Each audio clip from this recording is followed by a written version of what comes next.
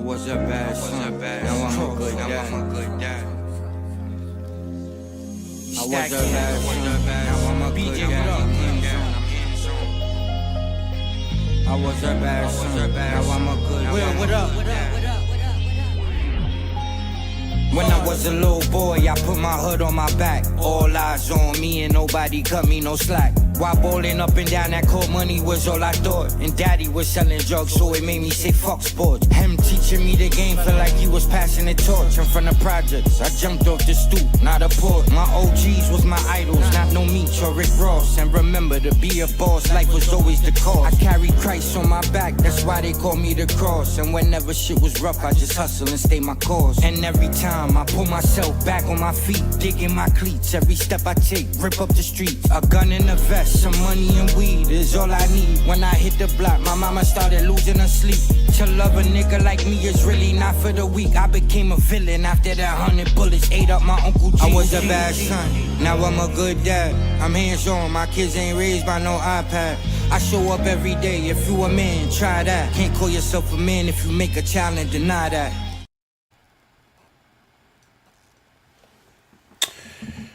What's up? Good Dad, Bad Son. I'm your host, BJ. Okay, I'm in at 30. Yeah. Waiting for the brothers to pull up. What's good, everybody? What's the word? It is Wednesday.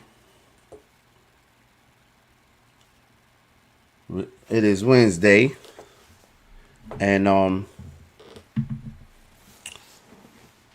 we still trying to figure out why hasn't Jesus returned, and who is he returning for? Now streaming exclusively on Disney Plus and Hulu. Kurt, your TV on in the background, bro. Come on. Go. Hey, we trying to figure out when is Jesus returning and who is he returning for? Assalamualaikum, walaikum salam, Suleiman. What's up, bro? Yeah, we trying to figure out when is Jesus returning and who is he returning for? Is he returning for the Jews or the gents? I know this. I asked my mama that on her birthday. She been waiting 100 years for his return. Literally. A century. Your mom's is a century. Yeah. Still waiting. It's another hot day out here in Georgia. What's the weather like in Missouri? Out there in the Lou. In the 90s, 90 plus. Yeah, matter of fact, we done. Y'all had the heat wave too? The heat wave came and hit y'all too? Yeah, man. It's humid and hot. It rained today, but it's 94 degrees. So that rain just evaporated and be nasty. I've been in the house all day. Ain't nothing wrong with that. Went outside yesterday, but I went out kind of late trying to cut the grass. Man, I almost passed out there. Man, I ain't about to do that. I pay the boys to do that. I pay them boys $30 to cut the grass. I ain't going out there. They charge $100 here. You cutting it yourself? Yeah, but I'm cutting it myself because the dude 2 doors over said he'd charge me $100 to do the grass. Man, stop it. Well, even though I think it's worth it because I got like this double hill in my backyard. Yeah, depending on how much grass you got. Yeah, well, it's a double hill. You know, you got to go up an incline and then a flat surface, then another incline. It's yeah, that's why he charging $100. Yeah, it's a lot of work. Yeah, that's why he charging $100. And the front yard too. Yeah, the front yard is just one hill. It's a hill. Yeah, It's not man. flat. It's not flat. Well, you're gonna be cutting out yourself for a little Yeah, while. that's what I've been doing. I cut it in days, in sections. I cut part of it, then I cut another part, then I cut another part. You know, it's like, That's smart. I'm revisiting Nala right here, Nala the Grizzly, Barry. I like Nala, man. I really like the father. I like Trust too. I like both they dads. Um, let's check Nala out right quick. Congratulations, you're moving to the next level. Your next opponent is The one, the only, the notorious Nola, the Grizzly Barry! I mean, we're seeing a star being born right now. Somebody call the park ranger. It's a grizzly bear loose.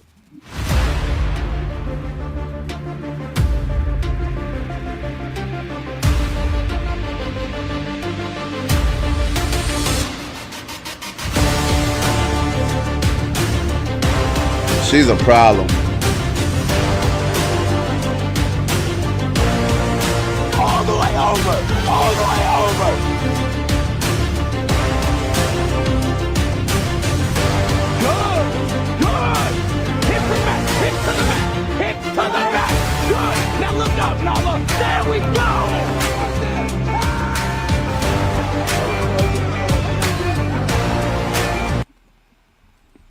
She gonna break one of their off. She gonna break somebody off. hey, it's another girl out there that she in college though, and she's a problem. They call her Firefly. Her name is I heard that. I heard that name. I think I know who you're talking about. Tamara Humphreys. Man, the girl is like, man, I done seen her slam people on their head. I mean, like she's so quick and she's so good. You know what I'm saying? I follow her. You know what I'm saying? Cause she real good. Yeah. Hold on. Never had this before. What's going on? Do you not want to compete today? To you, I can't force you to go out there. Do you not want to compete today? You don't want to? Okay, that's fine. She doesn't want to. What up, Josh? I'm a fan right here, man. I'm a fan of Nala, Josh. You can do it. You want to do it? Are we gonna just try? I don't. Just the first match? Okay, we'll do just the first match. Be afraid of anything. Kill that fear. Once you step out on that mat, kill the fear. You got it. You got it. Can you show me that dog that you got? Can you show me it? Let's do it. Oh, it's there. Yes. Now finish that. Let's get that single. Now keep working. Keep working. Good. Sit down. Now take And it that back. girl is Take way it back bigger there. than her. Hooks it. Yes. Keep circling. Get back to mount. Get back to mount. Don't let her wrestle up. Don't let her wrestle up. Win that dog fight there. It's okay. Get in your guard. Get it. Turn and get in your guard. Bridge and stack. There it is. Yes. I need double unders here. Don't let her sweep. Good. Keep fighting. Don't let her sweep. Don't out of the guard. Great job. Great match. Oh, it's 4-4. Oh, damn. What are the rules? 4 minutes. We go for 4 minutes. Oh, okay. We got 1 minute to work. I need your best effort for 1 minute, okay? 1 minute here. No. Set it up. Don't just shoot naked. Force that shot. Force her shot. Good. Set. Yes! That girl mad bigger than her. Back! Beautiful! Yes! That's what I'm talking about! Mama! Yeah, she is way bigger than You her. were afraid before. That's what... Right. Hey, She way bigger than that's what I'm her. talking. You were afraid. She was afraid. She didn't even want to fight at first. Let me see what Yeah, you got in the building. I wish I could send you some images of that girl Firefly, but I'll check out. I'll pull her up in a second. yes, her name is I can type Tamara. in. Shaq gave her a whole truck because he was like, she looked like she dropped somebody. That girl, like she broke her neck. You know, she bad. She shoot real fast, and she be wrestling boys too. You know what I'm saying? She could wrestle. They be wrestling intersex, and she be beating their ass. What's good, Josh? My fault. Hold on 1 second. Peace, Bree. Kadeem gonna start. I can't wait for Kadeem to start doing this. It's prophesied that the prophet Esau will return to defeat Shaitan on Judgment Day and to tell the truth to non-believers. Okay? The confidence the Pops is building is crazy. Love it. That's a fact, Josh. That's a fact. You see how calm the Father is? I love this. Yeah. Yeah. Hey, I think that's why she beat Trust. I had looked at it again. I think that's why she beat Trust, bro. I'm not trying to dog his father and his parenting skills, but it's just different. It's just different. All that cursing and tough, all that finesse beats rage all the time. And I'm calm. She was calm when she fought. She just had a pay-per-view fight, Kurt. Who? That same little girl, Nala. You was probably working. You was working last time. That same little girl. I'm about to send it. I'm gonna show you. She just had a She just had a She fighting professional. I wouldn't say it's professional. You was professional. Can 6-year-olds be professional? No, I don't think so. Okay, because she's like 6'7", so I don't see them being professional. But they definitely just had a pay-per-view fight. Watch, I'm about to show you right now. We watched the last podcast. It was before you came up. You was still working. It was before you came up. But I'm about to show you this right now. How you doing on your day off, man?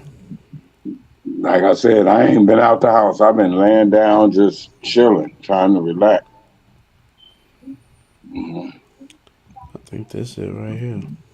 I did my grocery shopping and all that yesterday, and then I cut the grass. That's it for me as far as housework. You finished it all? No, I did 2/3 of the front, and that's it. It started raining today. It was raining today, so I ain't go out there and mess with it.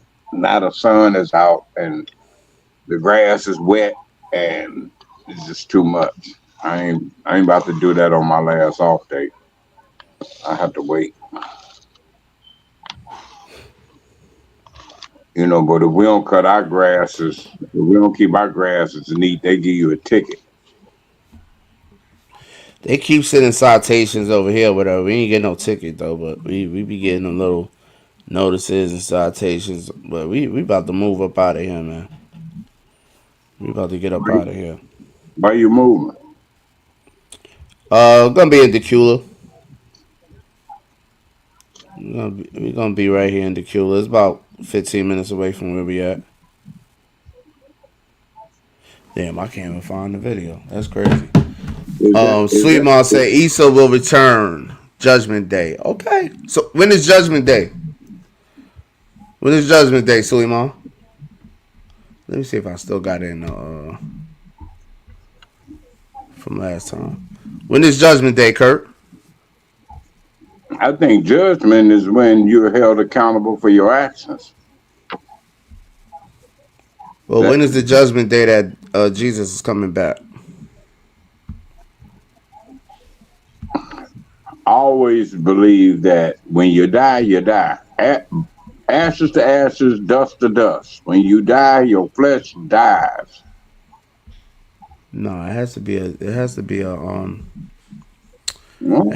the scriptures can't be. The scriptures said Jesus is coming back. The perception of coming back, maybe the thought, you know, of what he taught is coming back to life. Mm-hmm. I mean, that's just how I perceive that. I don't think there's going to be some kind of reincarnation of the man. When the flesh dies, it goes back to the dirt from which it came. That's it. What about reincarnation? The thought, you know how. Have you ever found yourself saying something that your grandfather said or your grandmother said? No. If I wouldn't know what they said. Or if I said something that they said, I heard them say it. Right. Okay. Or say like what your mother said. Yeah, I heard her say it. So I'm just repeating what I heard. Right. And that's I think the idea of coming back, the movement, the thought of what he brought is going to come back. So basically, you don't believe he's actually coming back to he's resurrecting. You don't believe that? Do I believe that he's going to come back off in some cloud and with gold? No. Mm-mm.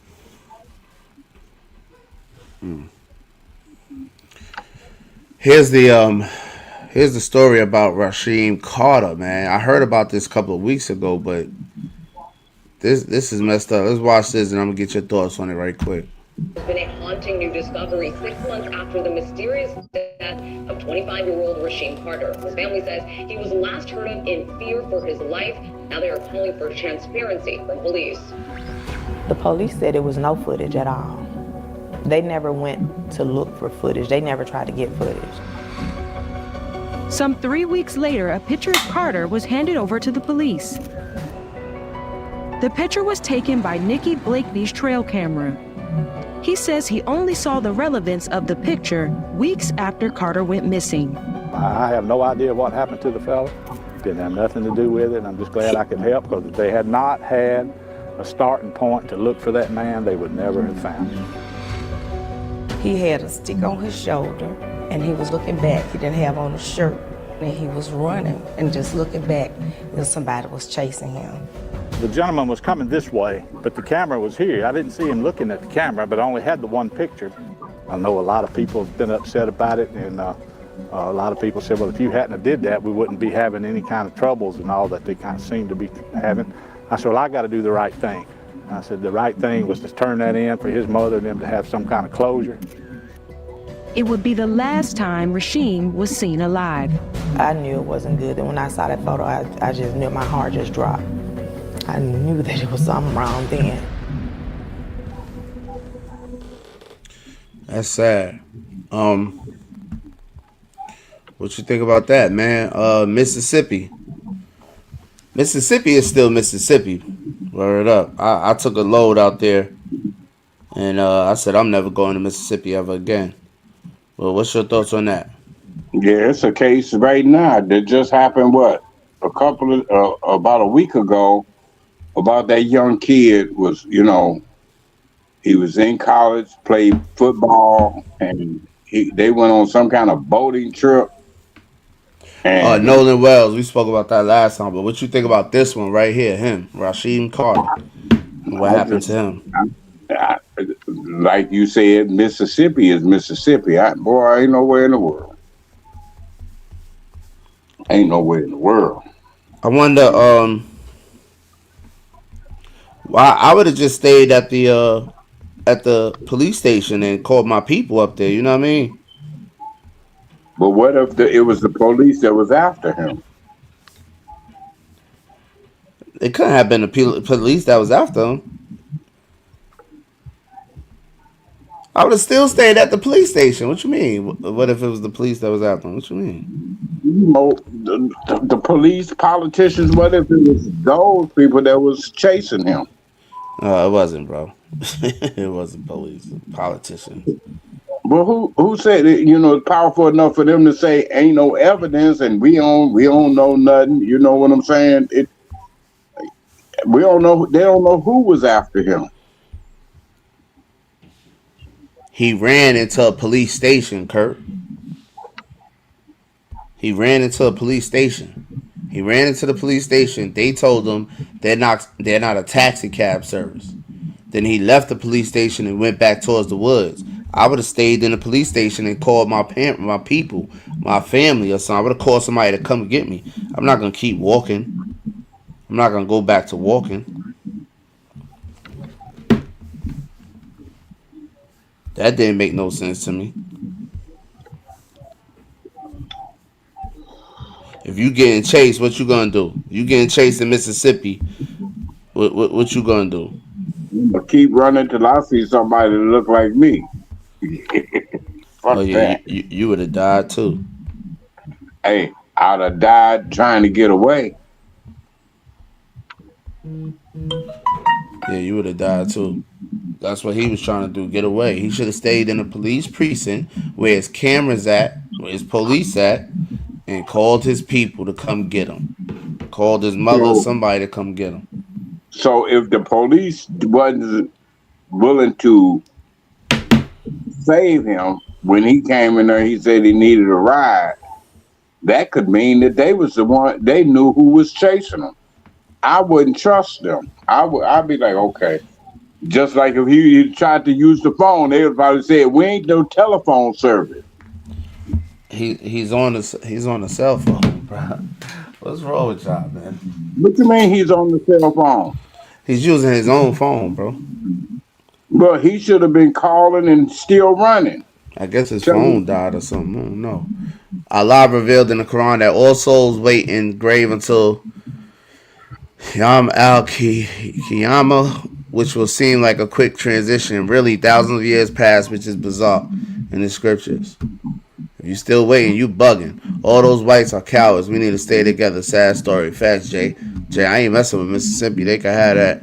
Berserk is the waiting period before a John in paradise. The righteous souls that avoided temptation will receive paradise, while the evil, corrupt souls will receive their just due, the hellfire forever. All that sound good, Suleiman, but that still don't answer nothing. Jay said he can't stand Mississippi. Never liked traveling there. Kurt, you're going to have to put earpods in or something. It's an echo. It's echoing. Yeah, it's echoing. Yeah, that's sad. If he ran, and like Kurt is saying that this person is down with it, that person down with it, but it was a white person that turned in the tape, the footage of where he was at last. If he would have never turned that footage in, they would have never found his body. It was probably just a group of white boys, like it always is. Y'all know how it be, man. It's just a group of white boys. They probably was drunk and was out. It was on one. You know what I'm saying?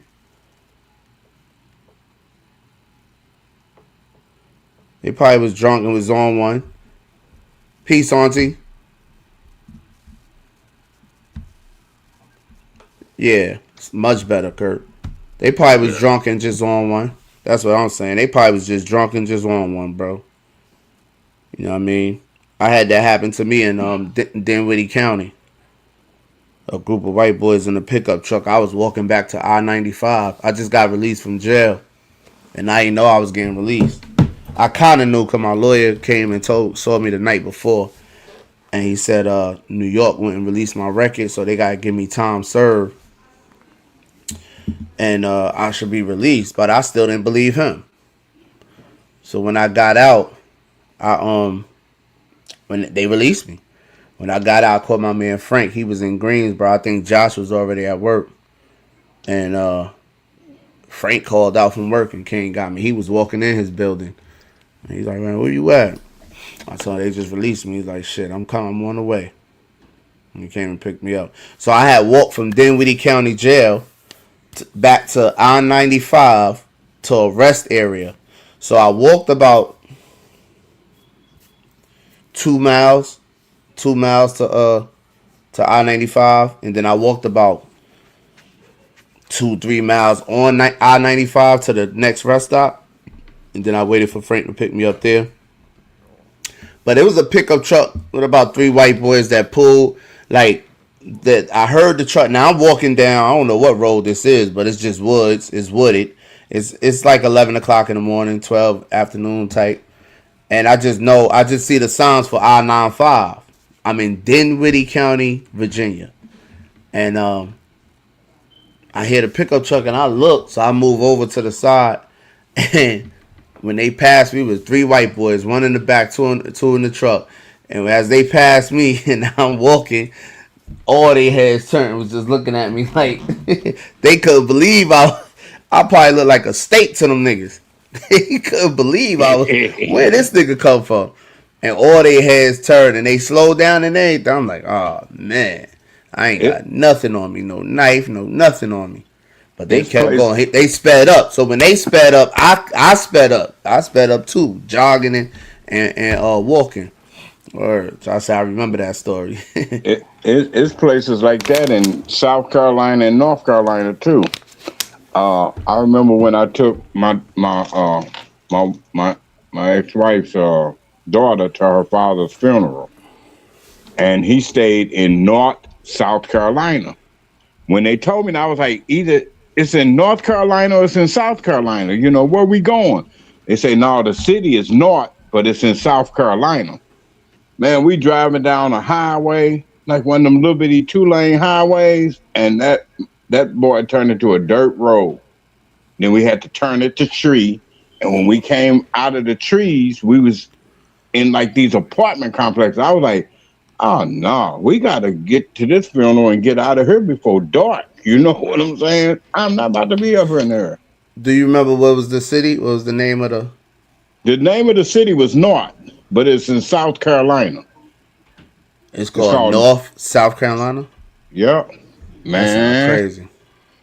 Sound crazy. It looks even crazy. I think it maybe a population of 60 people or something. You're like, man, I'm not. What?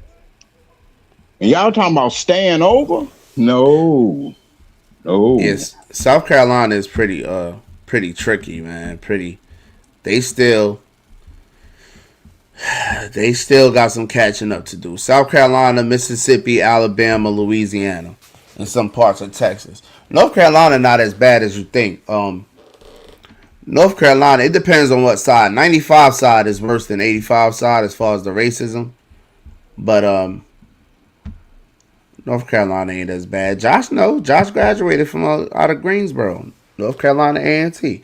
I remember going to a family reunion where my Aunt Honey lived deep in Virginia boonies. Me and my family saw a 7-year-old white kid driving a car through the field. Shocked us all. BJ, they knew not to mess with your spirit. Facts, Jay. Fact, the ancestors was with me, bro, because that was weird. And it was like, where they even come from? You know what I'm saying? And I had a Jets. I had my green and white, my white with green lettering Jets jersey on, the heavy thick joint, throwback joint. I forgot who it was. It might have been Namath. Yeah, I had that on. I had my Timbs on, and I had some black Levi's on. Walking back to 9-5. That white little kid. Go ahead. You know the story of the Texas Chainsaw Massacre. They say that them people was never caught, but they disappeared in them Virginia mountains. That's in Texas. Yeah, but it happened in Texas, but they never caught those people, all of that family, and they disappeared in the Virginia mountains somewhere. Let me see, cause that Texas Chainsaw Massacre, that's my joint. Them movies. I know it was based on a true story. Yeah, they supposed had disappeared in the Virginia mountains somewhere, or got away. Back in 1972, in Texas, Leatherface. That white little kid gave us such an evil look with his daddy in the passenger seat. I really felt that Southern segregation feeling for the first time. That's crazy because New York is segregated. New York is segregated. You never felt the New York segregation? You never felt the Northern segregation? Because New York is more segregated than the South. The South is interracial dating and all that. New York is more segregated than the South.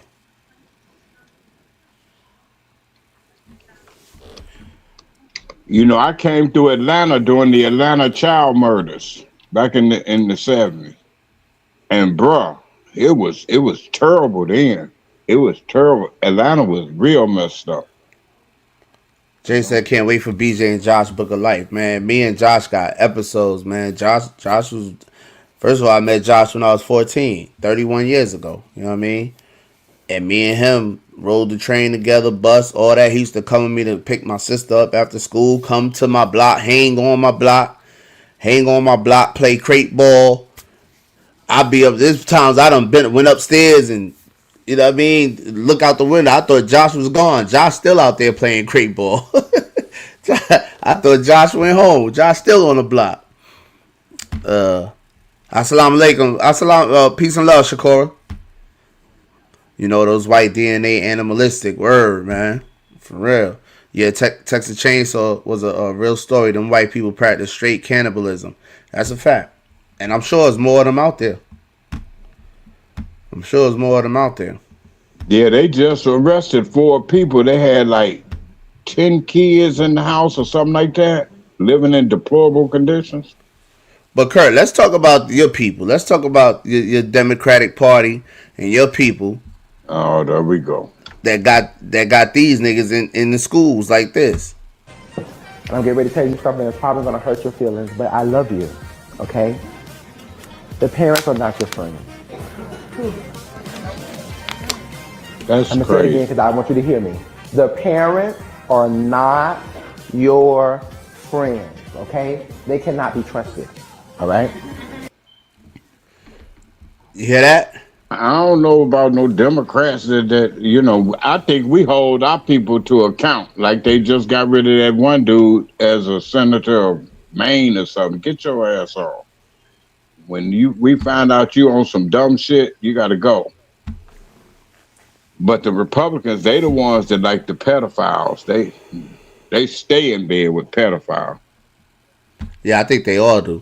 Josh said, I begged my mom to look for a crib on your block. Hell no. Josh, it was fun because it was just a bunch of us out there. The block, you know, that's what made it fun.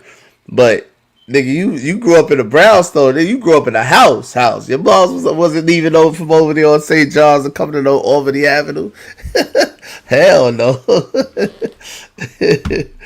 What, in the Tyler Perry? Yeah, man. Yeah, man, this dude right here.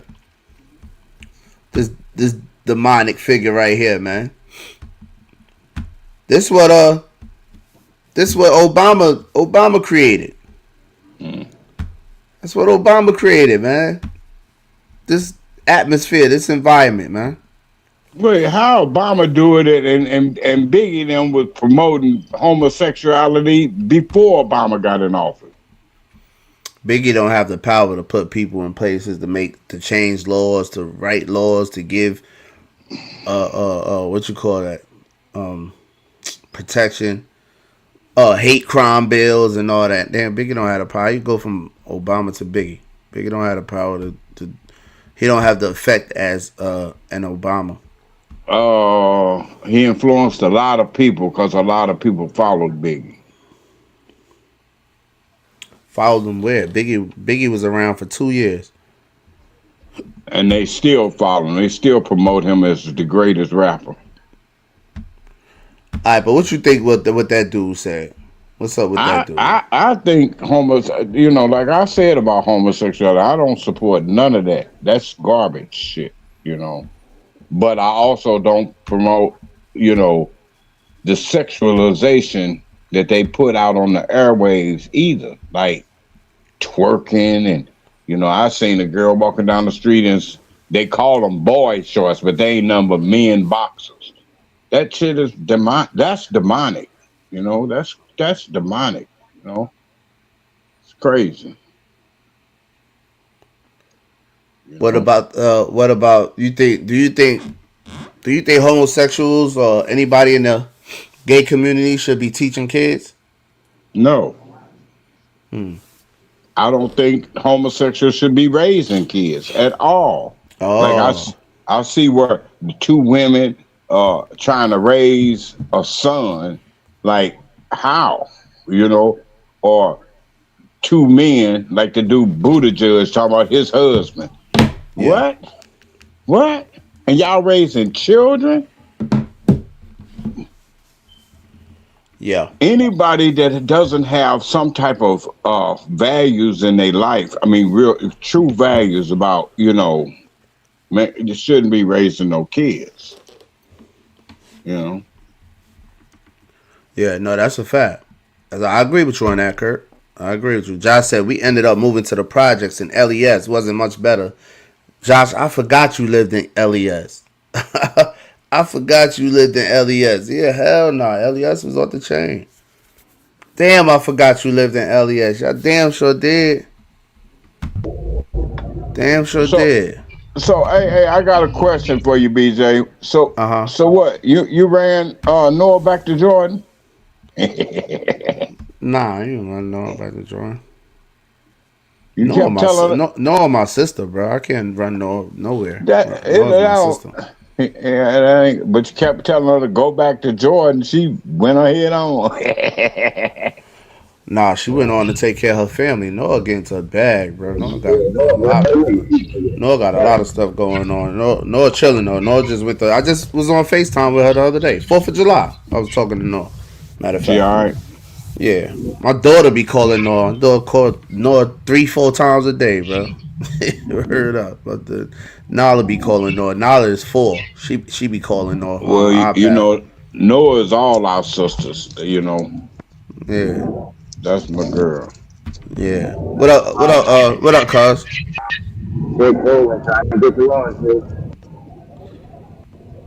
Sodom and Gomorrah. I saw big black men with beards and skirts on in Bed-Stuy this week, and Obama made it legal for them to come out of the closet. Homosexuals prey on children to spread their lifestyle. I agree. He is actually turning the children against their parents. That's what it seemed like. That's what it seemed like to me, ma. Kurt, Biggie was a rapper, no real influence. The fact that the school allowed that man in the school, terrible. It's a difference, Jay. I don't know, man, what Kurt be talking about. Homosexuals raising children to be gender-free and confused, straight demonic. That's what they do. They go after your kids. Yeah, I don't know what Kurt talking about. But at least he said he ain't with it. Kurt said, oh, hold on. Davon, do you think homosexuals should be teaching kids, should be allowed to teach kids? I mean, anyone in the gay community should be allowed to teach kids or raise kids? Absolutely. My brother is homosexual and raised 2 kids that one is becoming an engineer and the other one is becoming a truck driver. Neither one of them are gay, neither one of them are non-productive citizens. Both of them are 2 young adults and raised just like normal little boys. I was just with my nephews the whole 4th of July. Yeah, you got it. Your audio is messed up. You gotta do something. I'll come back to you in a minute. Try to figure something out. You got your earbuds in?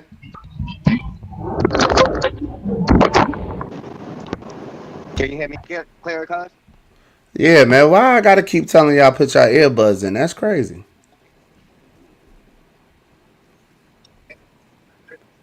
Yeah, that you sound much better. Whatever you did, you sound much better. I know everyone is happy that Nala iPad is dead. No, I definitely do think homosexuals can raise the kids because I see it from my anecdotal experience. I've seen my brother raise 2 kids from a very, very early age that he took in and definitely raised 2 young, outstanding adults. He adopted them? Yeah, he adopted them. Okay. Yeah, I met your brother. Your brother cool. I met bro. Zena's son, right? Yep. And he's out there in DC, right? In the political field. Yep. And yep. And me and him actually sat down and had a conversation, man. Yep. His son just Word came up. to Georgia. His youngest son, 17, just came to Georgia. Yeah, I know. Rich told me. Yeah. Yeah, I like him, man. He was straight up. He wasn't playing. He wasn't with the victim mentality. None of that. He listened to what I had to say, and thought with logic, and you know, and understood where I was coming from at times. And he don't mess with Trump at all. You know what I'm saying? But he understood where I was coming from at times, And I sat there and listened to what he had to say about his Democratic Party and stuff like that. We had a good conversation, actually. I would like to get him up here, for real, for real. But go ahead, cuz. What you were saying? Yeah, man. My other little nephew, he wanted to be a trucker, so I stopped him at the truck. He asked me a million questions, calling me, asking me questions now. So, I mean, I definitely know from my anecdotal experience, homosexual family can raise two productive young men. All right, let me, Dawo, what you think? Peace and love, fam. Salam alaikum. Peace. Walaikum salam. What you think, Woo? I think that, first of all, Kirk, I know you wasn't defending Obama, right? I don't defend. That's his man. I don't defend any one whole person. You know what I'm saying? There are some things about his policies I don't agree with, but there are things about his policies I do agree with. All right. You know what I'm saying? You know, it's just like BJ said. You know, he support Trump on certain issues, but he ain't messing with him on these other issues. You know. Yeah, that's true. I don't agree with everything any one politician is talking about. Yeah, one thing that Obama said was that every young man should have a gay mentor in their life. I ain't with that. You agree with that? I'm not with that. I'm not. Hold on. I'm not. Hold on. Hey, cuz, do you feel like everybody should have a gay mentor in their life? At least one? Go ahead, Kurt. Hell no. Davon on mute. Go ahead, Davon. Yeah, I don't know if everybody should have a gay mentor in their life. I don't think so. I don't think it's a mandatory, no. If they have someone who's gay and just a mentor in their life, that's fine. But I don't think everyone should have one. What is for you should be for you. If someone's gay, that doesn't mean they can't be a mentor. You know what I mean? That's just a sexual preference. I don't look too deep into that gay shit. I don't be thinking about, excuse my language. I don't be thinking about what people do with their doors closed, man. I know a lot of terrible people that's straight. So now Obama, he got this thing. He got the Obama Center open now, and he got this organization called My Brother's Keeper, right? So he's supposed to be dealing with the youth to some degree. So now, if he went on record as to saying that every young male should have a gay mentor, what's going to be going on within My Brother's Keeper organization? You know, something to think about. That's a good question. That's a good question. That's a great question. Shakur said, "Oh, that's why I haven't had any early FaceTime calls from Princess Nala. Yeah, her iPad been dead for a little minute. She'll never charge it up." That's a good question, Dawo. For real, is he gonna bring in a team full of gay mentors? You know what I'm saying? Since he's cool with that. Let's check this out. Tennessee train conductor fired after telling passengers, if you don't like America, you can leave. Hold on. Americans in here, happy Independence Day. To the rest of you, welcome to the greatest country on the face of the planet. And if you disagree, you can leave. Kept thinking, the company needs to know about this because he was the only one on there representing the company. Charles sent the video to Carta. Carta says they fired the part-time conductor who made the comments that same day. I want to make sure that they say something to the operator at a minimum so that it doesn't ruin the trip for everyone else. In a statement, Carta apologized to all the passengers who experienced this, watched the video, and, quote, felt its sting. Going on to say we have zero tolerance for language that demeans or excludes anyone who rides with us. A person claiming to be the conductor in that video commented on Facebook saying there were maybe 5 Americans out of 40 people on that car. When we reached out to him, he said he didn't feel like his comments were xenophobic or... Jay said, I have gay siblings, family, just don't prey on changing children's minds about their sexuality preferences. Steve said, not every person. Obama should change his name to Barry. He seems more like a Barry. Yeah. For sure. Yeah. I like that. He seems more like a Barry. What y'all think, man? Y'all think the train conductor should have been fired behind that? What you think, Kurt? Yeah, I believe so. What you think, Dawu? I think the train conductor was watching your program and watching you and Food and carried on your words. And he got himself in trouble. Food catching strays. Okay. Cause you got your you gotta talk about me. All of us need to leave the country and go back to wherever. Can you but cause you could just go on audio. Cause I don't really want to look at your ear, man. Your ear or in the camera. Just go on audio. Word. You think the train conductor should have been fired, cuz? Nah. At the end of the day, I'm in my own country and can't say my country's the greatest country there is. In my own country, what am I getting fired for?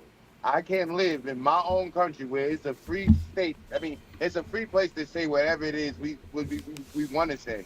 And all I did say was, hey, I live in the greatest country in the world. You don't like it, leave. Let me play this one more time. To the very, very few Americans in here, happy Independence Day.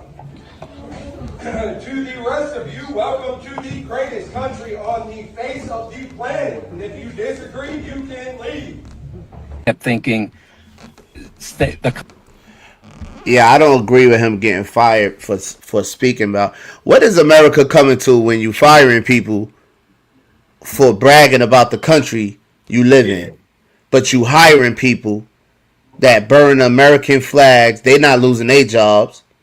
These people talk about how much they hate America and America spit on America and Trump should die and all this, and ain't nothing happening to these people. They don't lose their jobs. And these are the freedoms I talk about, Dawu, Suleiman. Yeah. These are the type of freedoms that I'm told. When you ask what freedom I'm talking about, that type of freedom. At most, the freedom to hate the country that you live in. I think at most he could have been suspended. Why does he need a disciplinary action for bragging about, for saying, first of all, for saying happy 4th of July, Independence Day, whatever. And somebody told him shut up. Then the saying, welcome to the greatest country in the world, and if you don't think otherwise or if you don't like it or whatever, you're welcome to leave. Because why he's being disrespectful to customers, to consumers. He's being disrespectful to the consumers, and that's anti-business. That's not a good look. But we have freedom of speech. He should sue. He got to have a lawsuit. Let me say this. What is his job? His job is to drive the bus. Exactly. He needs to shut up. It's not for his narrative to push or go leave this country. Drive the bus and shut up, because the same people that he talking about is paying his salary. Right. Hey, to have a disciplinary action for being patriotic is crazy. But that ain't his job. That's not his job. That's crazy. That's crazy. That's like a cook. That cooks food and he all of a sudden say, well, this food that I'm cooking is poisonous to you. They gonna get rid of him because your job ain't to talk. That's not the same, bro. You should just stick on the topic instead of trying to. The topic find a metaphor. The topic is that he is hired to drive a bus, not speak a political idea of freedom of speech and all of that. Shut up and drive the bus. You so busy trying to push a political agenda. If that's what he wanted to do, he should have went into politics and not driving a bus. What's the political agenda he's trying to push? Go back where you came from, or leave America. Yeah, that's a political agenda. That's being disrespectful. That ain't no political agenda, and that's not being disrespectful either.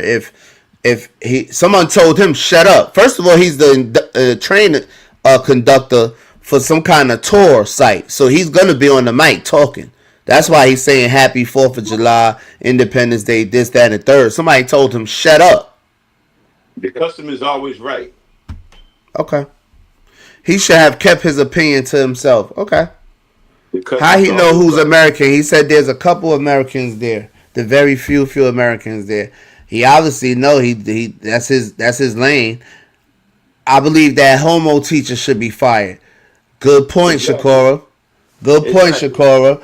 Ain't nobody, Shakora. Ain't nobody say he should just shut up. Ain't nobody say that ain't his job to be telling the kids not to trust their parents. That ain't his job. He ain't get fired. He ain't get suspended. That's exactly what I said. I said I don't think that any homosexual should be in a position of teaching our kids. Nah, but I was saying I didn't mean as far as anybody on the panel. Oh. I'm talking about like, in society. Did y'all catch when he said there's a couple Americans here? He went off race and nationality to come to his conclusion. I forget that. He ain't say nothing wrong. That's all I'm saying. He ain't say nothing wrong. Maybe he shouldn't have said it at work on the mic or whatever, but he didn't say nothing wrong. He can say that all he want at home. He got the right to say whatever he wants, but when he's at work, there's a certain professionalism that go with driving a tour bus. He's supposed to be talking about the sights and this, not you go back to where you come from and all that. That's inappropriate. It's just there's another key factor here though. There's another key factor here, and it's the main key factor. Cause every time you come off the mic, there's an echo. There's an echo. It was Independence Day. It was the 4th of July. Everywhere you went, they're celebrating 4th of July. They're saying Happy 4th of July, Happy Independence Day. Americans celebrate America, this, that, and the third. That's okay.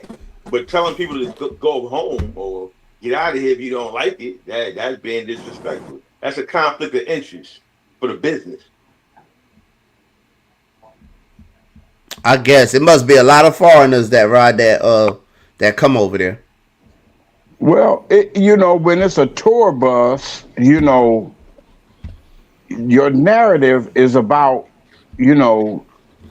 whatever it is you're touring.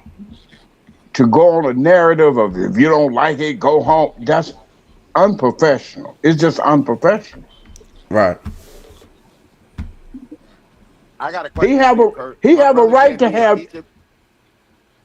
I don't think they should be teaching our children. For you, Kurt. My brother shouldn't be teaching children with all the logical sense he has and degrees he has. And I see all these straight people who steer our kids the wrong way. And I just gave the example of how he raised 2 productive young men into society, but yet my brother can't be a teacher. I'm not saying your brother is a bad person. He's a homosexual. I'm not saying I never said homosexuals are bad people. I just wouldn't want one teaching my children. Okay. Nobody at the job should know that he's a homosexual. If he want to be homosexual at home, then that's his business, all right? But Yeah, should be nobody coming to should work know y'all should be promoting that straight. in no type of Nobody way. know anybody's sexual preference. It's a personal situation. Anybody Exactly. wanting to know But in school, they somebody's sexual promoting preference- homosexuality. In school, they promoting it. No, but I don't know. To me, anybody who inquires about someone's sexuality is kind of weird to me. Why are you even asking, and why do you even care if you want, unless you want to have sex with that person? Well, the whole That's how I look at it. Let me say this, Davon. I don't care what you do in the streets now. I mean, in between the sheets in your room in bed. If you are in public and act a fool on some type of level and ignorant, I wouldn't want that type of person, rather it be gay, straight, or any other way around my children. Exactly. When you keep your sexual preference private, and that's how it should be, then I wouldn't care who teaches my child. The other day everybody got all in their feelings when the Chinese lady had a message for the black people, and everybody was like, well, it's okay because she's the right message. She's not the wrong message. She's doing the right message, and yada, yada, yada. But if a homo's teaching the right way of something and how to teach in that specific field, then who cares about your sexual preference? Well, If but we're Davon, teaching what's right or we're teaching You got 5 seconds, Davon. what's needed to be learned in any field. okay, but Davon, Go ahead, I don't Kurt. know, just the wondering or Go ahead. I had to mute his mic. He probably can't even hear y'all. Go ahead. basically the narrative was really not around your brother teaching my Davon. kid. Go ahead. He can't hear you. He gotta come back in. But go ahead, Kurt. The narrative was around the homosexual that was teaching the children to hate their parents. So he was that homosexual was pushing a very negative narrative. They putting up gay flags and stuff in the school. Come on, that's getting out of control. Yeah. I promise you, just over the last couple of weeks, they had a LBGT thing downtown at the hotel where I work at, and they was everywhere. I was like, oh no, man.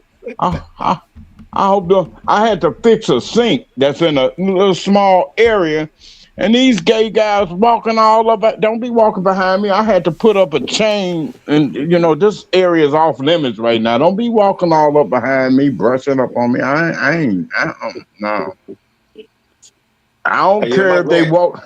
I don't care if they walk down the street with pink, red, orange hair, whatever it is they do.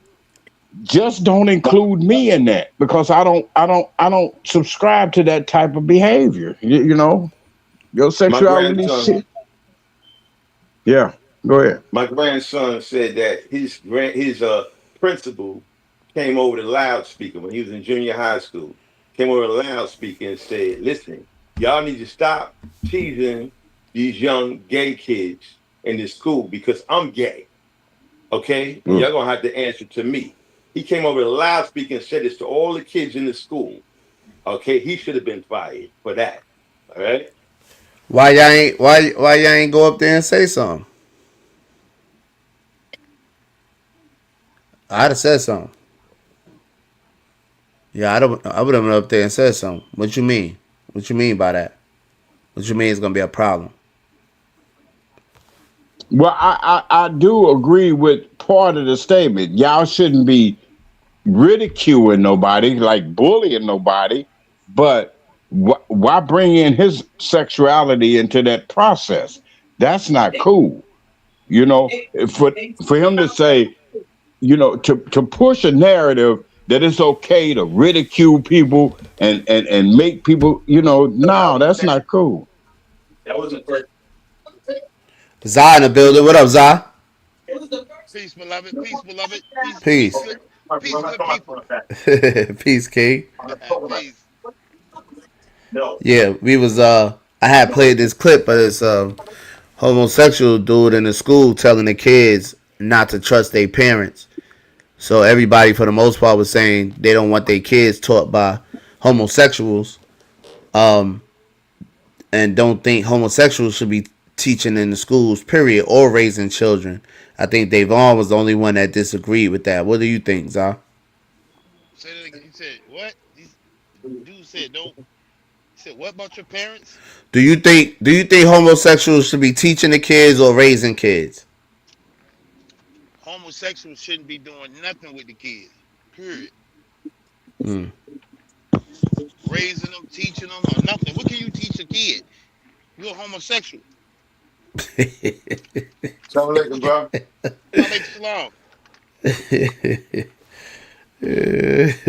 What can you teach a kid? You're a homosexual. What you gonna teach a kid, man? You ain't right, bro. You ain't right. Bro.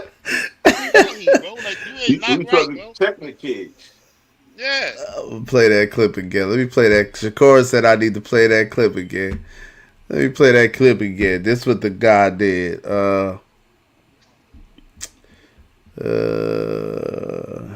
I guess everybody basically agrees except for Davon. See, the problem is Davon brother is homosexual and is raising children. So he's gonna be biased. You know what I'm saying? He ain't trying to disrespect his brother. You know what I mean? So he. Yeah, but they need to go if they're gonna be that. They need to go back in the closet and keep that to themselves. They shouldn't be out there promoting it, all right, to the world like it's a wonderful thing. You know what I'm saying? Facts. Here it goes, Zah. That's Listen. Pops, man. Yeah, that's Woo. Okay. Check this out, Zah. Yep. And I'm getting ready to tell you something that's probably going to hurt your feelings, but I love you, okay? The parents are not your friends. I'm going to say it again because I want you to hear me. The parents are not your friends, okay? They cannot be trusted, all right? Wow. And you know what? What I was doing was I was trying to, when I first heard it, I didn't like the way they stopped it right after he said that. Mm-hmm. So I'm like, maybe it's being took out of context. Maybe it's he was going somewhere with that. At first I was thinking, okay, he's saying your parents are not your friends. Like, your parents are there for discipline, for guidance, etc. They're not there to be your friends. I've said that before. You know what I mean? I don't care what he I'm not sure. Hold on, Dawu. Hold on. So I'm trying to see what of what he's saying. I'm trying to listen to what he's saying, because we could get up here and watch a clip that short and watch how they clipped it and then make a judgment off that clip, and then because they do it to Trump all the time, and then when you watch the whole clip, it was a total different message. But when he added, they cannot be trusted, then that's it's like, that I don't know what you're talking about, bro. I don't even know where you're going with that. I don't know where you could go with that. Shakora said that's why the black community is lost. These black male homos are disgusting, and that's what's in the school majority of the time. When you see a male figure in the school, he's gonna be gay. Well, it ain't just men; it's women too. These butch women out here, look, I got you know why I didn't. You know why I didn't add the women in that? Because we talking about teachers, and it's not a lot of male teachers. Period. It's a bunch of women teachers, right? So it's gonna be way more women teachers than stud women teachers. And sometimes the studs is tougher than the gay man dude. But anyway, I specifically said men because there's no men, especially black men. There's no black men teachers in these schools like that, especially heterosexual black men. That's why we was talking about men. First, let's talk. I ain't know. Oh, you going, Kurt? Go ahead, Kurt. Nah, go ahead, Zah. No, go ahead. You ain't been up here in a minute. This the point, though, man, that shocks the hell out of me, bro. What can a homosexual say about a parent that birthed the kid, is responsible for the kid, that's really the glue to the family, the glue to a kid, but you're a homosexual, so how should somebody trust you? You ain't even who you supposed to be. You get what I'm saying? Like, you a homosexual, bro. You're not even trying to be a man of who you was born to be. But you're gonna sit up here and say parents can't be trusted? Yeah, let me say something. That's a good point. Kurt next, Dawu. Go ahead, Kurt. Kurt was next, and then go. You have to. You have to. Kurt. And that was my whole narrative. You know that when he first said your parents are not your friends, I told my kids that I ain't your friend. We ain't gonna be going out to the clubs, right? But when he made the statement, they can't be trusted. That's his own demonic twist in his head to display to our children. That's demonic. His whole lifestyle is demonic. I couldn't trust it, whether it be a male or a female. Period. Because they already twisted. Now you want to twist my children to not trust me? But trust you what you saying. Right. Shakora said creeps like him always get jobs dealing with children. Suleiman said, ha ha ha. He said parents cannot be trusted. Speak for yourself. Speak for yourself, buddy. Go ahead, Dabu. I think y'all trying too hard, you know. When I say y'all, I mean, you know, all those who's trying to hear what he's saying. I mean, did you look at him? Would you want something like that in front of your son? Teaching your son in the mannerism and everything that he's dealing with? And did he Absolutely ever not. something on? He had a ponytail and a skirt on. Is that what I saw? Yeah, he was very feminine, but we all already agreed that we don't want that teaching our kids. So Okay. we already agreed on that. What my point of saying what he was saying, me listening to what he was saying, is I didn't want to take the clip out of context. You know what I'm saying? So the first thing I did was think. See, when y'all automatically, what y'all do is when you don't like something, you automatically just say, "Oh, you didn't listen to it. You already." I'm just listening to what he's saying, so I don't say one thing, and then when I see the full clip, I'll be like, "Oh, okay, yeah, all right, I see where he's coming from, or whatever, whatever." But my opinion doesn't change as far as him being a homosexual teaching the kids. That's just no. I'm not with that at all. I'm just talking as far as what he said in that clip, because that's what he's going viral for what he said in the clip. He don't need to say nothing else after that. Go ahead, BJ. I know you really showed somebody just coming on. Shakova said exactly. He is totally out of order, unnatural, ungodly, and standing there in a skirt. They have to have a dress code for these devils. Sue said a homosexual must be the principal. Go ahead, Zah. What you were saying?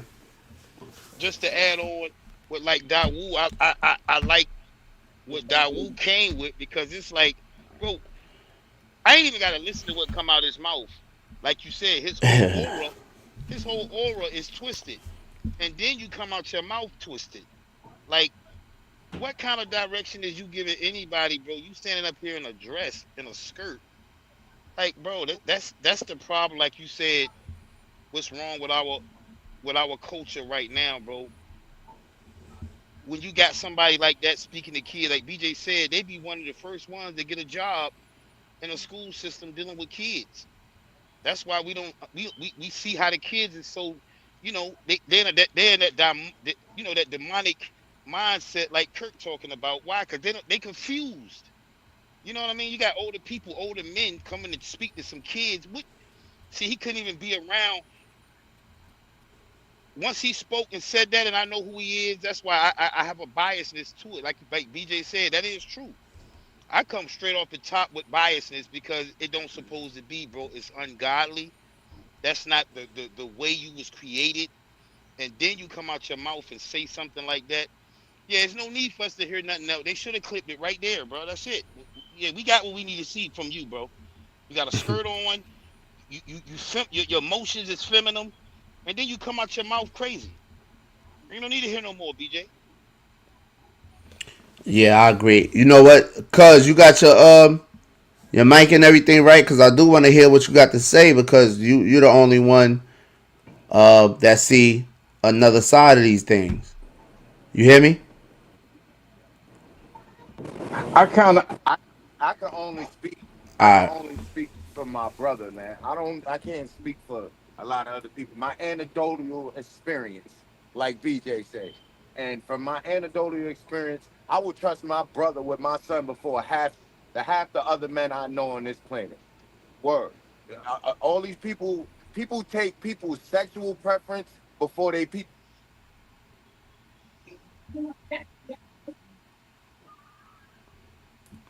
Well, I think he's I don't know where he's at. My Okay, bad. so check My it out. bad. Exactly. Somebody was Okay, trying to- hold on. Well, go ahead, cuz. Yeah, people take people's sexual preference before they take people's resume. Let's for example, let's say we got two different school districts, and we got one homosexual teacher and one teacher who's not. But the homosexual teacher raised 10 straight Harvard students, but the other graduate don't have no graduate kids. But we don't want to take our kid to that teacher because he's homosexual, but he's sitting there sending kids to Harvard. I don't understand. Resume matters. Do I want my kid sitting in front of some flaming, you know what I'm saying? Of course, there's certain things I don't want to see and don't want my son to see. It'll be extra. Like I wouldn't want my son to see a black teacher with his pants hanging down off his butt or something like that, or speaking a lingo that ain't appropriate for school, or listening to something type of rap music or something like that, or what.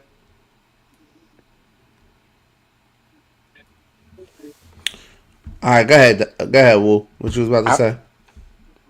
No. What I'm gonna say is that if, like I said before, if your brother is homosexual, all right, and anybody is homosexual, they shouldn't be promoting homosexuality.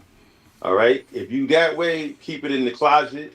Okay. If your brother's sons know that he's homosexual, that means his sons know that it's okay for the men to have sex with each other. And you promoting something that's negative and against God. All right. And he may be a wonderful guy, you know what I'm saying, to make up for with other things that he's dealing with. But it's like we shouldn't make that a norm for the children or for anybody in society that it's okay to be homosexual. Okay, in the closet, they hidden. Nobody knows your private life. Okay, cool. But if you come into school or any place else and you promoting that in any type of way, all right, that's like a dude. That's like a regular dude coming to school and he a playboy and it ain't like that. It ain't like that. But what I'm trying to say is that if he run through women like it ain't nothing and teaching the young boys that's negative too. You know what I'm saying? It's not the same, but I mean, it's bad too. So my point is that, your sexual lifestyle should not be promoted in your profession or even amongst, the children in your family, if it's not correct. Listen, my thing is this. It was all in the message that I heard dealing with the home. His message was you can't trust your parents when the parents are the ones that trusted him. You know what I'm saying? He's there to teach education and not this other value that he has because he obviously don't trust his parents. That shouldn't have even been in his dialogue as a teacher. Straight up. Whether he's a homosexual, heterosexual, or trisexual, what his sexual life is shouldn't be this. He should come to school, dress and act like a teacher of geography or math or whatever it is he's supposed to be teaching, not trying to teach my children or anybody's children what they should be feeling toward their parents. That's not his job. And I'm glad you feel that way, Kurt, because it's actually the Democratic Party, the party that you represent, that you rock with. The Democratic Party, spearheaded by Gavin Newsom, are the ones in California, are the ones that passed the law 2-3 years ago that saying that the school does not have to notify the children of any gender changes. If you send your kid to school as Sam and dressed as Sam, he could go into school and become Samantha for the rest of the day, change his clothes and whatever, and be Samantha while he's in school for the whole day. And the school do not have to notify your parents, his parents, at all. That was a law passed by Gavin Newsom and the Democratic Party. Listen, people don't understand this, that a lot of politicians follow a pattern of political expedient because of their constituents. A lot of their constituents is moving in that direction. It's just like the same movement with women's rights back in the days, because at one point I can remember women couldn't, have abortions. They didn't have rights to votes and all. Once that political base started moving that way, that's the way the lawmakers try to push an agenda through. That's cool. So you agree that the Democratic Party, that's their political base, homosexuality. A lot of black people started acting homosexual. So a lot of black people started acting homosexual. A lot of, it even started back when they had that movie on with Kadeem Hardison them. They was college students and homosexuality. You know, it's been promoted. A Different World. Yeah, A Different World. They had a whole. That's bunch not of a movie. That's not a movie. But listen, Well, I check mean, this out. It had millions of views. I don't know where you going with this, but what I do know is I'm glad you admitted to that. I'm glad you know what I mean, that you admitted to the Democratic Party being a party for the homos. Just At least like you admitted that much. Okay, and the Republicans were for pedophile raping young girls. Yeah, a lot of them niggas is pedophiles. A lot of them niggas is pedophile. I mean, I ain't even gonna say a lot of them, but the Republican Party does have pedophiles in there. They do, but it's on both sides. It's on both sides. Trump is protecting both sides. Bankers, the people that's in charge, all of that. Yes, Trump is protecting them by not releasing them files. That's correct on both sides. That's correct. I mean, you know, so it's some demonic in all those political arenas. I mean that, you know, even the liberal. I mean the what's the third party? It's a third party.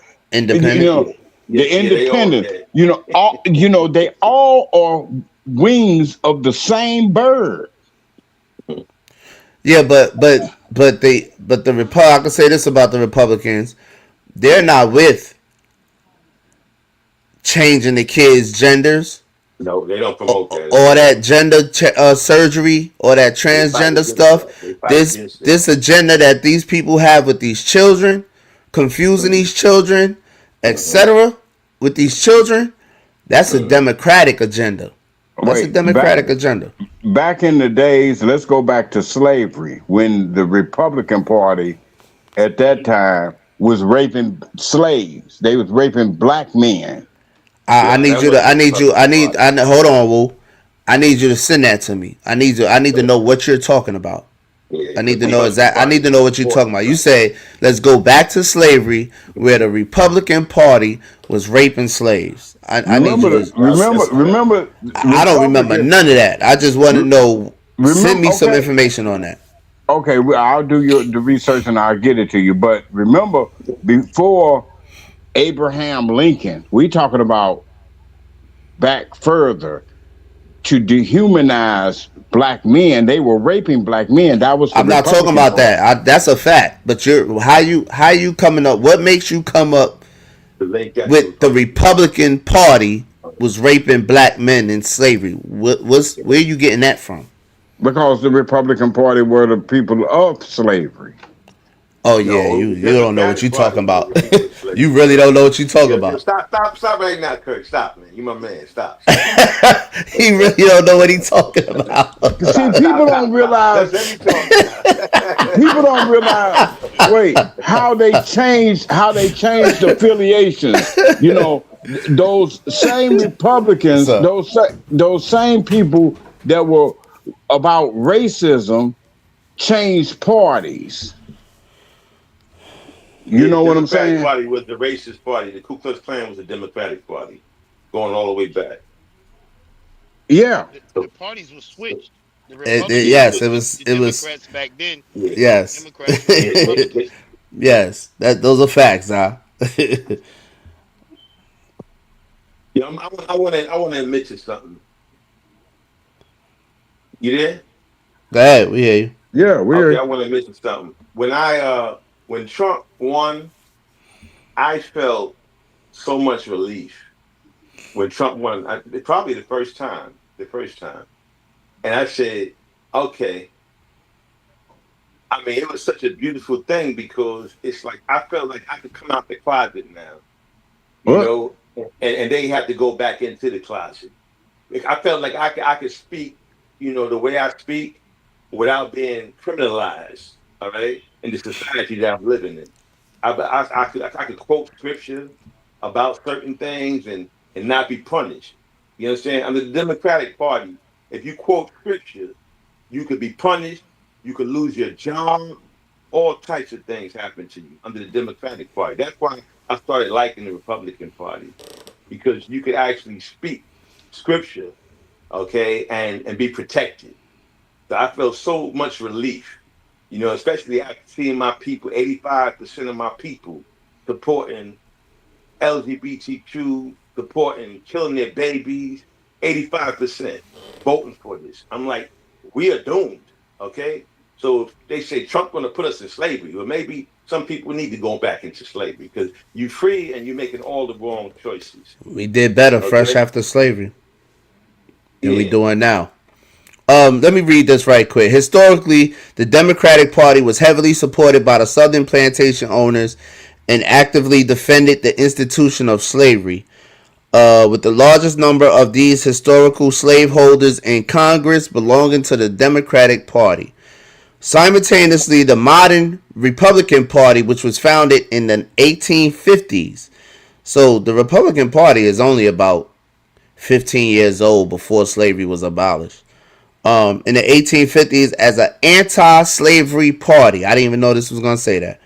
Also included a significant number of slave-holding politicians during its early years. At least four, let me see, over the 20, the ideology alignment of the parties inverted. Okay. Yeah, so I gotta say you're wrong, Kurt, which I already knew. I didn't know where you was going with that, but the Democrats ran the slave plantations too. Abraham Lincoln and them was Republicans.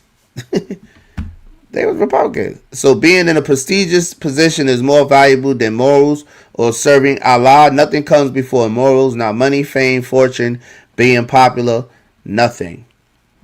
Shakora said those Democrats. Suleiman said Democrats focus on homosexuals, abortions, and trannies. They obsessed with that stuff. That's a fact. D said if they didn't promote it so much, no one would care about it. What they do in their bedroom, but they want everybody to know and to agree with it. They force it on you, D. Yeah. Hey, aloha, Yeah. peace. What's up? What's up, TT, my love? Go ahead. You know, through media, I promise you, I had never seen so much coming out the closet. And you're right, absolutely, that Democrats push the policy. But people was coming out the closet like crazy. It was like, where did all of a sudden all these homosexuals come from? You know what I'm saying? Like when I moved to Atlanta and I seen When Obama got in office. Obama liberated them. Man, when Obama got in office, bro. When I came to Atlanta in 1997, they was having all kind of gay stuff going on. Yeah, that's Atlanta though. San Francisco was the same way since the 60s and the 70s. Miami was the same way. New York was the same way. So yeah, the cities was, but it's all over the nation now. It's part of America. It's part of America. They having civil rights movements and all that. They done took over. School system now. Yeah, it's totally different. And I continue to say to this day, it's demonic. I mean, it's. I'm not saying that gay people are bad. Because, like I said, I had a first cousin that was, it's the law now. He was an openly gay male, and they killed him years ago. He used to come to our family reunion with feathers, and what the hell is wrong with this dude? Fish in his shoes, in his. But see, that's still totally different. We don't even care about that. We don't even care about that. We just saying they shouldn't be teaching in the school. They shouldn't be teaching these kids. They shouldn't. Or at least come into school and carry yourself as a man. Yeah. And then go back and being whatever you want to be. Carry yourself as a teacher of education, not of sexuality. Okay. If you're a man, you're a man though. You're supposed to act like a man if you're a man. Yeah. Well, you got to show the kids. You got to show them young boys what a man is being. It's like the women are starting to wear dress suits. You know, they wearing suit coat and pants. And the men I'm not mad at that. I'm not mad at that. And men are wearing. I'm not mad at that. And men are wearing dresses and purses. I'm mad at what the men are wearing. I'm mad at the skinny jeans. I'm mad. I'm mad at I'm mad at the everything. The purses. I'm mad at all of that stuff. I'm mad at what the men are wearing.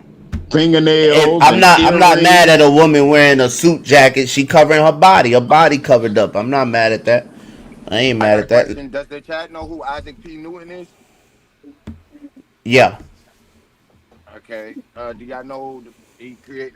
He's the one that discovered gravity and all that good stuff. Yeah, Newton's law. Newton's laws and all that. Y'all know all of that, right? Y'all all learned from a homosexual. He was gay. Okay. I didn't learn nothing. I didn't learn nothing from Isaac Newton. I'm willing to guarantee you that Isaac Newton wasn't out the closet with it. Damn sure wasn't. I don't even know how you found out. How you found out he was gay? Once again, you know me. I be listening to things that be. Hold on, I'm looking it up now, man. He look gay, man. Come on, bro. you got the nerve to bring this. Hold on, let me put his picture up on the screen, man. let me put his picture up on the screen, my nigga. He is what he was. He never had intercourse with no female, no nothing. All of them gay, Dawu. Hey, look. He was the smartest man that ever lived. How about that? Yeah, right. No, he wasn't. No, he wasn't. No, he wasn't. You're right. No, he wasn't. That's what they chose the rest of y'all would have figured out gravity and everything. No, he wasn't. The Africans, right? The Africans before him already figured out gravity. They already figured that out. You ain't got to figure out gravity. You know what it is. You ain't flying in the air. But the Africans, the Moors, the Egyptians, the everything else before that, they already had the sciences and all that. They already had that. They just took credit. You have to show me that. Facts. Stole it from them. Show it to me. Everything is stolen from them, Davon. Everything is stolen from them. Fine, show it to me. Just like everybody else say, show it to me. Hey, listen, if you want to believe that man Isaac Newton is the smartest man in the world, cool. that's all you. He can't be the smartest man in the world. He's dead. He was one of the smartest men that ever graced this world. That's a fact. And if anybody don't want if it's any other proof, show it to me. That's all. That's according to the white man. He's the smartest of them. He's the smartest of them. Show it to me. Show it to me. That's all you got to do. Send it. Okay. Yo, where Davon, where did you get that he was the smartest man in the world from? Where you get that from? All we got to do is go through his history and what he accomplished. He's the one that gave you calculus. He's the one that gave you the math things that people use to this day. He's the one that created Celsius and all that stuff. That was him. And he stole it from us. That was all him. Okay, he stole it from whoever. Show me he stole it from me. Prove it to me. Wow. When was he around? Yeah, they Kurt said, wow. Kurt said, wow. Kurt said, wow. I don't need nothing, man. Just prove it. When was he around? Show me the proof. What? Okay, hold on. All right, hold on, y'all. Hold on. All right, so this is the guy right here. This nigga with the wig. We already know he gay. This nigga got a wig on. So this nigga right here with the wig, Davon is saying, is the smartest man in the world. Is the smartest man on earth. All right, let's check out Isaac P. Newton. Let's go down this rabbit hole, man. This nigga was born 1642. Yeah, that's recent, bro. He was born 1642. He was an English polymath who was a mathematician, physicist, astronomer, alchemist, theologian, author, and inventor. He was a key figure in the scientific revolution and the Enlightenment that followed. As far as physics, math, and all that, the Moors been doing that 2,000 years before he was even born. 3,000 years before he was born, they was already doing that. They already had a calendar and everything. 4,000 years before this nigga was born, they already had a calendar and all that. You ever hear about the man, the slave they called the human calculator? He didn't have to write it down. They could ask him numbers, and he could just in his head. Within a minute, he could give you the numbers. And he was to say they called him the human calculator. I had just read up on that. I have to look that up and get that for y'all. But, you know, you know, when you say he's the smartest man to grace the face of earth, then come into account how they built the pyramids symmetrically even, you know, all the way up without today's machinery. Talk that talk, Kirk. Yeah, that's why we need to take our kids out of these schools, man. That's what they teaching our kids right That's there. what they teaching our kids, man, right there. Yeah, that this is the smartest man on earth. Yeah. Right. And he's gay. And you should be Hey, like that.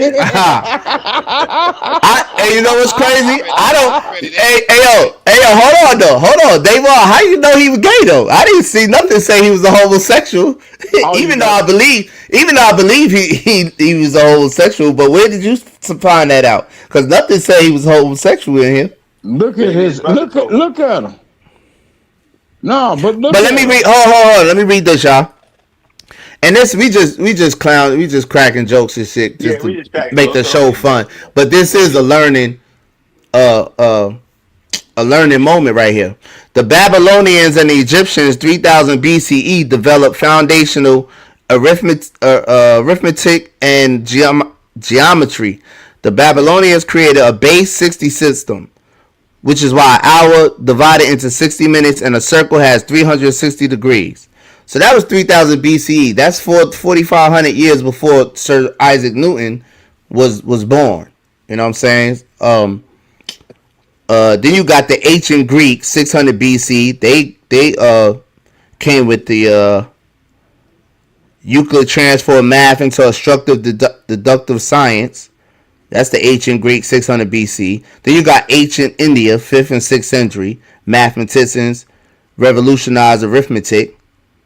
Then you got the Islamic Golden Age, 9th century. Persian scholars developed algebra and algorithmic thinking. So it's a lot of people way before Sir Isaac Newton, bro. You know what I'm saying? For you to say he's the smartest. But I ain't gonna lie. I'll put George Washington Carver against Isaac Newton any day. Yeah. George Washington Carver was a problem. What they say, the apple hit him in the head? That's how he found out gravity. What was that? What it? Yo, Dawo, I swear I never even really. You know what I mean? I never even. Whatever. I studied it to pass the test, to get that question right on the test. That's it. I never cared about Sir Isaac Newton. They teaching the children poison, but I don't feel like he's the smartest. He was the smartest person in the world. I don't feel like that at all. And George Washington was the most honest. They quick to say George Washington, they ain't had no slaves. I want you to see this, because you said when I asked you how was you gonna get these, what we was gonna do about, you know, Black America or whatever, you said you was gonna sit down with the gangsters or something, talk to the gangsters and something like that, right? With, you know, Brother Jabari, right? No. Oh, I thought you knew Brother Jabari. But this is what he tried to do right here. They was sitting down. This is recent. This is about 2-3 days ago. He was sitting down with old Wack 100, big old Pyru Blood, and they was talking about a few things. Let's just watch this clip for a second. And allow Latin to have this place that has none of the resources necessary to run modern society. All of the resources are on the continent. And what we are saying is, how many of you are continuing? That's not even true. Stop. Stop. Here, bro. Would you like 2 minutes of rebuttal? Bro, what I'm saying is, you want to be accepted into something that you can't be. There's no. You the one that's the American. I'm American. You the one that's the American. They accepted you? I do. They accepted you? Yeah. You in Florida, right? No. So just to catch y'all up, Jabari, who's a college professor, it was trying to teach Wack right here, who's the OG game banging nigga, that we all come from Africa at some point. Our bloodline come from Africa. Wack told him he don't. He's from America. He's American. He comes from America. Where you at? Cali. You in Cali. America accepted me. America accepted you? That's a fact. Really? That's a fact. What year were you born? 1977. And where? Granada Hills, California. Where? Nigga, you heard what I What said? is Granada Hills, California? Nigga, that's where I was born. What's the largest city near it? Los Angeles. Hold on, let me ask Okay, the city of Los Angeles. So let's be clear. Let's be clear. That same area was actually not allowing you to go to school. Bullshit. You had trouble voting. I was a straight A student in school. You are My not. parents voted day one. You are willing to accept America, but nothing but whip your black. Then why you don't get your punk ass That's out of his here? problem. What you here for? There are these things called Ain't no church. now. You can go back and forth. Jabari and Wack, we are acknowledging the red flag that's Go there. ahead. Wack, Do you ask for Wack, Oakland? hold ahead, on, Wack. go We ahead, have a question from our red flag contestant. Go ahead. Dawo, I don't think there's no reaching these dudes, man. I ain't gonna lie. It's they so, and it's not all of them, but it's like they so ignorant. And this is what I'll try to explain to you with Suleiman. Them niggas don't care about that. They don't care about that religion talk. They don't care about that where you from talk. They don't care about none of that, man.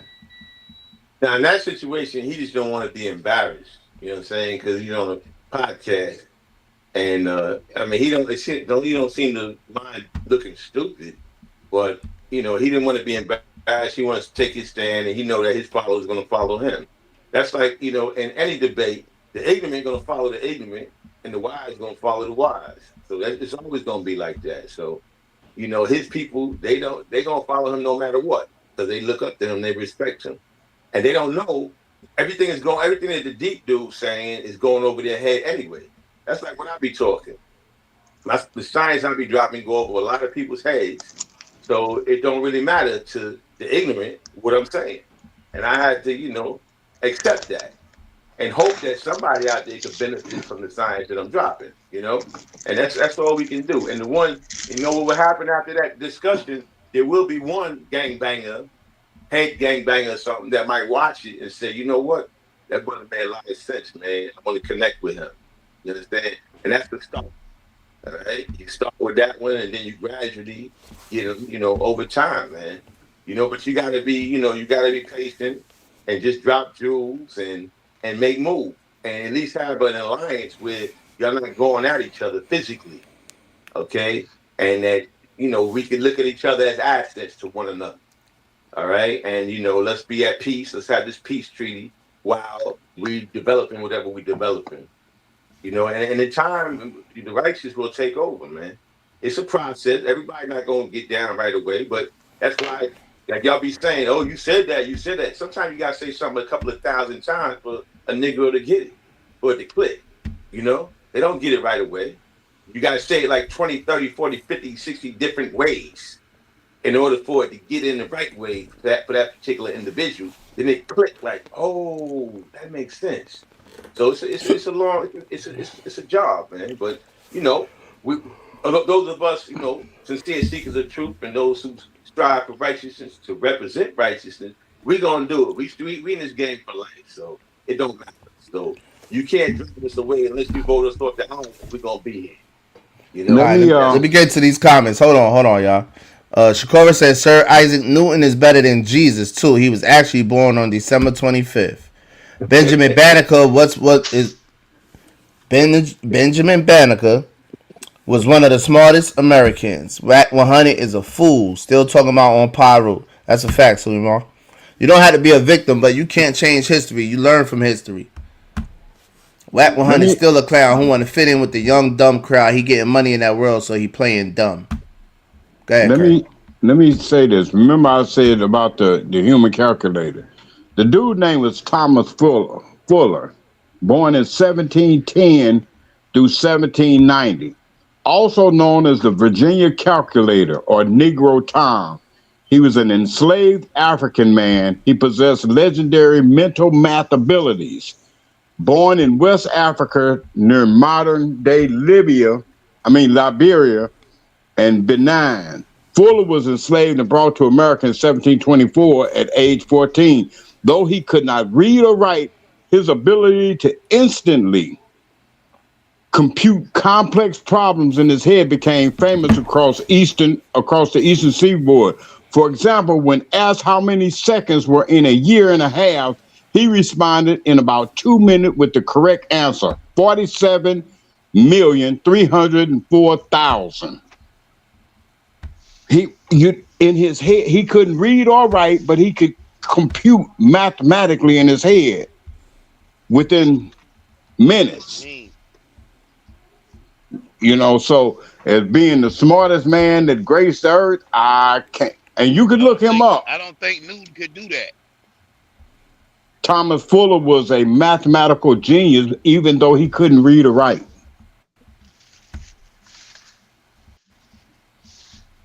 What you think, Zah? I love it, man. I love it. I read about that years ago. You know what I'm saying? I just couldn't remember what his name was. I had to go up. That's why I love this dialoguing, man, because you find out a lot of things that you didn't know. Yeah. It's and I love. Go ahead, Dawood. Yeah, I said yeah, and I love the show, man. We need to keep on doing. We need to take this to the next level, and and start cutting out all the ratchetness out of it. You know what I'm saying? Because then everybody can learn from it, man. This could be the biggest thing on earth, man. That's how I'm thinking. It's gonna be. It can get there, man, because the topics, that's talked about. Like you said, man. Once everything is. This is bringing a lot of light in a lot of dark situations, man. I really believe the minute that the public, finds out about this show, man, that they can, people can start to appreciate, what B&M is bringing to the table with this podcast, man. This is extra outrageous information that I know a lot of people don't know about. You know what I'm saying? For me, it does justice, though, but it just shows you how big the internet has been. The AI and the internet is starting to tell the truth. Somebody was talking about recently how, I think Chick brought it to me, but he was talking about how they say in the hospitals, basically the pharmaceutical companies are getting upset about the AI because a lot of people has stopped going into the hospital from finding out about herbs and things of that nature. From the AI, telling them when they got a certain ailment, oh, look over here. They go to the AI or whatever, the chat GPT or the internet and find out about herbs. And they're healing themselves instead of going and let a doctor cut on them and play with them. So that's bringing a lot of enlightenment to our people. And this was going to start happening. It's going to start stepping on toes of these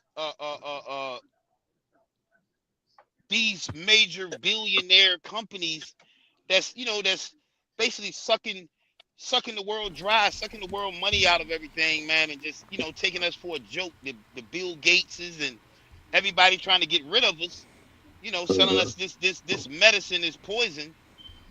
Everybody is starting to get hit. Everybody's getting on the sea moss. Everybody's getting on soursop. They going to ashwagandha. They going to all the herbs that that's coming out of the, that's coming up from nowhere. Nobody really knew about this. I just went in the store the other day and bought some sea moss, some ginger sea moss from the grocery store in Illinois. And the lady at the counter where I was, buying it from, she said, "What is that?" Old lady. She had to be about 65, 70 years old. She didn't even know. So we on the horizon right now, man, of information. This is the knowledge era. And that's basically what BJ, you bring it to the table with this type of podcast. It's a lot of foolishness out there going on, and I pray that this is the type of platform, bro, that gonna open people's eyes, man, of a lot of current events and touching topics like this, man, is huge. I appreciate that.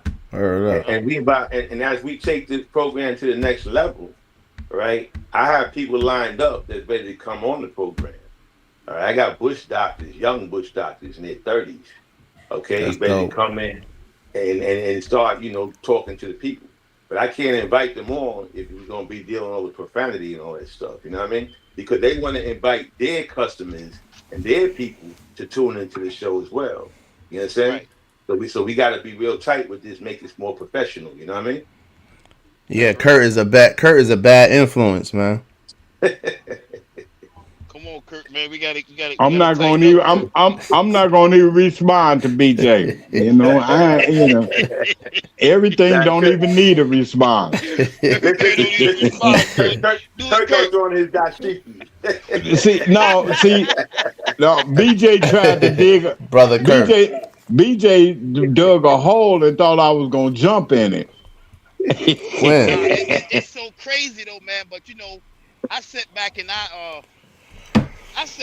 listened to Kirk, man. I ain't gonna lie, man. Like I done came on the podcast. I done went on the what's the name and just listen to Kirk too, man. Kirk speak a lot of knowledge, man, and Kirk brings stuff to the table, man. That I think Kirk is a wise man. It's unorthodox, you know, but he brings a lot of quality to the show as well. Yes, man. Information. He brings a lot of good information when he's correct. Bro. Straight up, bro. when he's right. He'll shoot from the hip. He'll shoot from the hip a lot. It sounds great. He'll shoot from the hip now. But you know, he's about 80. He's 75% on though. I ain't gonna lie. Yeah, he good. He good. Curry's good. Curry, that's my dude, man. I appreciate y'all. You know. Hey, this is another part of this clip I wanted y'all to check out. In about 2 minutes. Hold on. To do this, his birthday was coming up. I'm doing it for your birthday. So I literally took the site, I paid for it myself, and I turned over the site. Okay, there's other things that we need to do. So I understood. You have a visionary. This is, I feel like a lot of men want to lead women and y'all want us to submit, but what the hell are we submitting to? I don't want that. Great question. I don't want that. Great question. Who said something about submission? A woman should submit to shit. Why should a woman submit? We're going to go ahead with your book. It's interesting you asked me that. I don't believe a woman. Hey, so... Question. First of all, Platinum said, I like Kurt's vocabulary. Question. Do you guys need y'all women to submit? Kurt, I'll start with you. Do you need your woman to submit? I need her to submit if it's her submitting to the right. Submitting is not being submissive. Submitting to what's right, yes. If I'm wrong, I want her to be able to, put me on track. Right. But I don't want no manly woman that know everything and ain't listening. Nah, I'm not with that program. No. We need a woman that submits to Allah. Okay? Right. And if we have a program that's in tune with the way of Allah, then they're gonna submit to us as well. Right. Okay. But if we're not representing that, then it makes no sense for them to submit to us. If we're not on the cause, if we're not down with the cause of Allah and representing that, that way, then it's not going to work with the submissiveness. And if a woman is submitting to us and we representing Shaitan, then they are fool and they helping take us to hell as well. This is crazy, right? Because me and my son was having this topic about 3 days ago, right? And I want y'all brothers to help me out in this situation as well. Because, and I want to see if I'm wrong. BJ, Dawu, Dewan, and Davon, and Kurt. The dialogue I was having with my son about, because he brung up, man got to lead, man's supposed to be the leader, and a woman just got to do what he say, and he's in control. And I said, I don't really want a woman like that. I said, I look at you have certain figures in the world today. I want to have a wife that. Ayo, Zah. Turn your mic. They said they could barely hear you. Can they hear me now? Perfect. Yeah, you louder, yeah. Thanks, Bree. So the dialogue that we was having was saying like, okay, we just supposed to be the leader, and they just supposed to follow and do da da da da. I said, I don't want a woman like that. I said, I want a woman that can see, that can have visions, and can tell me things that, that I don't know, or can help me in the same situation. Like, you got a lady once came on and said that, woman was made from a man. They said you gotta fix it again. You can't hear me? That's perfect right there. Yeah, I ain't changed nothing. Like, I still got the, I got the head. Now you're going back. Why is it doing that? There got to be something else because I ain't touching my phone or nothing. I'm still talking the same way. Turn it up on your headset. Turn your volume up on your headset. Yeah, that's all the way up. Okay, it's all the way up. Go ahead. Okay, good. We was talking right, and I was explaining to him that we don't really walk in front, or we don't walk behind, or she don't walk behind us, or she don't walk in front.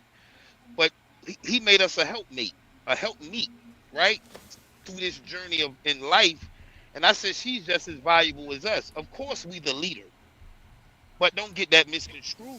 Every man needs a strong black woman or strong woman in his corner to help him to move forward. So, but he was just making it like, oh, she just supposed to follow man, period. Like she just gonna be stooping down to me and bowing to me. And I said, nah, that's incorrect. You got the wrong.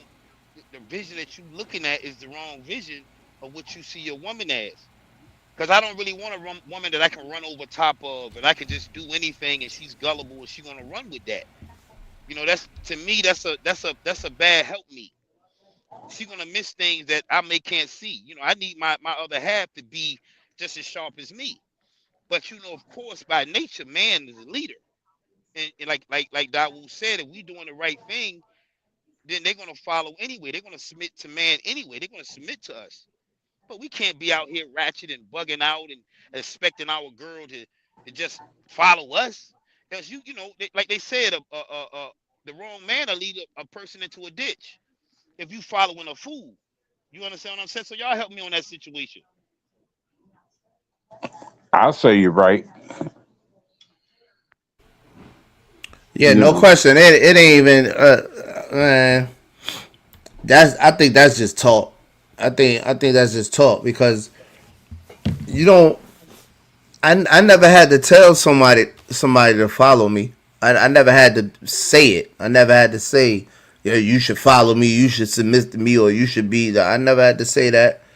I never even thought about it. Tell you the truth, I'm too busy trying to make myself better as a man, and lead as a man. You know what I'm saying? And put everybody on my back. I'm used to it, man. You know, we used to doing that, Zah. Right. Putting everything on our shoulders. We carry the heavy loads, man. So when you already carrying heavy loads and you already a leader, a woman just gonna follow you anyway off of that. You don't really have to even try to beat it in her head or, you know, pump your chest out or anything like that. You know what I mean? No question. That's how I feel. Back, BJ. Well, most people that accept that mentality that a woman got to follow me no matter what, you know, are those ones that's leading our women down the wrong road. You know, I can do what I want. I can go out. I can cheat. I can do this. I can do that. And a woman just supposed to be quiet. I want a woman that's going to walk beside me, and you know, because nobody is perfect. You know, sometimes you may get off note. So you need that person that's going to kind of, you know, bounce some thoughts off. You know, you got to brainstorm, you know, and go a certain way. Because as long as a man is leading in the right way, a true woman is going to follow him, period. Thanks. But if you attract the kind of woman that wants to lead, then you get that. Oh, I need to be the man, you know. So I try to stay away from those toxic type of women that can't hear nothing and ain't gonna hear nothing at all. But see, that's what I was basically trying to share with him. But you know, I hear a lot of now. You know, he's not Muslim. He ain't took his shahada. He ain't. You know, and that's not for him to do on my time, on my clock, or choose my direction on that. But he talks a lot about, yeah, man, I want 4 wives. But you ain't got enough money to hold yourself down. You get what I'm saying? So, but do you understand what comes with 4 wives? Man, I don't want 4 wives, bro. That's just he just talking, man. Just talking, bro. I don't want 4 wives. But it's my son, and I'm trying to guide him, and I'm trying to we wrestled for about 2 hours on the phone about this conversation, and I'm trying to share with him because in the end of the day, in the deen, it was said that but if you knew better, you would only have one. Why did they say that?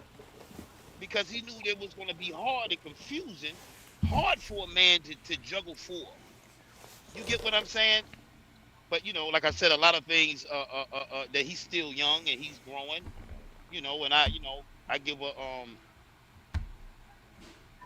I say that, you know, for me not being there the years that I wasn't there, you know, it led him astray to come up with this ideology on how he see things. But you know, and I'm trying to, you know, pick him up to speed on why that's wrong. That's the wrong mindset to have, bro. You don't just want a woman. You ain't even living right. You understand what I'm saying? So you got to live right first for anybody to want to follow anything you're doing. Exactly. That kind of brings up this past Father's Day for me. My cousin called. We had a conversation. He brought up how men are treated unfairly when it comes to men and women. And I tried to explain to him, well, that's the balance it should be. Because if a man, we more is put on our shoulders. We're responsible for more. I mean, we don't get to complain about it, cry about it. I mean, for me, I'm not about to sit back and cry about it, complain about it, because if I am, then what the hell the kids doing, what the baby doing? I mean, I don't got no time to complain about it. I ain't got no time to sit around about it and think about who's being treated fairly and who's not, and all that weirdness or how society put women. Now, I got things to do, and that's part of being a man, is being reckoned. It is part of being man is being accepted with the fact that you won't be recognized for some things, and you have to be okay with that, and got to keep trucking. Yeah, hold on, y'all. Platinum said 4 wives. What kind of bag he getting? That was to you, Zah. That's a fact. You feel me? Yeah. I don't. And I All right, shared so that with him. Go ahead. this cool. Hold on, this next clip, y'all. Hold on. Same thing. We just going to a different part of the conversation here. Woman should submit. I am part There's of. somebody that thinks she should. I am. There's somebody that thinks she should. Wait. Mrs. should be on both sides. Some real quick things. First of all, a joke. When this brother handed his wife some diapers, I was like, "Oh, what we about to hear? Why he handed diapers?" Half on the baby. Perfect reason to hand her diapers. But let me say, the other thing I'm gonna clean up really quickly. We think that America creates wedding contracts, marriage contracts. That's the government. Those contracts were first made in Africa. Listen, We're the ones that I'm not developed. African. Wait, listen. You're not African either. Listen. You ain't African. Listen. I think if You're I took American. your DNA, it would say something different. No, you're American. And Where were simply you born? because you sit at the table Where were you born? with no plate, that does not make you a diner. Where were you born? And I know. Where were you born? And I was. Where was I born? When? Where? Wait, you asked me 2 questions at the same time? Where were you born? I was born in the United States. Okay, now let me ask you something. If I told you tomorrow I got a first class ticket and we leaving going to Congo, you can't go. You know why you can't go? Why can't I go? Because for one, your visa ain't clear, and 2, it takes 10 days after you put that shot that gotta go in any American to go to Africa. First of all, This is a fact. An African could jump on that plane and hold go. on, wait. You ain't African. I'm reclaiming my time. I'm reclaiming my time. First of all, this is a brother that is a chief in Ghana. The yellow fever shot he's describing is lifetime. Let them go back and I forth. took it 10 years ago. Bullshit. So I do not have to wait 10 days. You do. Maybe you know you do. You know why? Maybe you do. It expires every 10. No, it does not. Want to bet? Listen, check the CDC. Do you want to bet? And tell this brother he's wrong. Do you want me to pull it up? Yes, pull it up. Pull it up. Want me to pull a yellow card up? I have my yellow card as well. What does that mean? Wait, you saying it don't expire in 10 years? You have to go to the CDC, every 10 brother. years. Wait. Every 10 years. Every 10 but years. my point is this. Brother, wait. African ain't gotta take a shot. Listen. Their system and everything about them is totally different from ours. First You're of not an all, African. first of all, and they don't expect. They don't accept you as an African. First of all, I think you think. Hey, what are we? Are we Africans? Are we supposed to be? Well, just for conversational purpose, do you consider yourself African? Zah, you consider yourself African? I consider myself a human. I consider myself a man of Good answer. Good answer. Devon. If we talk, they're talking about two different things. One, Not what they're talking about. What do you consider yourself? I consider myself a human. At the end of the day, that's what we all are. We're all are humans that We came talking about from the same. nationalities, man. Do you have a nationality? Do y'all have a nationality? If we're talking, I understand if you say you don't, because it's been stripped from us. So I get it. I'm a Moor, I get it and all that. I don't So pay that. so Moor comes. Don't the Moors come from Africa? No. Yeah, The Moors don't come everybody from Africa. Comes from Africa. That's number one. Everybody, every human, all of us come from Africa. Pangea was Africa before anything was broken up. Africa. All right, but I'm not. This is. Listen to my question. Where do you come from? Where's your bloodline? What is your nationality? Me personally, I'm from America. Okay. What about you, Kurt? I'm indigenous. I'm American. Okay, Dawu. Hold on.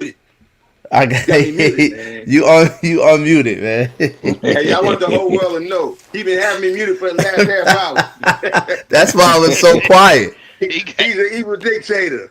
Because I wanted to hear what Dawood was going to say about the leadership and all of that, man. About my son and you even let the brother. Yeah. That's when he cut me off. Go ahead. Go ahead. You got 60 seconds, man. Go ahead. Okay. First, I'll say this. I'll say I'm Al Kabalani. All right. Al Kabalan was a name that we call ourselves for thousands of years in the motherland. All right, the cradle of humanity. All right, and I'm a Moor, and I'm all the rest of that too. All right, and as far as African, I mean, that's the politically correct word for, you know, if you're going to claim that land of great wealth. So I could be that too.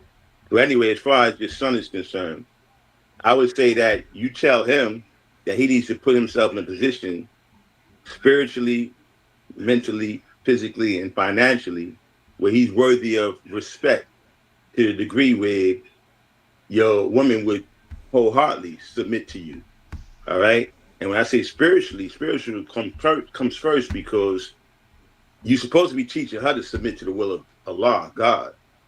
And if you're teaching her that, she's going to learn the laws, the rules, and regulations of life.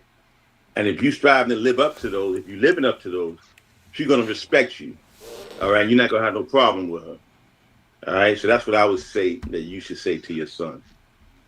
Got it, Dawood. Hold on, y'all. You to finish your time. You allowed an interruption to cut my flow. You want all this bullshit. So let's be really clear. Go ahead. I want to be very clear, right? And for everybody watching this, this is going kind of like hurt, but she just said something I want everybody to reflect on. I want to reflect on this. Something happened, right? And the things that happened, you could take a Cuban person, put him next to me, he have dark skin. They're going to consider him black, right? You're going to say he black. Our skin don't determine where we at. That don't determine nationality. See, what happened to us in slavery, something happened, and this happened to us, and y'all don't understand what happened. Our nationality was lost. The closest thing they can find us to, they direct us to, is from Africa. But Africa is not us because Africa sold us, right? So everybody that's watching this got to understand this. We are not Africans. If you are in America, there's no way you can be Africans because you were sold by the Africans. They didn't want your punk ass. What is your rebuttal to native blacks versus African Americans? What do you There are mean? native blacks and there are African Americans. Let me say something. We all natives. Listen, it's totally different. And I can go directly against that compared to natives. When they got here, when Christopher Columbus came here, he saw the natives, and the natives told him, "Yo, I got these weapons here. Where you get them from?" Basically, I got them from niggas. Basically, I got them from black people. So basically, what I'm telling you is he got them from black people that was already here that was not African. Okay, Jabbar, we're gonna let you. I want to be really clear. I want to be really clear that something terrible happened to African people in the United States. This is a reality. Something horrible happened. Oh, you talking about slaves? Right? I'm talking about slavery and things that happened after slavery. Slavery never happened. And I'd like you to stop for a second because you interrupted a lot. So let's be really clear that something horrible happened. There were some Africans that were involved. But I don't know why these Negroes, and I'm gonna call them Negroes for a second, are focused on the group of people who got the least benefit. Their societies were destroyed. You're a Negro. Their societies were destroyed. I don't see him rolled up in the Citibank saying, "What about the money that you took in my enslavement?" You're really comfortable. You're really comfortable. You're really comfortable arguing. You're really comfortable arguing. You're really comfortable arguing. You're really comfortable arguing with the people whose families were destroyed. And by the way, why do we never talk about the Africans who fought against enslavement? The reality is, you don't know the history. Ancestors you don't know the history. They will be there were Africans who fought, and there were others. We have two facts going on at one time. Africans who fought, and there were Africans who were traded. That's the reality. I'm Native But American. I don't care. Now, let me be really clear about this. Let me be really clear about this. I don't care whether no one on the continent of Africa said I'm an African, because my identity has little to do with what someone else tells me I am. They don't accept you. I'm going to tell you, Kwame Brenya, you can't say Jabari anymore. That name has been taken from you. You don't have the honor of using it. So let's be really clear. He says they don't accept you. What does that mean? They don't. The reality is that there must be a healing. There must be a healing that occurs between continental Africans and diasporan Africans. Are there problems? Yeah. Man, what y'all think, man? There's one bald head dude. He is emotional. He cutting people off. He get to speak, but he ain't let nobody else speak. Yeah, Jabari really shouldn't even be up there. I see Jabari try, but he shouldn't even be up there, man. He shouldn't be up there with them, man. Because Jabari is very... they are trying to have a dialogue, and when he speak, people is just hearing what he got to say. And their opinions may be different, but why you cut the next person off when they get to speak? Oh, nigga, you this. He toxic to the whole platform. You said Jabari? Yeah, Jabari. I don't think he's toxic to the platform. I think he's the one that make the most sense. I didn't say he toxic. I say he shouldn't really be up there with them. Well, he's trying to have a conversation. I ain't say, but forget about trying to have a conversation. It's not gonna work with them. Them niggas is ignorant. Some people is too ignorant to even talk to, bro. That's what I'm saying. See, when you have a conversation, one person talk, you listen, then the next person talk, and they listen. He's not listening to nobody. He cutting them off in mid-sentence, and he going, like, he may have a message, but wait your turn. Kurt, I understand what you're saying, and you're absolutely right. He should wait his turn to speak. I think the reason, though, the reason why he keeps cutting them off is because he's hearing two ignorant point of views, and it's frustrating to him to hear two people who doesn't have the same amount of knowledge that he has. So he's trying to cut them off to explain to them that they're wrong. But that doesn't get across. I agree with you on that. I agree with that, Kurt. He's teaching the wrong way. He's cutting them off to teach, and he shouldn't have to do that. He should let them get their point out and then explain to them why they're wrong. So I hear him, and they couldn't hear him. When the Jabari dude, that's the intelligence sounding one, right? The Jabari dude. Yeah, Jabari is a college professor. Okay, so when he's talking, they cutting him off. Yes, they grow and this, that, the other. And I'm sure he stopped and let them speak, but they cutting him off. No, Jabari is 100%. No problem. He's not the problem. I said it's too ignorant. I said Jabari shouldn't be up there because sometimes some people are just too ignorant to even talk to. So it's really just a waste of time, and then it leads into some other stuff. It's not like really a waste of time because people who's watching it is learning from what he's saying. It's not a waste of time. Hold on. He can't even say nothing. He can't even get nothing out. He can't even He's not even letting him. Hold on. Nah, fuck, blood. You's a bitch. But this what I Nigga, I'm want to telling say. you, you's a bitch. Because you crossed the I'm line. fast forwarding. Nigga, I wake up every day ready to die about it. I don't give a fuck about making it back. So, nigga, you stay in your place in the presence of a nigga like me. You don't never sex play me, nigga. If you ain't ready to die about it, nigga, you shut your motherfucking mouth. And I want to say Straight up, this, nigga. right? Fuck where I you wanna from, say- nigga. I wanna say Straight this. up, nigga. I mean that. Especially if we say Bitch ass just nigga. like me, right? If I come Yeah, out you of penitentiary yards, nigga. Anywhere Hold on, he ain't done. if I carry myself a certain Hold on, way, he ain't then done. I'm now what I would call a hood bitch to come into my presence and to insult me. And if I stoop down to that level, right? So you want to say that you're better than him, and you want to say, okay, and I understand people think that their intellect makes them better. Or I've done. It's not my intellect, it's my work. Hold on, one moment. It's my You work. don't know One my more work. time. Put him on time. Put him on time. You think you know my work? Stop. No, I mean, Hold on. murders I know. We're You know on how many your wars I finish. stopped, nigga? Give him time. Give everybody 2 minutes. Say something else, Dad. Give everybody 2 I minutes. got an artist named Blueface, nigga, called The Famous Grip. Did I take the bag and give it to a blood? You know my fucking tour bus is full of enemies because back put them there, and out of respect to whack, they got 30 days to get to know each other. You can't do what I do. You can't go into the spot. I know what you do. What I'm saying is, we all have our own road to go. You can't go into the trenches I go in. I don't want to go into the trenches, brother. Why you telling me? I don't want to go a bunch of motherfuckers. Why you telling me what I do? I don't want to go a bunch of motherfuckers. You took it and teach for Hold on, speaking. look. Please. Can we do this? Listen, all y'all got valid points. I love y'all points. But let's give everybody a chance to speak. Start with the person that raised the flag first. Give the women a chance to speak. Let's go 2 minutes, and then... And these are the elders. Sinetta is 63, 64 years old.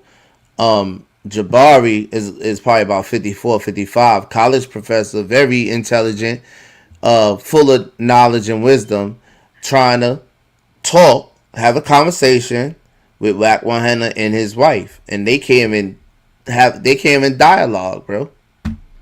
Who is Jabbar? Which one is Jabbar? Then we start with him. The one with the glasses. Yeah, nigga, every chance I get, I want to fade, nigga. Till you apologize. Now Wack wants to fight. Apologize, I'm gonna violate you every chance you get. And show these people in this family, you's a bitch ass nigga. We can apologize and progress. Nigga. Nah, nigga, you sex played me. If all my rules, I think you suck your ass out, nigga. Just apologize to stop. You lucky on this 607. Let me speak to you. If I wasn't in his house, I'd beat your ass, nigga. Let me speak to you. Got me fucked up, Let me nigga. speak to you. You give a fuck about your family. Let me speak to you. I'm saying, nigga, just don't you disrespect me like that. Apologize. Bitch ass nigga. Let me speak to you. Fuck wrong with you? Let me speak to you. No, you telling me intellect. You knew what he was doing. Let me speak to you. Let me speak to you. Let me speak to you. Let me speak to you. You ain't ready, nigga. For the record, I don't know the size of my dick. It may be small. I don't know. That's what Get up on the floor, man. You don't gotta be like that. You don't gotta be like that. That's for the record, shit. Nigga weird as a motherfucker. You telling me he knew who I was before he got here. So he knew where I come from, my background. You gonna play with a gangster talking about some dick talk, nigga? So you knew what you was doing for you tried. You tried it. Let's move on. So let me update y'all on what they talking about. He called Jabari gay. This is Jabari right here, bald head college professor right here, right? He called Jabari gay and said something about his wife leaving him and something like that. Jabari said he's so loud because he is compensating for having a little penis. And that's what set this off. So he's saying that Jabari is sex playing with him. Now he wants to break Jabari's jaw. Try it, homie. And now you're hurting your fucking feet because you scared to die. He gonna apologize. He ain't Don't mean it you like ever that. know I probably saved your life because you try the next nigga, he ain't gonna respect where he at. He gonna fire your shit up. You can have them big old intellectual words, but your fucking heart pumping Kool-Aid, nigga. You pumping, you's a bitch. Till you apologize, I'm gonna violate you every chance I Let him get. apologize, Sonetta. Huh? I'm asking to let him speak. Yeah, I want to hey, speak. listen, bro, it don't take no speech. Dawu, would you sit there and have a conversation with someone like that? I didn't mute you. Go ahead. How would you get through to this man right here? Nah, that ain't the one. I mean, I say on to the next one. You know what I'm saying? Debating an idiot makes you look like an idiot as well, says Platinum. Who invited Suge Knight to a podcast? There's some Death Row vibes right here. A hit dog will holler. Yeah, he didn't like when Jabari said that. The true problem is, But I mean, if Jabari he didn't, should have said that. He's yelling like he's gay. When Jabari told him that he's yelling to compensate for having a small penis, that sent him over the edge. He ain't like that. The real reason why Wack don't like him, and he said it, is because he's using all those intelligent words and all that. You really don't like him because you see that he's smarter and more educated than you. Right. And the only thing that you have Exactly, is yeah, shit yeah, that you yeah. can fall back on and win with. He doesn't need any of that. He's educated. So what really makes you mad is that he doesn't need no street politics or to punch somebody in the face to be where he's sitting on that couch like you are. So the insecurities kind of lead back to yourself again. You kind of look like the guy with the biggest truck in the yard with 40-inch wheels, and you 4'5". Yeah, he's insecure. Yeah, he's insecure about something. Here he is trying to apologize now. Hold on. You did. And I said something to you. No, you sex play. And let me say, I don't consider that sex play. But let me say this. But let me say this to you. Let me say this to you. Obviously, what you said to me didn't offend me as much as what I said to you. And because I offended you, ain't no offense. 1 second. You playing? You think this shit is a game, nigga? You 2 seconds. I'm getting flighted, my nigga. I'm not. Hey, listen, bro.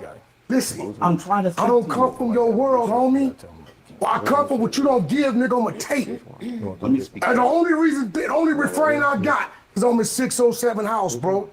Cause my wife gonna move how I move, however I move.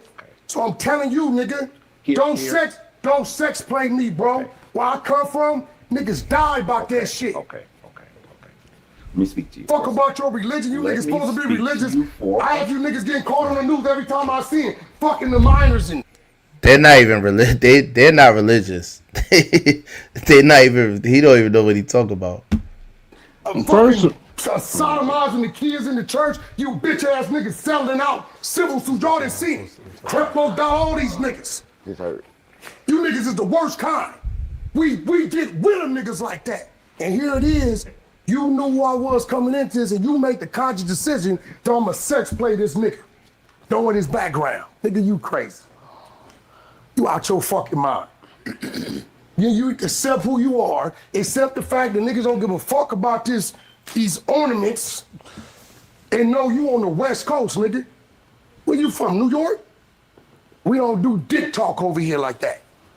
Niggas die about that shit. Kisu through the face. That's what happens. I got a whole tribe that respect me. You think I'm gonna let a peon, bitch ass nigga like you come up here and play with me, nigga, without no repercussion? You really don't believe that, do you? I don't pray to your God, nigga. I accept my evil. So if you ain't gonna issue an apology, it's cool. I'm just gonna violate you the whole time. Let me speak to you for a second, bro. Please go ahead, Jabari. Let me speak to you for a second. I don't want too much talk. He's giving you time to speak, so go ahead and please get to the point that you have, Jabari. Obviously, what I said to you was really offensive, and I apologize for that. I do. Because that wasn't my goal to do that at all. It wasn't. You said some messed up things to me, too. Now, and I did that. Wait. What I was doing was not sex play. It wasn't. Please. Now let's get back to wait. Let me say this. And I am familiar with you, and I respect what you do. So now, who better than who? You jumped up out your skin. You just heard him, right? So I'm telling you, he's familiar with me, right? And he went there. I'm not familiar with your gang background and none of that. I'm not aware of that. I'm not aware of that. I'm not aware of that. So you telling me that? I'm not aware of all of that. My response, the niggas tied me. Let me say this.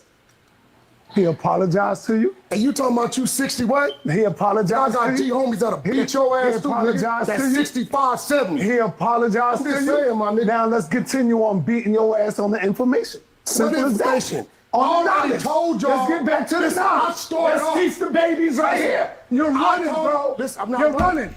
Dawu, he trying to teach the babies. They trying to teach. They trying to teach. What you think?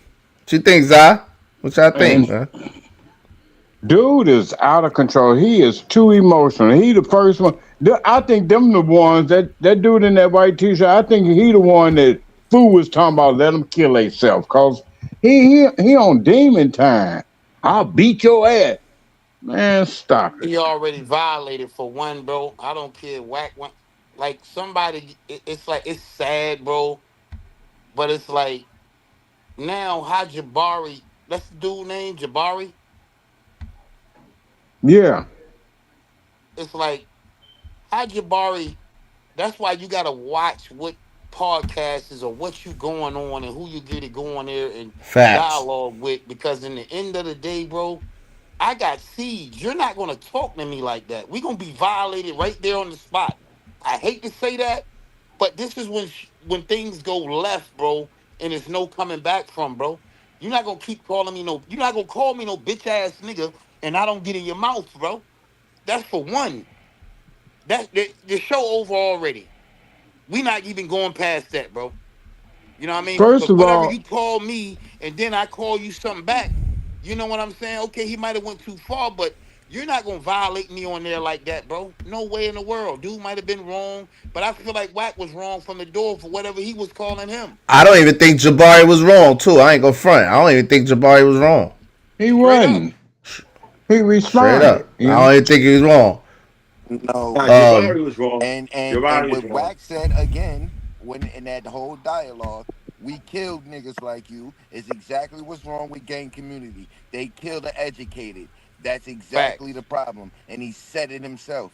That's what they do. They kill the educated out here. That's a good why point. I keep saying there will be no great black leader again. Hold on, because Kurt. We have people like them. They will kill you.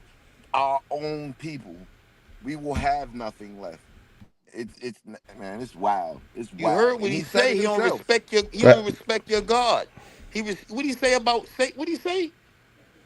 Yeah. He don't respect nothing but yeah, the he said street fuck your code. God and all that. Yeah, we respect the devil or something. He said or Yeah. He said he went. He was demonic with it. Yeah. right. He So said once he he goes accepts there, evil. then you know who you're dealing with clearly. You know who you dealing with clearly, bro.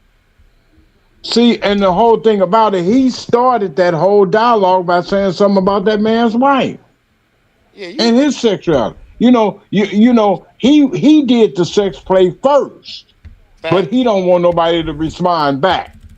Like he the bully. That's what he is, bro.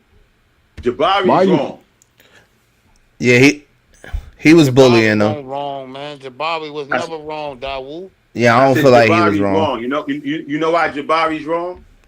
Because Jabari's on a totally different level. You don't let somebody bring you down to their level, all right, with the tit for tat. And he said something that he shouldn't have said. You know what I'm saying? But he already like Kirk just said. He just spoke about his wife. But I feel you with that though, Dawu. You don't even let it go there. You fall back. Listen, there's many times when I'm about to go toe to toe, and I just back off and let them sink themselves with their words. You feel what I'm saying? You ain't got to go back and forth. People can see who the ignorant one is. You ain't got to go there. You know what I mean? I think BJ got the perfect phrase. If it don't apply, let it fly. I would think Jay-Z's phrase more appropriate. Don't argue with fools, because people from a distance can't tell who is who. Can't tell who is who. That's in the Bible. Yeah, you can't tell who's who, man, from afar, bro. Look like two fools. You smart, but once you get the dialogue on his level, yeah, you stupid now. You stupid to his level, and it make you look bad. That's the point. He allowed the other dude to bring him to stoop down to his level, and he should never have done that. That's why I say he's wrong. That's 100%, Dawu. I agree. In fact, Wack might have been looking for him to say something back to him so he can catch him in that moment and go there. If you getting him already intellectually and informationally, then why even? Oh, you called me gay to distract me to get me from off your ass. We're not gonna even do that. I'm gonna completely ignore that. Now let's get back to the science. Dawu right. Let's get back to it. I may acknowledge you even calling me gay. Oh, I'm gay? Yeah, let's get back to the point, though. Word up. Yeah. That's what you want. Well, it's safe to say they never was able to really build because of that. He wasn't allowing him to build with him, man. And I like Jabari. Jabari very smart, informative, man, and Wack knew he could go up there and bully them. You know what I mean? Jabari ain't trying to. Jabari didn't come outside. Jabari is not trying to have no fight with nobody. No gang banger nigga in L.A. Jabari don't even know where he at. Yeah, he wasn't with that. You know what I'm saying? That's why Jabari So wrong.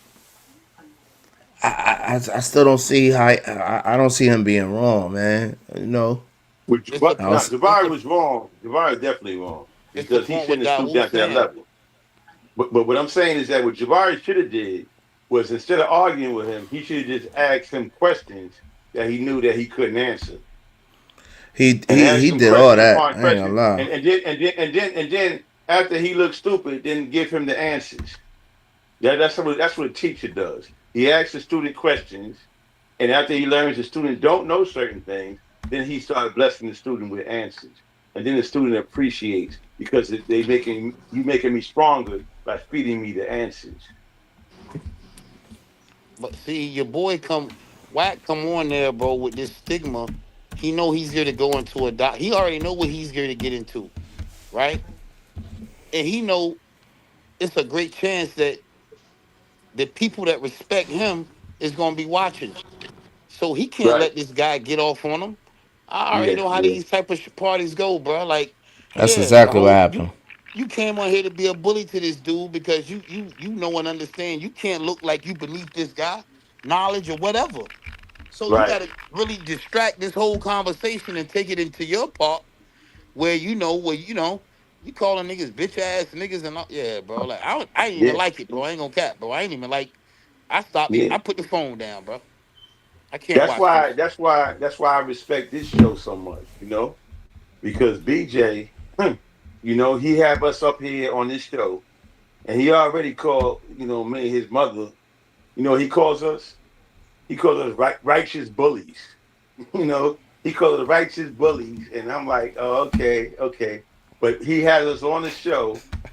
I haven't been voted off the island yet, so I have more respect for him, you know. See, BJ is a wise man. BJ understand, man. BJ done been down on roads too, man. That's why if the public really knew the backgrounding of BJ, which you know we ain't got to put him out there, but BJ done been down all those roads, man. He done been out there, man. He done battled with those type of guys, Bloods, Crips, you know what I mean? But he can still get on here and show his knowledge and show, you know what I mean, his intellect on a show that leaves all that behind. He's not up here to blast nobody, man. He gonna have his opinion, and somebody gonna have theirs, and we gonna respect everybody's opinion, and that's where it goes. Somebody can shoot from the hip, we ain't gonna dog them, you know. We just gonna try to get along, and that's what it's about, man. Everybody gonna have different views and different opinions, but the show must go on, bro. We're going to try to reach many people as we can with the knowledge that we're bringing to the show, man. And that's what it's about, man. BJ done been out there in those type of situations. He been around the block. BJ ain't no little spring chicken, you know. But it's called intellect, man. And what are we trying to do? We trying to wake people up, bro. We trying to give knowledge. We trying to pull people in, you know. We ain't trying to, you know what I'm saying, push them back to the street. Yeah, man, it's a whole different dialogue, man. It's a whole different level of understanding, man. And BJ got that, man. That's why his show gonna be successful, man. It ain't up here to blast nobody, to overtalk nobody, and yeah, everybody get it off, bro. Appreciate y'all brothers for that too, man. I can't do it by myself, that's for sure. Put the thumbs up, everybody. Shakora said they both seem gay to me. Platinum said grown ass men talking about gang banging. F out of here. And Shakora said, what is sex play? That's something he made up, but I don't know. he playing with him in a sexual manner. He's playing with him in a sexual manner. Him. Whack 100 bringing views to the channel. He want attention. All he know is yelling and screaming. Facts, Suleiman. You already know what that is, Sully. Whack name fits him well. That's a fact, Pat. That's a fact. I got you, Kurt. Yeah. So, how do we reach them? Because that's what, you know. How do we reach these kids, man? How do we get these kids' ear and convince them that Shaitan is trying to send them down a road of death and destruction, when the people they look up to, because they're not gonna look up to no Jabari.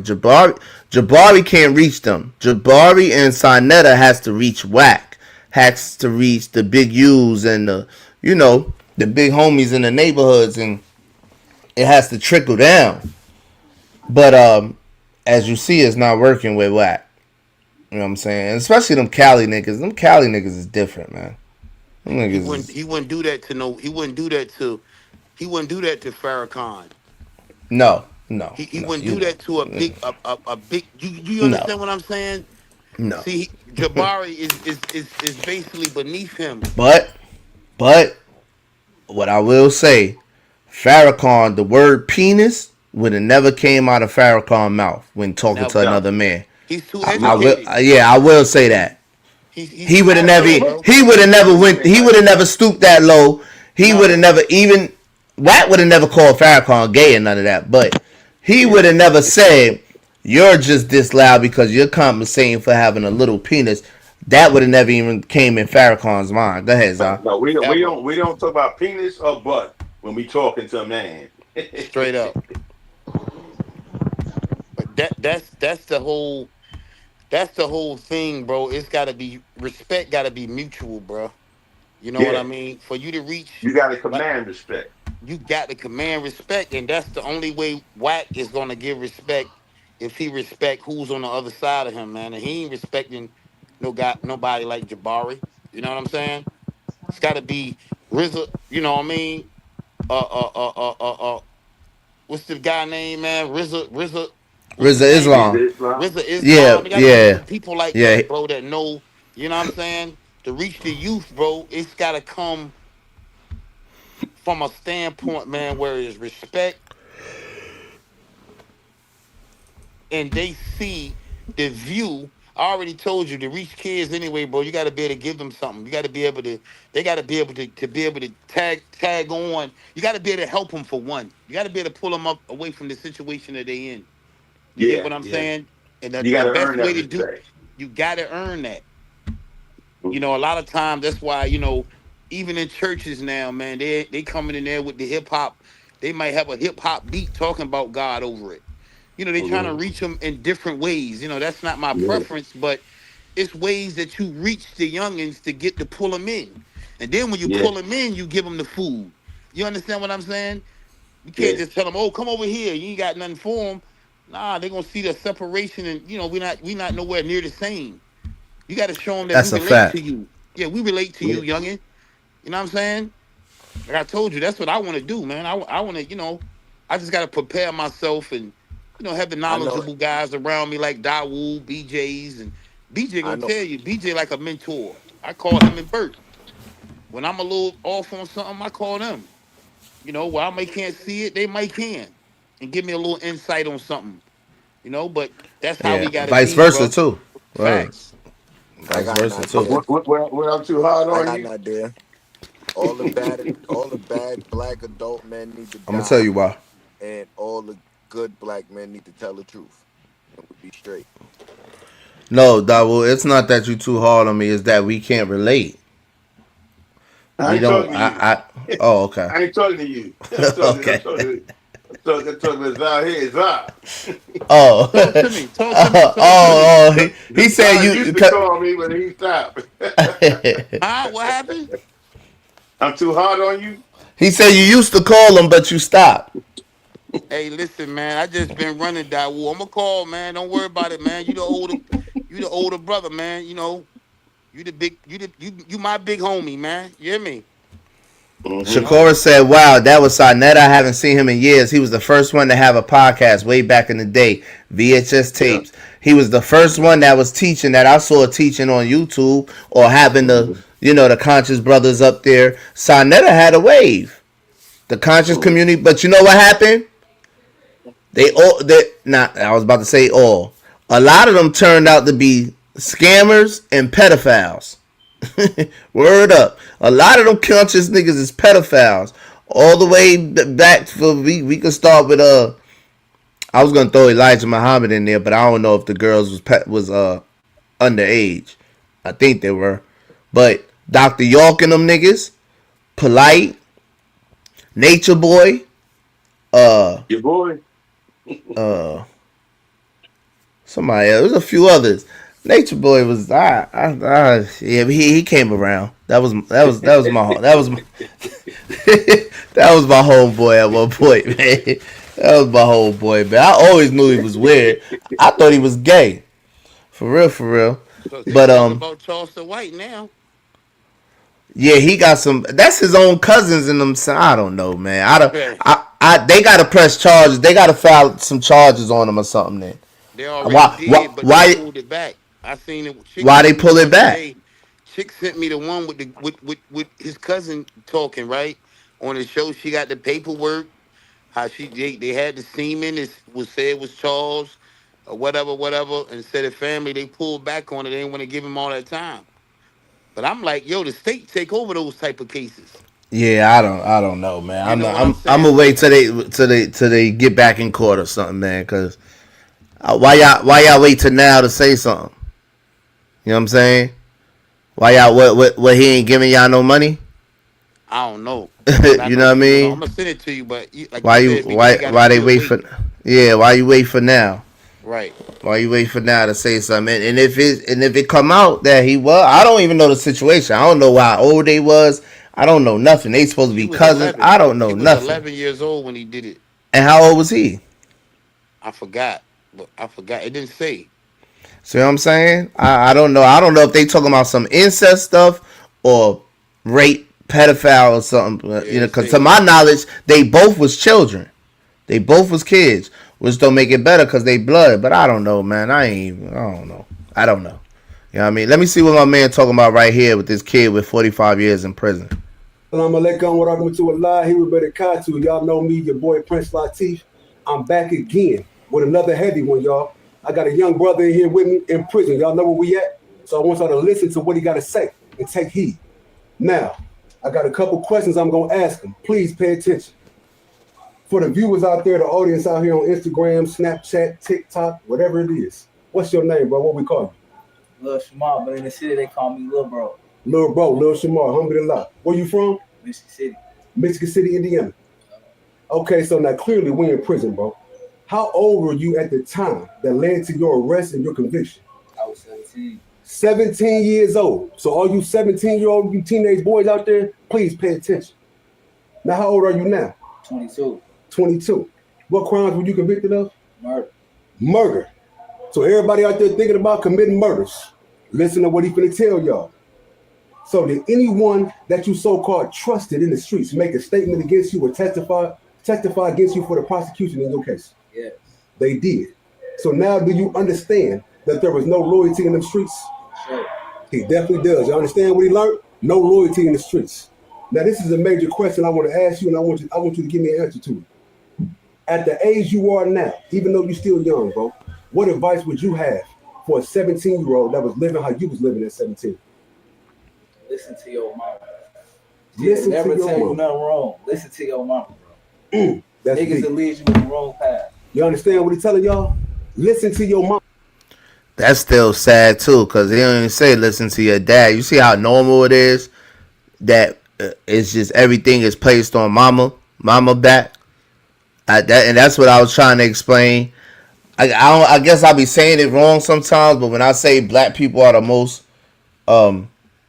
violent race in America, it's the truth, bro. When I say majority of the black men are not in the homes with their children, it's the truth. We looked up the stats on that. That's the truth too. Yes, we may be the most the most involved in activities with our children, but we not growing up in these homes, man. We not growing up in these homes. If you just count the number of black inmates in prisons across America, I'm pretty much sure 80%, 85% of them is gonna be in a single parent household with their mom and not their dad. Mama, everything he going through, he in here with 45 years that he been having since he was 17 years old. And the advice he has for youngsters in the streets is to listen to your mama. What your mom was telling you when you was out there. Stay out the way, focus on school. She kept trying to keep me in sports, but I was hard-headed. I was too loyal. I was loyal to a default to people who weren't really for me. Then let me ask you this. If you listen to your mom, you think you'll be here today? No, sir. No, sir. I know I won't be here today. Alhamdulillah. So that's a simple but deep answer. The advice he has for people that's his age, when he caught that case, is to listen to your mama. And since he said that, I'm going to leave it at that, bro. Alhamdulillah. Listen to your mama. You heard what he said. Hey, and I'm glad that brother right there, he's starting to drop a lot of videos coming from in there, and I'm glad he got the young boy under his wing. What is he in there for? Who, the Muslim brother? Yeah. I don't know, but he got like 70 something years. I played another video of him and some two other older brothers, and they had like 200 something years between the three of them. But most likely it's probably murder. When you know how that is go 40 years or better, it's probably murder. So they get on illegal phones? Yeah. Yeah, he on a cell phone. He on a cell phone. Yeah. But that's beautiful that they able to do that. I mean, that he pulled that off. I mean, but I mean, how long can that last if they know that he's doing it? Until he get caught. It's so much going on. Mm-hmm. It's so much going on until somebody tell on you. That's how I end up. Actually, that's how I end up. I mean, how they not gonna find that? Because they not watching the COs. First of all, it looked like he in a state joint. You think that's? I don't know. It's a state joint anyway. Murder. 9 times out of 10, if it ain't RICO. Okay, it's a state joint. It depends though, cause them boys in Alabama going to the feds for murder. You know what I'm saying? Okay. Them boys is going to the feds down there. It depends on. He said Indiana. The feds might be picking them up, but it looks state. It looked like it's state. Either way, y'all. Until somebody tell on them. I had a dude, man. I let use my phone, and I had 2 phones though, and I let this dude use my phone. Strickland. What was his first name? Anyway, he was from Rome, Georgia. I let him use my phone. It's like his first night in here. I let him use my phone. Every time we get new person in the building, I let them use the phone. Because I know people got to talk to their family, get some money in, and this and that. I want everybody to be rocking. If everybody, you know how it goes, Kurt. If the whole building, if everybody chilling on chill time, can talk to their family, got money coming in, you know what I'm saying, can do whatever they could do to make everybody make their time go by cool, then we're gonna have a good time. As crazy as it may sound, we'll have it'll be less tension in the building. You know what I'm saying? Get it. So I let homeboy use my phone, and this was so long ago. This was back in the days when we had to wait till after 7 o'clock for free nights and weekends. Y'all remember that? After 7 o'clock, nights was free, weekends was free. This 2008, yeah. So I let him use my phone, and but everybody got slot time. People paying me $1 to use the phone. It's $1 for 30 minutes, or you're gonna pay $5 for 15 minutes on the phone, on the prison phone. So I was charging people $1 for 30 minutes. But when you first come in, it's free. It's on me. Yo, just go ahead, make your quick 30-minute phone call, tell your people where you at. I remember I was gambling or whatever. I was on the other side gambling, and the guy that was in charge of my phone, the white boy that was in charge of holding the phones and stuff, he came to me. He like, yo, man, he's still back there on the phone. It's an hour, whatever. But I'm just waving them off because we shooting dice. I'm gambling. Don't bother me while I'm gambling. I lose all my money. So now I'm mad. So I'm go back here. I hot step back here. Me and LA, we go back here because now it's like an hour and a half. And he was a big dude. He was like 300. He was like 6'3", 300, big black nigga. So we mobbed back there. Like, yo, I get back there. Man, he threatening he on the phone. I can hear him before I get in the bathroom. He just threatening his wife. That's all he doing is just cursing her out. B, when I get out, I'ma kill you. I'ma you wait and see. I'ma have these people are gonna be over there tomorrow. I'ma kill you, B. I'ma kill you. She hanging up. He calling back. I'm like, yo, you gotta get off that phone. What you doing? Whatever. Don't you know his wife called the jail, called the prison, called and spoke to the lieutenant and the warden and told them, gave them the phone number that he called her from, threatening her, and told them, like, yo, they got cell phones up there and I'm getting threatened and da. Man. Wow. Bruh. So until something like that happens, you usually all right. You know what I mean? It'll be another inmate to tell on you before a CO would really do any real investigation. They short staff, especially the state joints. The state joints, they're short staff. They short staff. Yeah, that ain't happening too much in the feds. They gonna come through with a sweep at some point. That don't normally last that long. You know what I mean? It can last that long. It depends. There are a lot of dudes be in the camp, but it's gonna be a sweep at some point that they're gonna come through and sweep. And the feds is so bad. They telling so bad, nigga. You be happy you have a phone a month. You know what I mean? I tell everybody, man, it don't be, listen, bro. I done had COs come to me. I done had COs come to me and tell me that them people was gearing up to come do a search. I better put whatever I got up. I done had multiple COs, and you know, Zah, because I was working in the kitchen. And see, once you get a job like working in the kitchen, working in the laundry, and they see you every day, you might interact here and there with a couple of words, a couple of conversations or whatever. I'm all over the place. Once they figure out who you are or see what kind of personality you have, they lean towards, like, you know, they don't really pay you no mind, or they treat you like a man. Let me say that. They give you the respect you give them. You know what I'm saying? And the black officer at the time that was in the joint I was at, he loved me. So when a lot of stuff was going on, he would come and tell me. You know what I mean? Such and such just got, man, they just jammed up your boy. You know, he back there telling everything. He was telling me everything. Mm-hmm. I ain't gonna say his name or nothing up here, but he was telling me everything. Word up. And it be the COs be solid, Zah.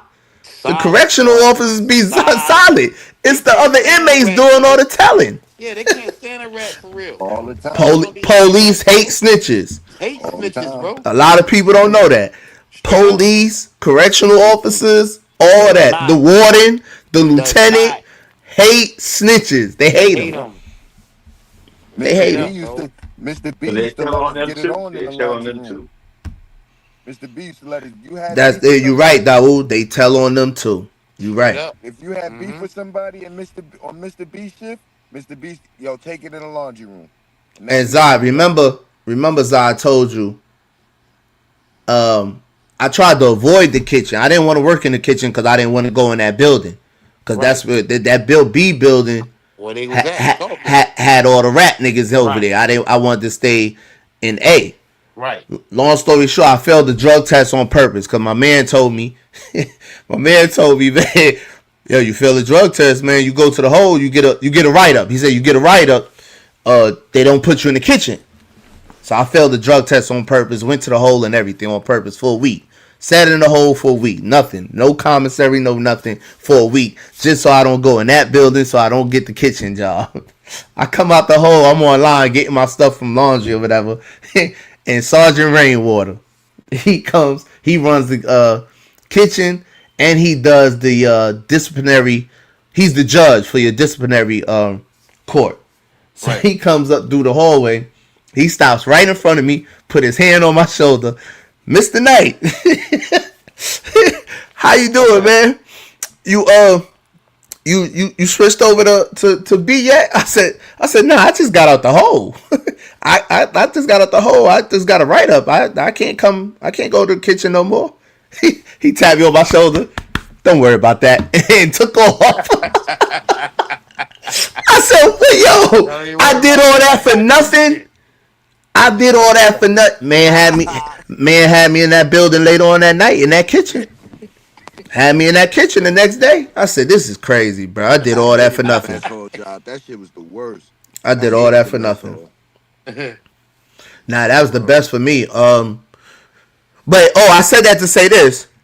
Sergeant Rainwater had all the inmates that was getting in trouble, messing up, getting write-ups. He had me in there, LA in there, Panama was in there, Debo was in there, Black from Mechanicsville was in there. All the dudes messing with the cell phone, smoking weed, catching write-ups, going to the hole. He had them working in the kitchen. So one day I'm in the kitchen, I'm like, yo, how in the hell he got all these niggas in here? One white guy, one old white guy. Mr. Miller, he was the baker. So I'm like, why he got all these niggas in his kitchen? He started having me doing inventory. When the deliveries come, the food and all that, whatever, I got to bring it in off the trucks. So he gave me the paperwork, but one time it was paperwork underneath everything that had the prices of everything on it or whatever. And I saw what they was charging for a lot of the stuff. But when I was taking the stuff off the truck, a lot of the stuff was expired and a lot of the stuff was donated to the prison. So I'm looking, I'm like, he not paying for this. He's stealing. This nigga stealing money. I put two and two together quick. I say, yo, yeah, Sarge stealing money. Sarge stealing. That's why he got all the knuckleheads in here, because the knuckleheads ain't gonna tell. Right. I kept wondering why he had all us working in here together like this. This is crazy. But yeah, I found that. I ain't tell nobody. I ain't even tell none of my homeboys because I ain't want them to tell somebody and they get back to Sarge and they get back to me. I kept that shit to myself. My whole bed. Word up. Sarge probably had you eating and everything, nigga. Doing with you. Wasn't tripping. Yeah, I couldn't do no wrong in his eyes. He told me how to beat. I got caught with like 15 cheeseburgers wrapped across my body. I was making cheeseburgers and selling cheeseburgers, and I got caught by Sheiks, the nigga I used to call a faggot. I was coming out the mess hall, and he stopped me. And I had, you know how you do, Zai, you saran wrapped your whole body. That's right.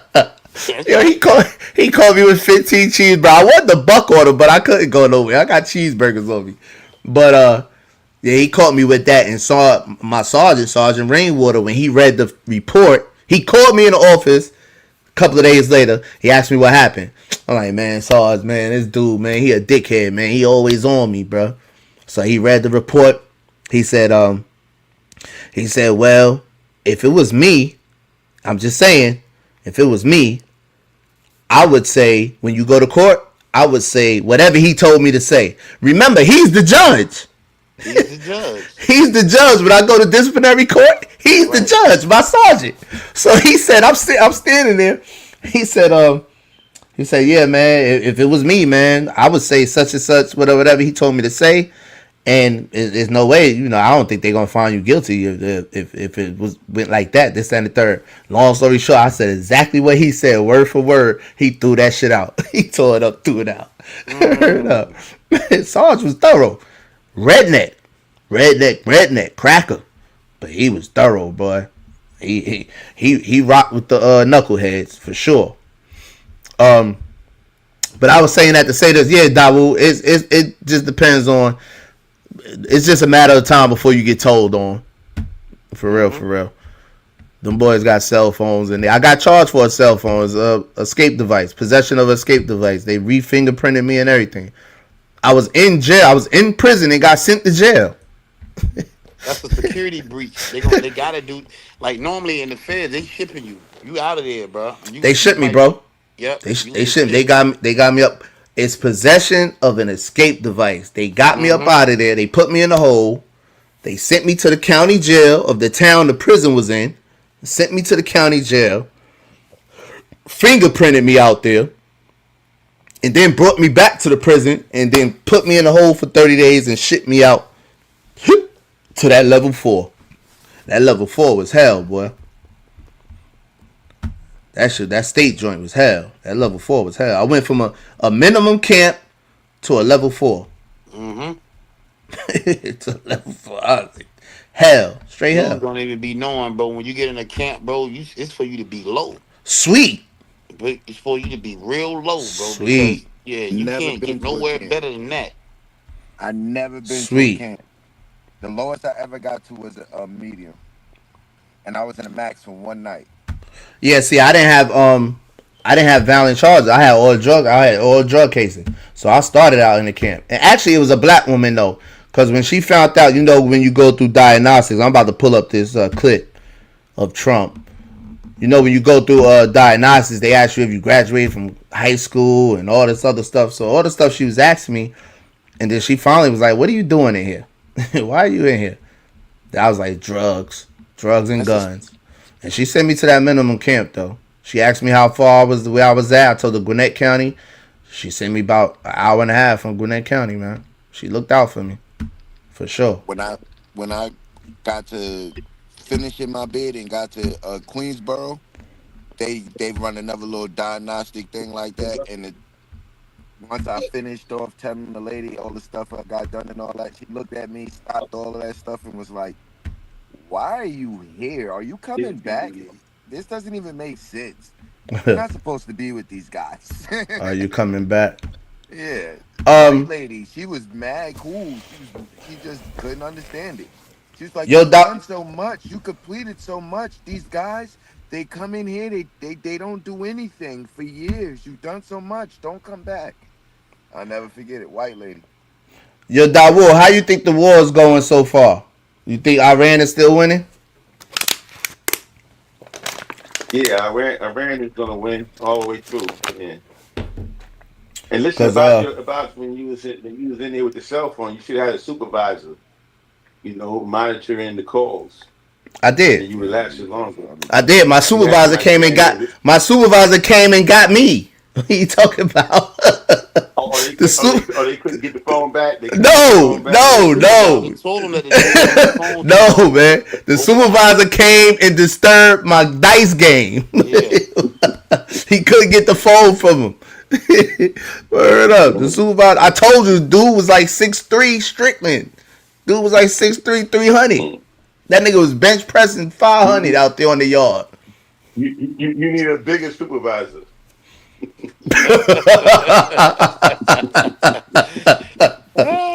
Nah, he was the biggest in the building. I ain't gonna front. Wasn't nobody bigger than him, man. He was huge, man. He was a crackhead on the street. You know how them crackheads come to prison and they blow up? Mm-hmm. That's exactly what he did. He came to prison and blew up, man. But yeah, I needed another supervisor. That's hilarious. The supervisor came and got me, man. Hold on, y'all. Attacked very powerfully last night. The very dangerous people from Iran, they're sick. There's something wrong with them. We said, go and do your funeral stuff. And instead of that, they started shooting rockets at ships yesterday. And so we hit them very hard last night, very hard. I would say 20-1, 20 times tougher. And I told them every time you hit, we hit. And of course, they're dirty players, so they go after everyone, probably including me. I've been number one on their list for years.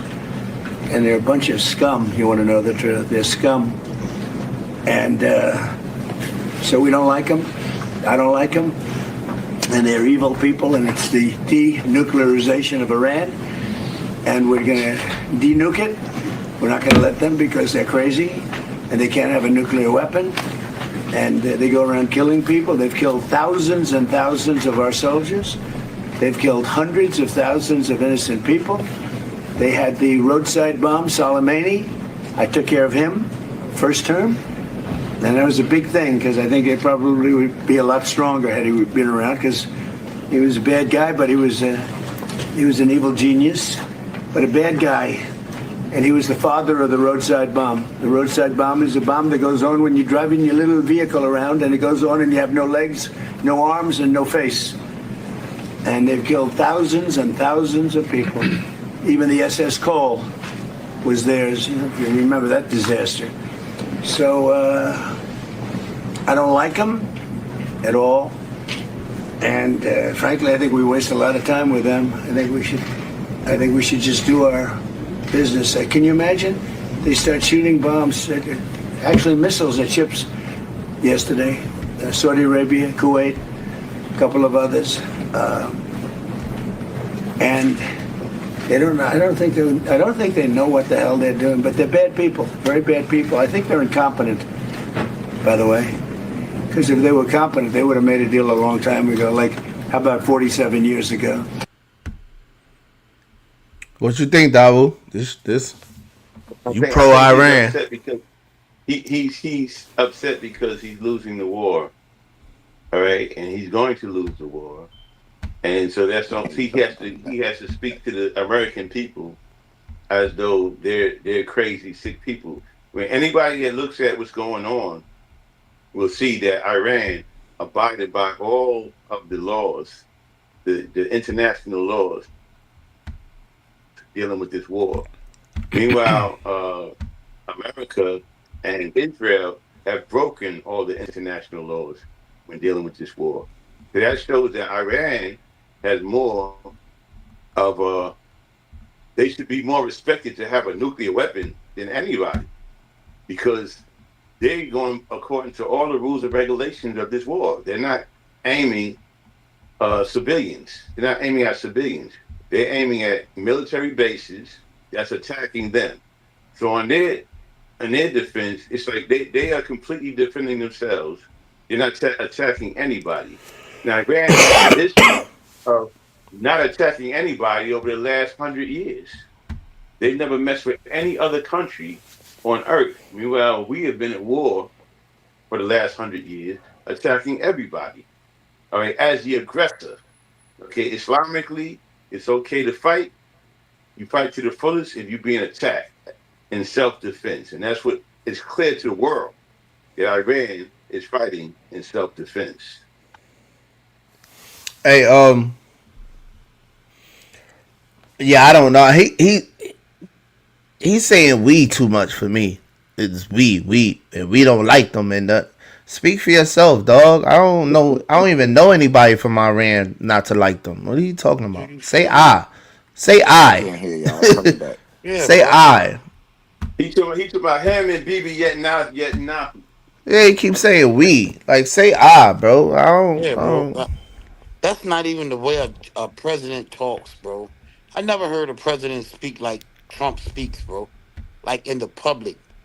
You know, you don't speak like that, bro. They're bad people. I don't even think they know what they're doing. Nobody, it's like low scum talk, bro. Like, and everybody knows it's you lying, bro. Like, you know what I'm saying? Like, it's bad, bro. Like, he's the worst speaking president we ever had, bro. I ain't gonna cap, bro. But he's either lying or he's really, really stupid. One of the two. But like you said, these people have been around since the biblical days. Iran has been, I think Iran used to be Persia.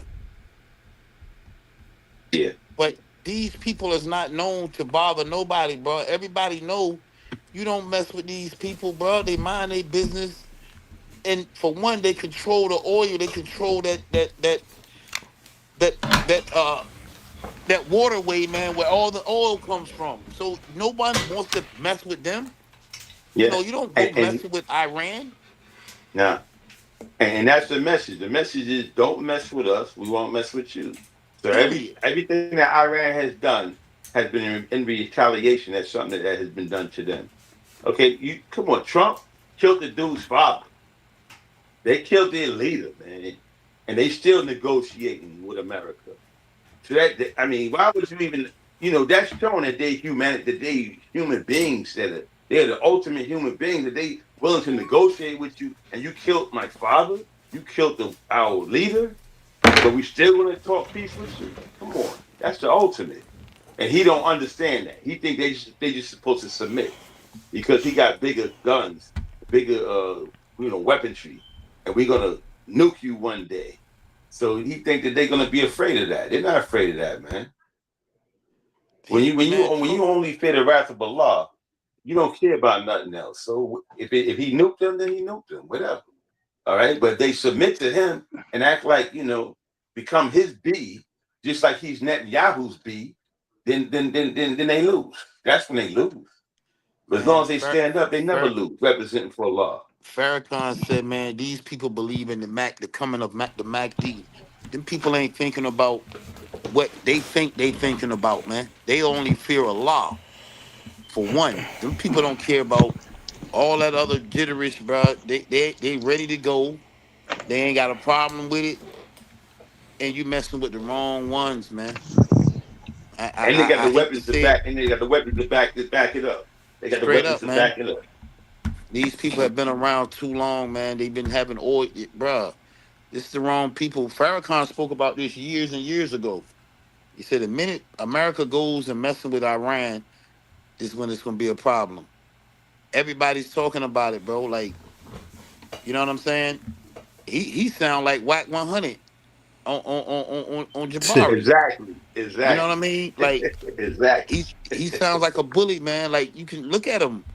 What he's saying on the thing, bro. Like, yeah. A defeated bully. A defeated bully. A defeated bully. I hate to say it, man, but they put this guy in his seat. He's the wrong guy to be in his seat, bro. I'm starting to Let me say something. A lot of people, even like, let's go back to other leaders. Like they said, Obama was behind NATO. Well, during the 2011 uprising, of what they call a NATO invasion, Donald Trump, he released a video blog calling for immediate surgical U.S. military action to remove Muammar Gaddafi, stating that the leader was slaughtering his own citizens, just like he said about Iran, and the U.S. needed to intervene. And a lot of people don't really. He eventually, years later, kind of changed it and said, "Well, Muammar Gaddafi probably would have been better," but you know, he always try to create this narrative that somebody is slaughtering their people and we need to go over there. He is going to get a lot of people killed. You said 2011? 2011. Donald Trump put out a blog about Muammar Gaddafi that he wanted them to remove him. You know what I'm saying? He didn't have no power. He didn't have no power. Obama had the power. Yeah, what I'm saying, but still, I'm talking about what his speech is, how he determines differently. Well, you know, because though he didn't have any power, he was still considered a rich man. You know, so what he said kind of mattered because people followed him on his blogs and different things. So, you know, it's just like he called Iran terrorists back in my days.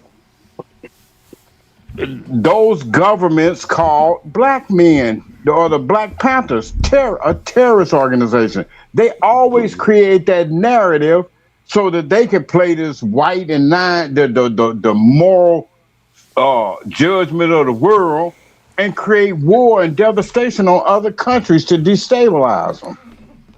He gonna lose this one.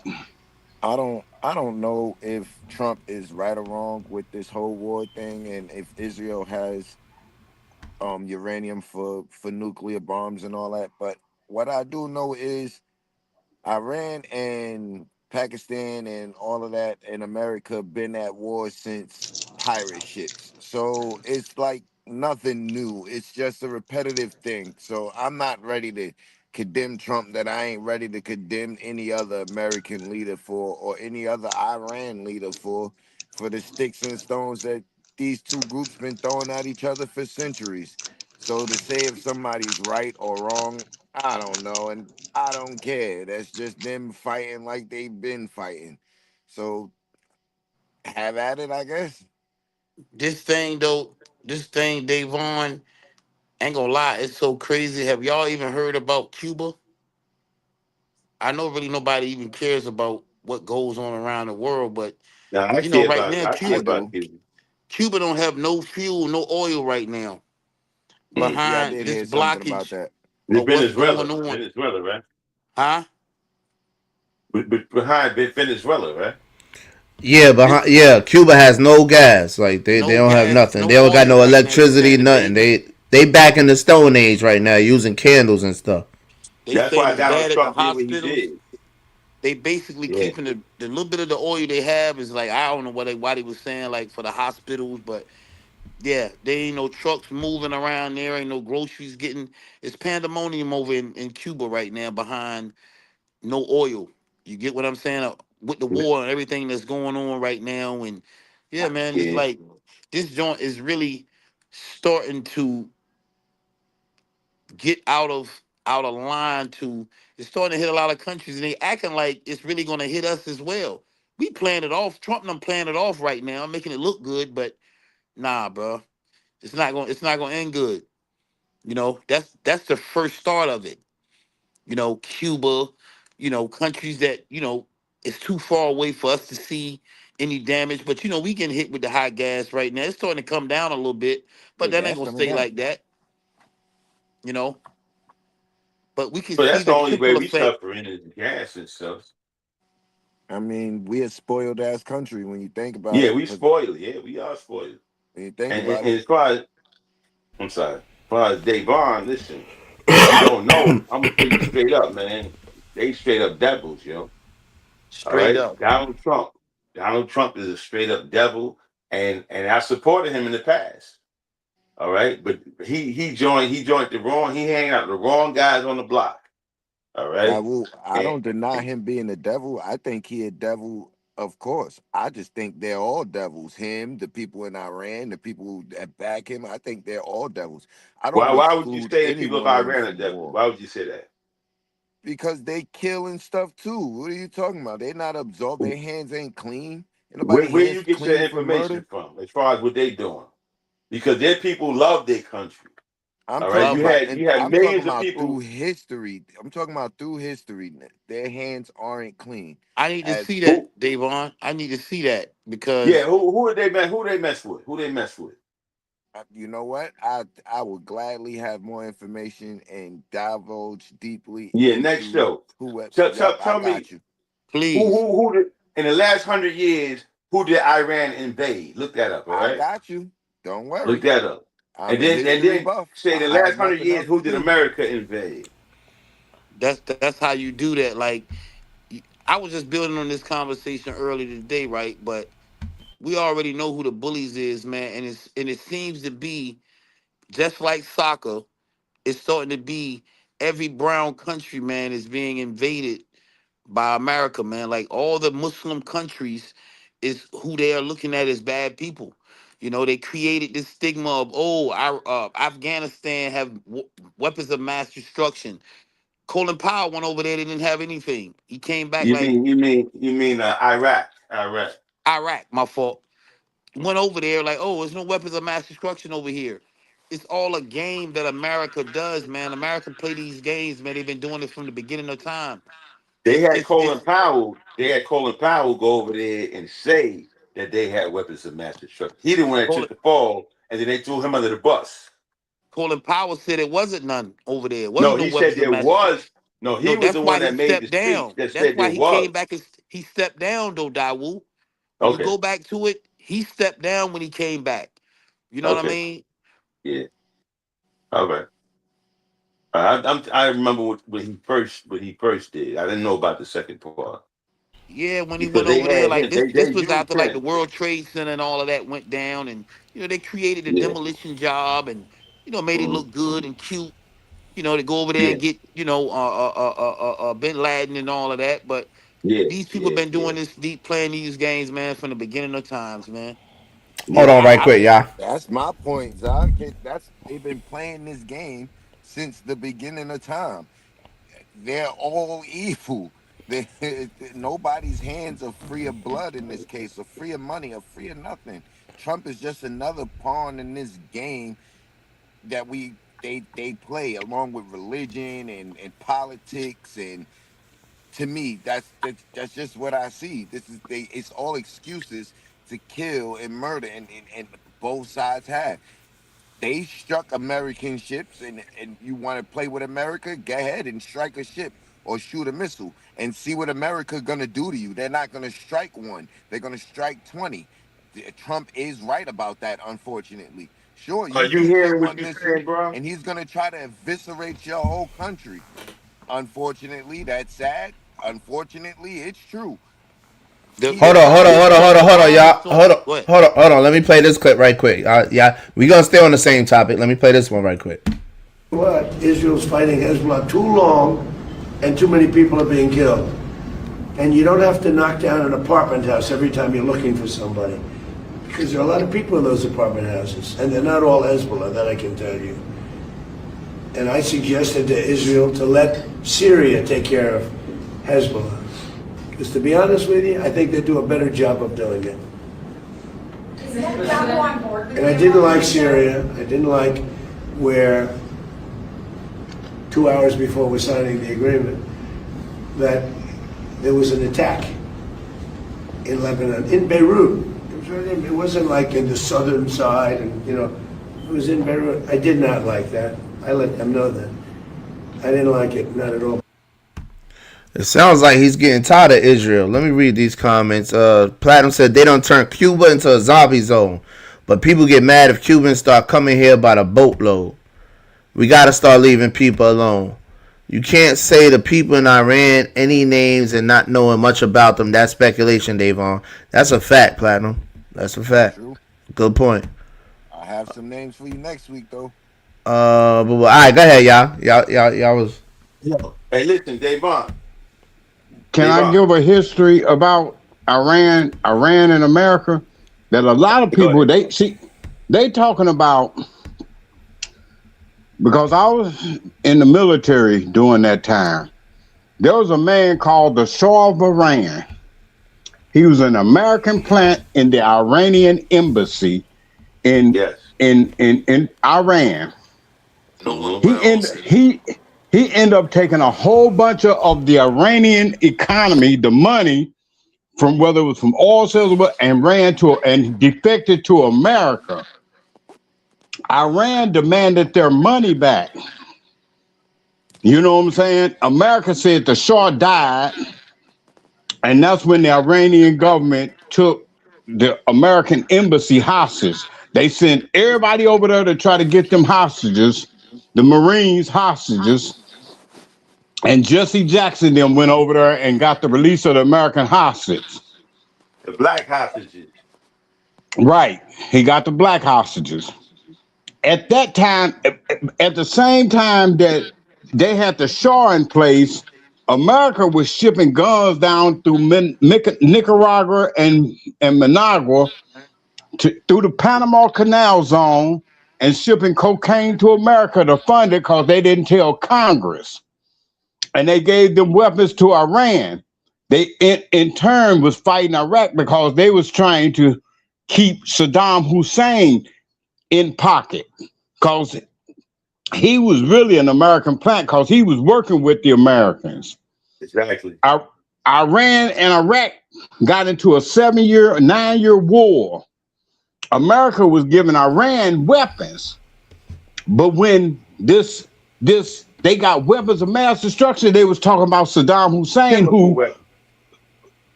but they was talking about Saddam Hussein that saying he got weapons of mass destruction. But all he had was them M1 rifles from World War II that Americans gave them to fight Iran, because they wanted to keep Iran and Iraq at odds, so that Iran didn't have time to think about them trillions of dollars that the American government owed them.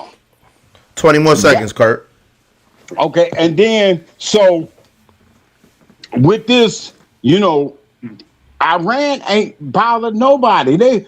It's a wonder why they said Iraq had weapons of mass destruction. They went in through Afghanistan and went after Osama bin Laden. That ain't got nothing to do with Iraq. But the only way into the Middle East was flying through Afghanistan's sovereign territory, because those other nations wasn't allowing America to fly in. They gained entry into the and it was all about the oil. That's what Donald Trump said. When we went over there, we should have kept their oil the first time. Let me get in here right quick. Yo, Dawu, you want to rebuttal that right quick or something? 60 seconds. I want to keep it moving. Yeah, I was about to say something. I forgot what I was going to say, but I'll think about it. It's all good. I got something for y'all right here. I'm gone in about 10 minutes, y'all. I'm getting off at 1:00 tonight. Let me see. Where am I going? Oh, I gotta get your thoughts. You and Zah, I gotta get y'all thoughts on this clip right here. Didn't want to make this video, but I guess I have to. This is Abdullah Mason, a killer boxer, and more importantly, a Muslim brother of ours in Islam. I figured since I kept the same energy with Devin Haney, I told him, how this is why you lost during your fast, because he didn't fast for the Ryan Garcia fight. I'm going to keep the same energy with Abdullah Mason. Brother, how are you going to fight a Muslim? How are you going to punch the face of your Muslim brother? And more importantly, how are you going to do this for competition? How are you going to humiliate each other? And to the other brother, may Allah guide him for even taking that fight. How are you two going and pleasing the kuffar and entertaining the kuffar at the expense of your blood, at the expense of your hard work? Another reminder as well, when Allah subhanahu wa ta'ala wants to destroy an individual, sometimes He just gives him everything that He wants. He gives him all of the victories, all of the money that he wants, all of the fame that he wants, and thus he is destroyed by it. Wallah, fear Allah. The state of the Muslims when they see one another falling in a certain sin is that they are anxious for their brothers. If they're in a difficulty, they're anxious for their brothers. They're worried for their brothers, not fighting their brothers for entertainment. What y'all think, Zah? Dawu? I agree with Boy, that. boy. I'm gonna let Dawu clean it up. Hey, bro, that Nah, was I beautiful. agree with that. That was beautiful. I agree. I ain't gonna lie. I Yeah. watched the fight and everything, bro. But I know Dawu know as much as I know that a Muslim's blood is sacred, bro. Like we don't supposed to be out here fighting to entertain the kuffar. I don't care by any means, by no circumstances. So Yeah. I'm glad he just broke that down. He's right, bro. Like this is what guys would do before for money, man. We would Yeah. break the laws of our own for a Yeah. dollar, man. And he brung blood to that brother. I ain't gonna lie, they both cut each other. So They should take turns. Abdullah Mason just fought who in Drew Blood? he fought his Mason brother. They used to be sparring partners back, but the other guy I forgot his name, BJ. What's his name? Can you get that to us? I forgot. We spoke about it last Sunday that just passed. I played the clips of the Mason brothers. It's three out of the 5 Mason brothers fought. The guy Abdullah Mason fought was from Toledo, Ohio. He was Muslim also. He was a champion also. He was undefeated. Yeah, he was undefeated too. Right. They both was Muslim. I said last episode, I said I love the respect they show for each other. Yeah, you did. I love the love they have for each other. And I said Muslims actually do show that more than anybody. The love that they have for each other and stuff like that. But I get it. So Zah, you don't like the fact, but Zah, you watched the fight though. I didn't even acknowledge that at first. My cousin Zell called me and told me, yo, man, the fight tonight. I didn't even know who was fighting. I didn't even know Abdul Mason was fighting, and I didn't know who dude was at first neither. But I did. They both said that they was Muslim, and I didn't pay no attention to that, bro, until basically brother just enlightened me on that. I knew they both was Muslim, but it never entered my mind. Like, damn, they two. I just found even the part caught me, bro, that they were sparring partners. Okay, I get it. Still, bro, it's like when do the brotherhood come in where this fight is off limits? I can't take every fight. This Yeah, brother here, man, this is my brother. You understand what I'm saying? Like, yeah. And I ain't gonna lie, I seen Riggery in that fight. That referee stopped that fight, which he didn't even supposed to stop it. They showed, it came across my gram. It was a bad stoppage. When he bent down and hugged him, it was horrible. He smirked and he winked at somebody. Like it came on my gram and somebody just spoke about that. Like, yeah, that fight was rigged or something. Like, this is an A fighter. You know, both of them supposed to be A's, but What we was know rigged that about it? Abdul Mason was like, that's the face of boxing in that, you know, a good part of the face of boxing in that weight class. What was rigged? What was rigged about the fight? What was rigged? The stoppage. Ah, that nigga was done. Either way, he wasn't coming back. But he was up. That dude was up. He was up in the round. He was up in the first rounds, BJ. On everybody called. No, Mason even said it. he was up, but he had already dropped him, bro. He already dropped him in anything. He dropped him the round or two before that. That fight was his. He took off after like round 5, round 6. He took off and he dropped him. That wasn't the first drop. That was the first drop, BJ. That was the second. He pushed him down in the second one. When he pushed him, that wasn't a knockdown. The man didn't even do a standing count. You got to do a standing count for you to count somebody out. You got to at least start it. That man ain't showed. That man stood up on his knee and was down, and that man just stooped down and hugged him and called a fight. Nah, that was a bad stoppage, bro, on the eyes of everybody. You had Crawford up there. You had Timothy Bradley, even the white man, and you had Corey. What's the name? All of them said that. He got a lot of scrutiny behind stopping that fight early. I'm not saying the stoppage was a good stop. I'm not saying that. I said it was. He knocked him down 2 times during a WBO lightweight championship. That wasn't the first knockdown, bro. The first that BJ, he only knocked him down 1 time. Bro, I'm reading it right here, bro. Both knockdowns occur. I watched the whole fight. I watched it. What I'm saying, the second one, BJ, was not a knockdown for real, bro. He leaned on his back and he fell. You get what I'm saying? They said like he. All right, you saying it's not a knockdown, but he knocked him down twice. Occurred in the opening minute of the 12th and final round before the referee. Listen, when I was watching the fight, no, he actually said it. He said it. He said my corner told me I was down in the fight. That's why I came out. That's why he came out so aggressive. Oh, so your complaint is the other dude might have won if they ain't stop it. I mean, he had a shot. You at least got to hear it out. You at least got to see what the play is. It's a bad stoppage. So I ain't even gonna argue that. I think the young man should have let him go out on his shield. Even if they considered it the second knockdown, normally it's after 3. No 3 knockdown rule. But dude got right up. He wasn't hurt. For them to stop it. So yeah, it was a bad fight. And I think the second knockdown was a push down because he did push him down. But he connected on a punch right before that. But that still should have been a push down. It should have been a push down. It shouldn't have been a stoppage. If anything, you get that man an 8 count and let him, go out on his shield.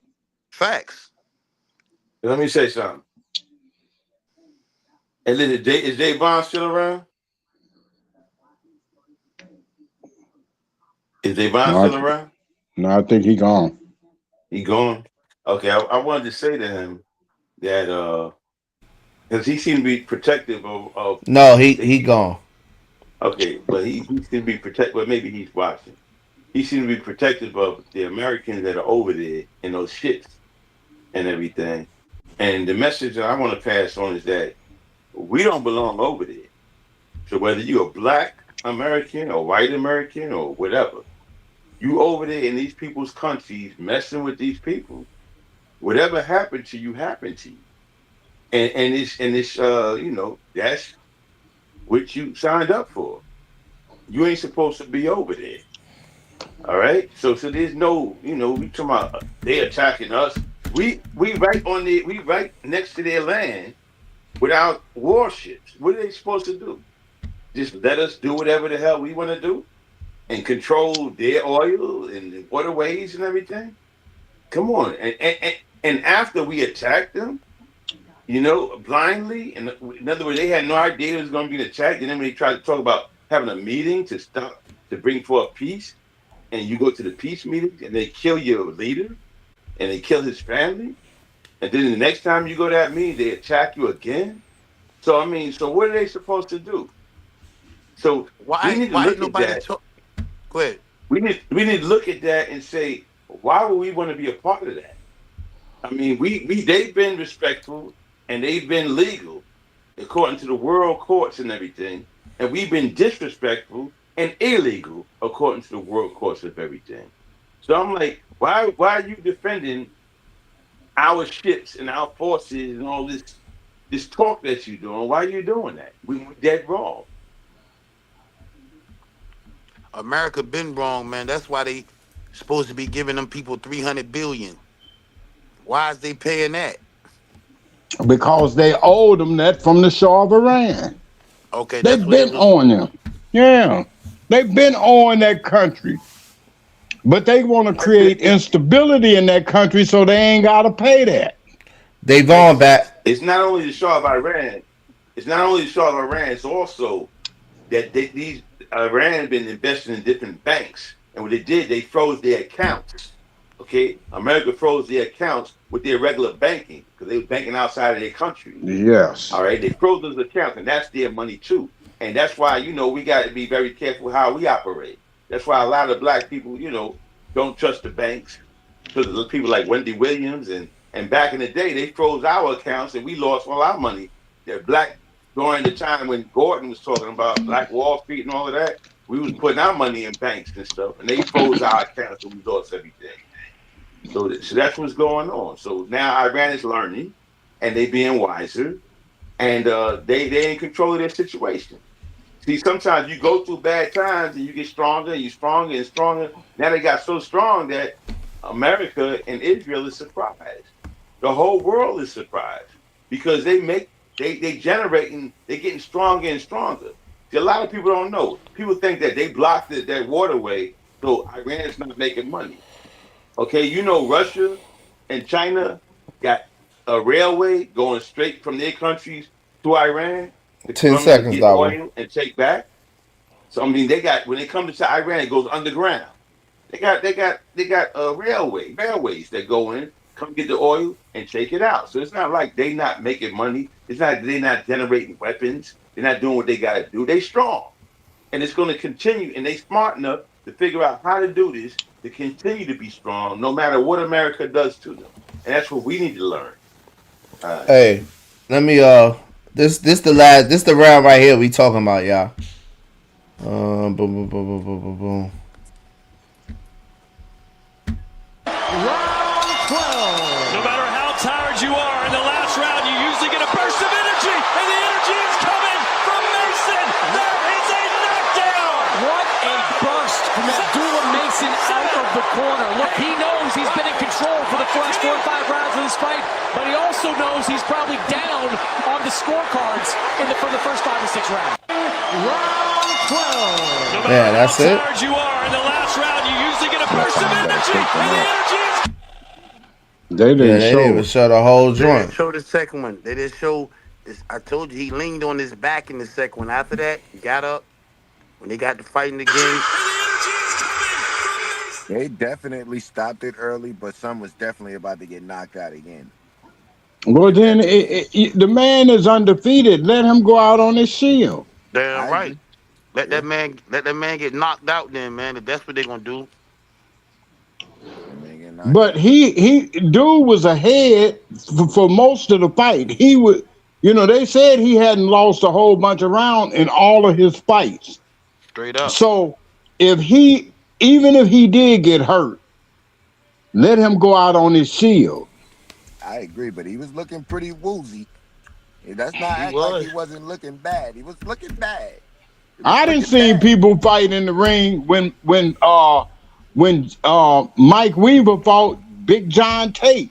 Lost every round. 15 round, he came up with one of them punches that the dude didn't see. Cracked Don't even go 15 rounds no more, Kurt. Well, I'm just saying, I've seen a lot of people. Kurt went to the 50s. He went in his bag with that one. Wait, let me go to the Hearns Sugar Ray Leonard fight.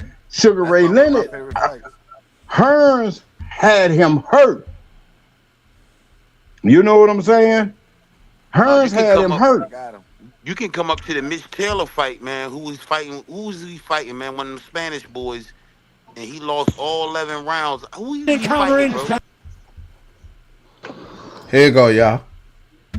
That's why Mason has changed the tide. 12. No matter how tired you are in the last round, you usually get a burst of energy, and the energy is coming from Mason. That is a knockdown. What a burst from Abdullah Mason out of the corner. Look, he knows he's been in control for the first 4 or 5 rounds of this fight, but he also knows he's probably down on the scorecards for the first 5 or 6 rounds. And now the opening there for the knockout is there. He caught him with a left hook around the guard because Bell was trying to block and look for body shots. It will be there again. Bell keeps that chin high. And now you know Bell's just going to try and survive the round. Chris Mannix has the challenger up by a point.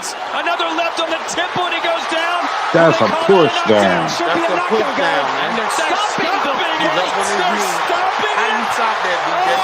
That was a terrible stop. You cannot stop it, but guess what? It doesn't matter. Mason was on his way to a big win in his hometown, and still your lightweight champion. That's bull. That guy, Albert Bell, was in this fight. He certainly was. I like that right there. Many of the last 4 or 5 rounds, maybe all of the last 5 rounds, but he deserved better than that. They're gonna fight again. Yeah. That was a bad stoppage. I don't think they're gonna fight again. I don't think they're gonna fight again. Nah, because they shouldn't even have fought that time, man. But you know, the dude took that fight on a 10-day notice or something. I didn't even know that. Yeah, that was like a, you know what I mean, like a last second. You know what I'm saying? Like, And that's that was the decision they shouldn't have made. They should never fight each other. Nah. This my thing about Kurt. That rapper is in the mic. This is my thing about the what the Muslim brother was saying, the Arab Muslim dude was saying about Muslims fighting each other. They fight each other in them Muslim countries. Even when they train, they fighting each other. They punching each other in the face. They have fights in tournaments and leagues and stuff in Muslim countries. The UFC, them dudes fight each other. They fight all over the world. You know what I'm saying? So I'm trying to see why he making it such a big thing with these two young brothers, man. They young kids, man. They 21, 22, bro. It's like this, BJ. It's like I heard Shakur Stevenson and what's the dude name? Davis from VA. What's the boy name? Keyshawn Davis. Keyshawn Davis said they'll never fight. Like they homeboys. And these are just homeboys, right? And they already said that they ain't fighting each other. You know what I'm saying? But these ain't that's different though. These ain't no Muslim brothers or nothing, but I'm just saying though, you gotta know it's some brotherhood That's different. there. It's some brotherhood there with these two dudes. Like I said, they was spars. You know what I'm saying? They put the gear on and they sparred each other, you know, years ago. Obviously it ain't no brotherhood there like that. Shakur, never no bad blood with them though. I'm not saying that. I'm not saying it was. I said once again Sunday I bigged these two up. I said, yo, I love the respect that both camps showed each other. I love the respect they showed each other. I love the respect the coaches got from the boxers and all that. But what I'm saying is, first of all, homeboy is from Toledo, Ohio. He's from Cleveland, Ohio. I don't really think they might have sparred or whatever, but I don't think they had a relationship like that. If they did, or if they had a real brotherhood, they would have never fought. As you see with Keyshawn Davis and Shakur Stevenson, they never gonna fight each other because they got a. You don't have to be Muslim to have a brotherhood. That's a fact. That's a fact. I agree. You know with what I'm saying? They got a real brotherhood. It don't matter. Shakur Stevenson's like, yo, I'm not fighting him. That's my brother. I'm not fighting. That's why I say that brotherhood. That's why I say, man, in this type of world, that's why I respect that Muslim dude when he came on, bro, because we don't really know our principles and morals behind this thing. Yeah, people don't know. People don't know. Yeah, it's bigger, bro. It's bigger than me shedding your blood, bro. Like, you understand what I'm saying, though, bro? It's you got to understand that first before brother can just, you know, for us to build on that. That's why dude's saying some real stuff, bro. I understand it. I understand it, and I understand I understood it when he said it. I just don't. I don't care. I don't care about what he talking about. I don't care about what them Arab Muslim niggas talking about. I ain't gonna lie. They don't even mess with y'all. And I understand that, you know, all right, that's y'all faith, that's y'all religion, that's the rules to y'all religion and all that. Okay, but if you want to take it back to the Middle East or in any time period, they fought each other, man. They had fights, and that's why the Muslims and they had competitions and stuff. Let Dawood speak on that. So, matter of fact, Dawood, tell me what's the passage? What's the verse that say? What is it saying in the Quran about fighting another Muslim? Now, you ain't never supposed to fight another Muslim. What does it say? I don't know the verse in the Quran. I don't know the verse in the Quran. But the point of the matter is that right now, what's going on right now with Iran is crystal clear to Muslims all over the world, okay, that Iran is the better Muslim right now, okay? And all the other countries that's going against Iran on the side of the Kufa, okay, are fake Muslims. And this is not the people, it's the government. So all those countries over there got corrupt governments. There need to be, the people need to do what they got to do to take over those governments. And Iran need to help them because they can help them with their missiles and whatever they got going on. Iran needs to take over the whole Middle East at this point because the Middle East has disrespected them and has disrespected Islam. Okay? And I say disrespected Islam because Iran has done everything right in this war. How are you going to have Muslim countries letting the Kuffar come into your country and shoot missiles against and kill Muslims? You're not supposed to allow that to happen. So then, right? at the end of the day, every Muslim is supposed to take arms up against America and Israel. Then that's 100%. Not what I said. I ain't gonna say that. I'm asking you then. I'm asking. No. What I'm saying is that you just said Iran is the best Muslim. They the better Muslims. So if in order for everyone else, the other Muslims that ain't as good as Iran, in order for them to catch up to Iran, they're gonna have to join this fight with Iran, take up arms against America and Israel. Listen. I'm not gonna let you set me up with that question. What I'm gonna do is this. I mean, this is okay. They're not supposed to allow. Okay, I'm just asking the question, man. I'm just asking the question. They're not supposed to allow, okay, the enemy of Islam to come into their country and attack another Muslim brother or Muslim country. They're not supposed to. Okay, so every Muslim. They dead wrong. All right, so all Muslims, every Muslim should be stopping America and Israel from attacking Iran. It's crazy, BJ, that you saying they're supposed to be defending Islam. Yes, they should be defending Islam. Period. All right, then. So y'all don't need to be making comments about these two young brothers in the boxing ring. Y'all need to take up arms and defend Iran. Even the Arab dude that's up there talking. Our words are arms, brother. Our words is the words that we speak. We just tell the truth. That's all. See? All we gotta do is speak truth, bro. See, that's that bull crap. That's that bull crap. What I'm saying alleviates all the fighting. It don't always make it right, bro, and we not gonna see right all the time, bro. You got money, you got manipulation. Like Muammar Gaddafi is Muslim, right? But the way these people create lies and create things against people, when Farrakhan break it down and tell you what Muammar Gaddafi was doing with his country, these people, everybody had health care.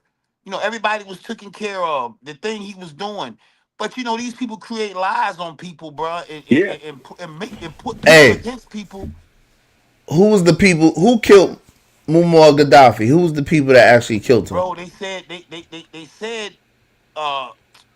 Hillary Clinton and them. I think that was when Clinton was in.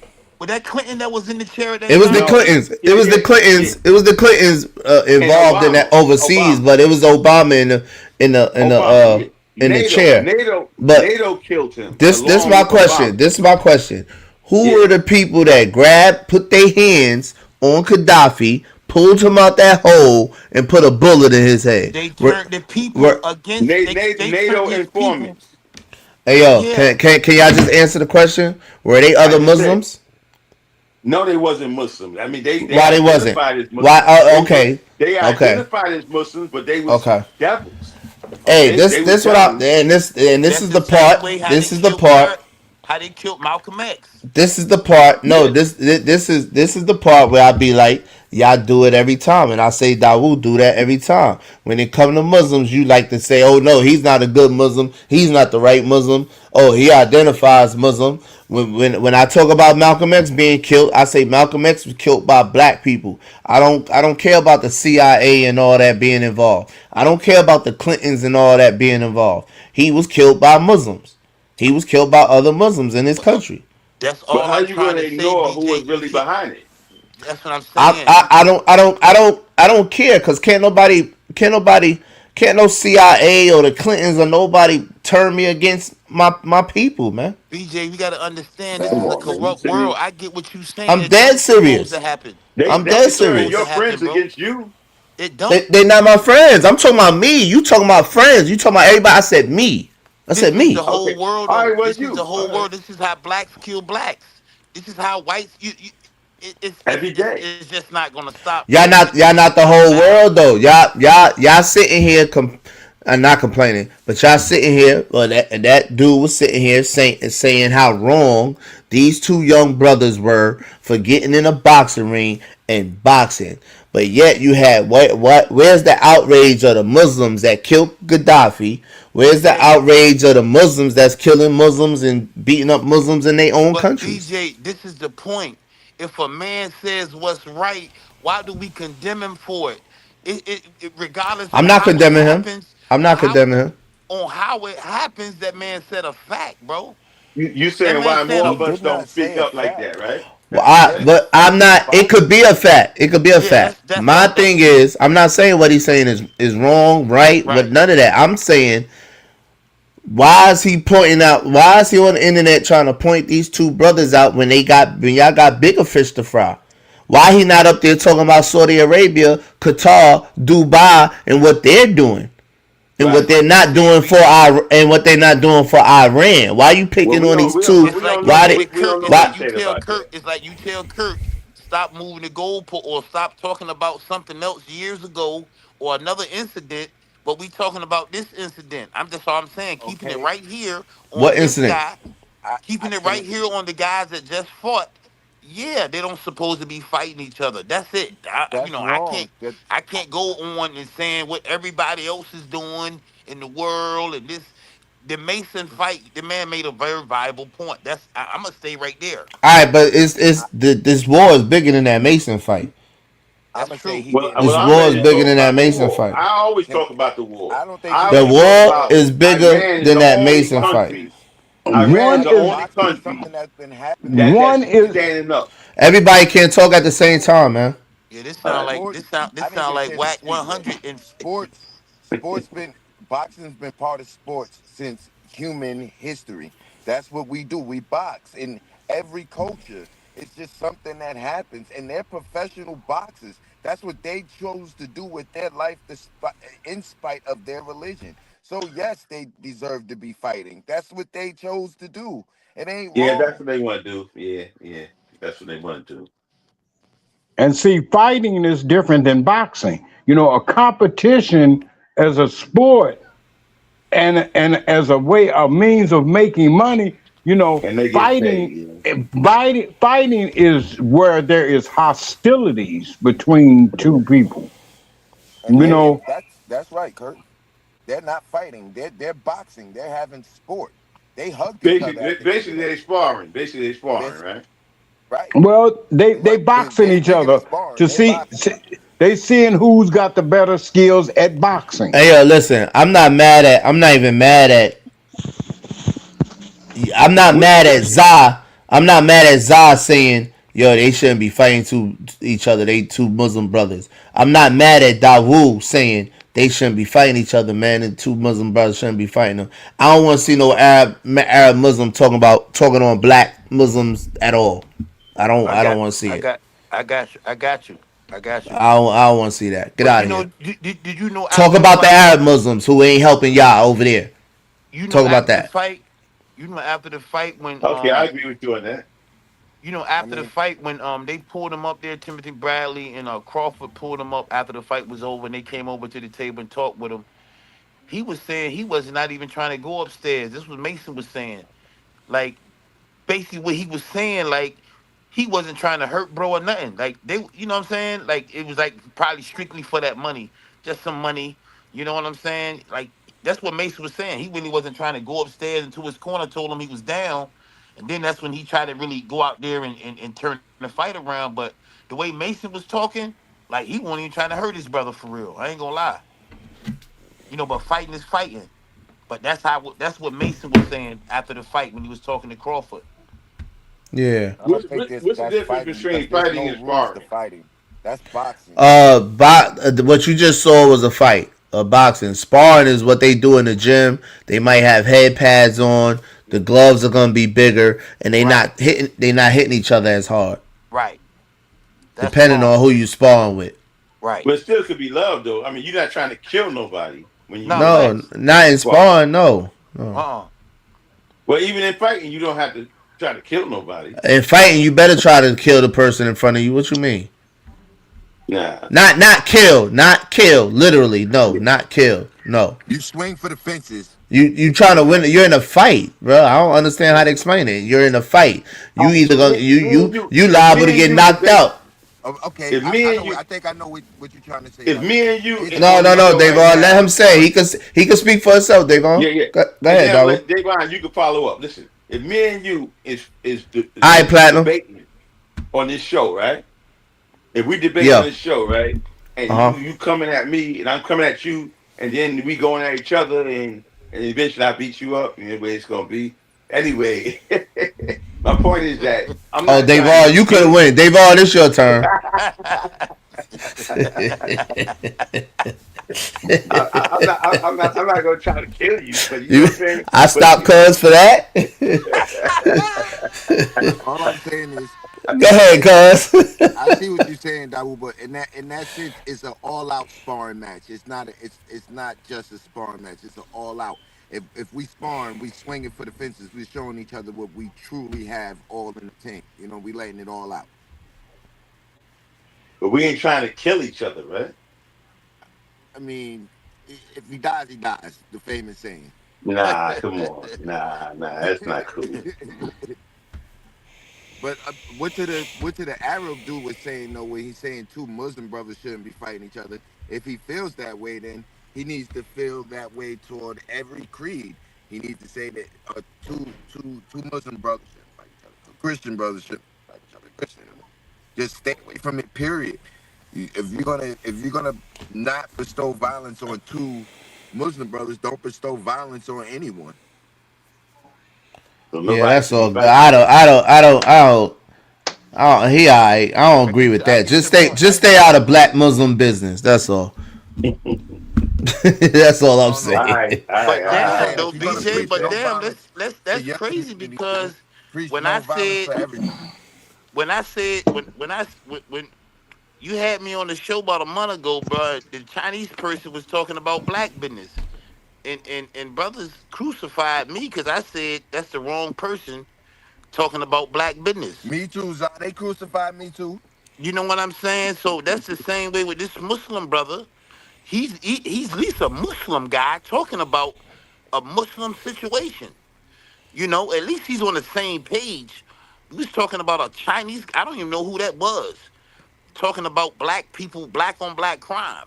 You know, and you and Fu dogged me about that situation. They dogged us, Zah. That's a fact. That's a fact.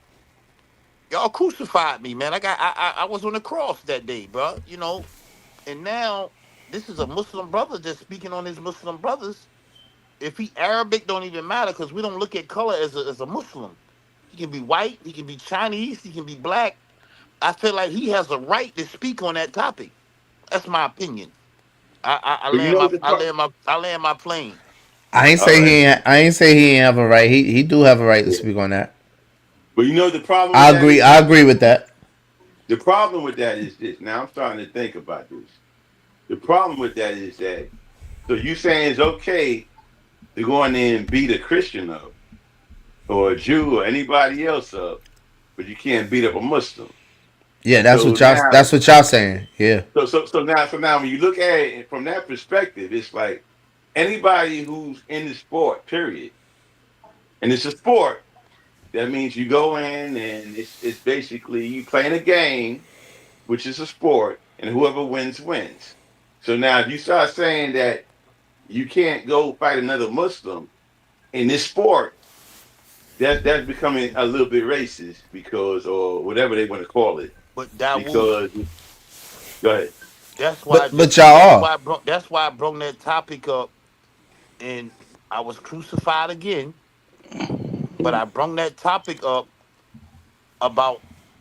I just wanted y'all to see the difference. You get what I'm saying? If a brother, if Shakur Stevenson can say, "I'm not gonna fight." So what's the brother name again? DJ Keyshawn Davis. Keyshawn Davis. If I'm not gonna fight my so-called brother from another mother, I'm not gonna indulge in that fight ever. Why can't true Muslim brothers agree on that same thing? That's all I'm saying. Y'all can. Listen though. Nobody say. In the That's end, true. In the end, a Muslim brother blood is sacred, bro. That's his brother. Like, if you don't take your shahada, this Muslim brother is closer to a brother than my real brother. This is how deep the deen goes. So, but you're gonna say as a homeboy of mine that we'll never fight each other. You take that much pride in to never fight this guy because y'all are cool. Then it should be more of a principle for a Muslim to not fight another Muslim. That's all I was saying. Where are the morals and principles that Kirk always talk about? Where's the morale in that situation? Would be in the same situation as a Keyshawn Davis in a Shakur. But because they really brothers. The difference in that situation is, And Abdullah and Albert ain't really brothers. They just Muslims. Right. And that's bigger. That's bigger than a brother. That's bigger than to you. To you it is. To you it is because you Muslim. Yeah, it's a choice. But to a non-Muslim, you know, they look at it as though, y'all don't see okay, it. so thank you. So thank you, Dawood. I'm saying, no, I see it. I see it, but it don't matter. Y'all just talking. Before you thank me, listen to what I'm saying. What I'm saying, to a non-Muslim, it looks like you are part of a cult and you're terroristic. Y'all are. Y'all gangbangers. Against the rest of the saying, man. You're gang banging. See this talk. You're blood'em. You're blood'em. Y'all blood'ems. Between the gang members and the Muslim legal. What's the difference? What's the difference, Davon? There was none to me. And I wasn't gang banging in no religion, no. I was by myself going crazy. And it was no difference to me. I treated the Muslim niggas the same way I treated them gang banging niggas. Hey, Zah, you said a Muslim, when you take your shahada, your blood is sacred. A Muslim brother blood is sacred. Right? Yes, sir. All right, so you came across a lot of Muslim brothers that took their shahada. So their blood was sacred. Right? What they corrupt. I think all of them except for one was pieces of shit. I still wouldn't put my hand on them. That's true. I get that. I'm not even. I'm not even disagreeing with that part. That's 100%. I'm not even disagreeing with that part. You know my inside. I get it, BJ. So you can put my dirt out there. Nah, I tried to cover it up a little bit.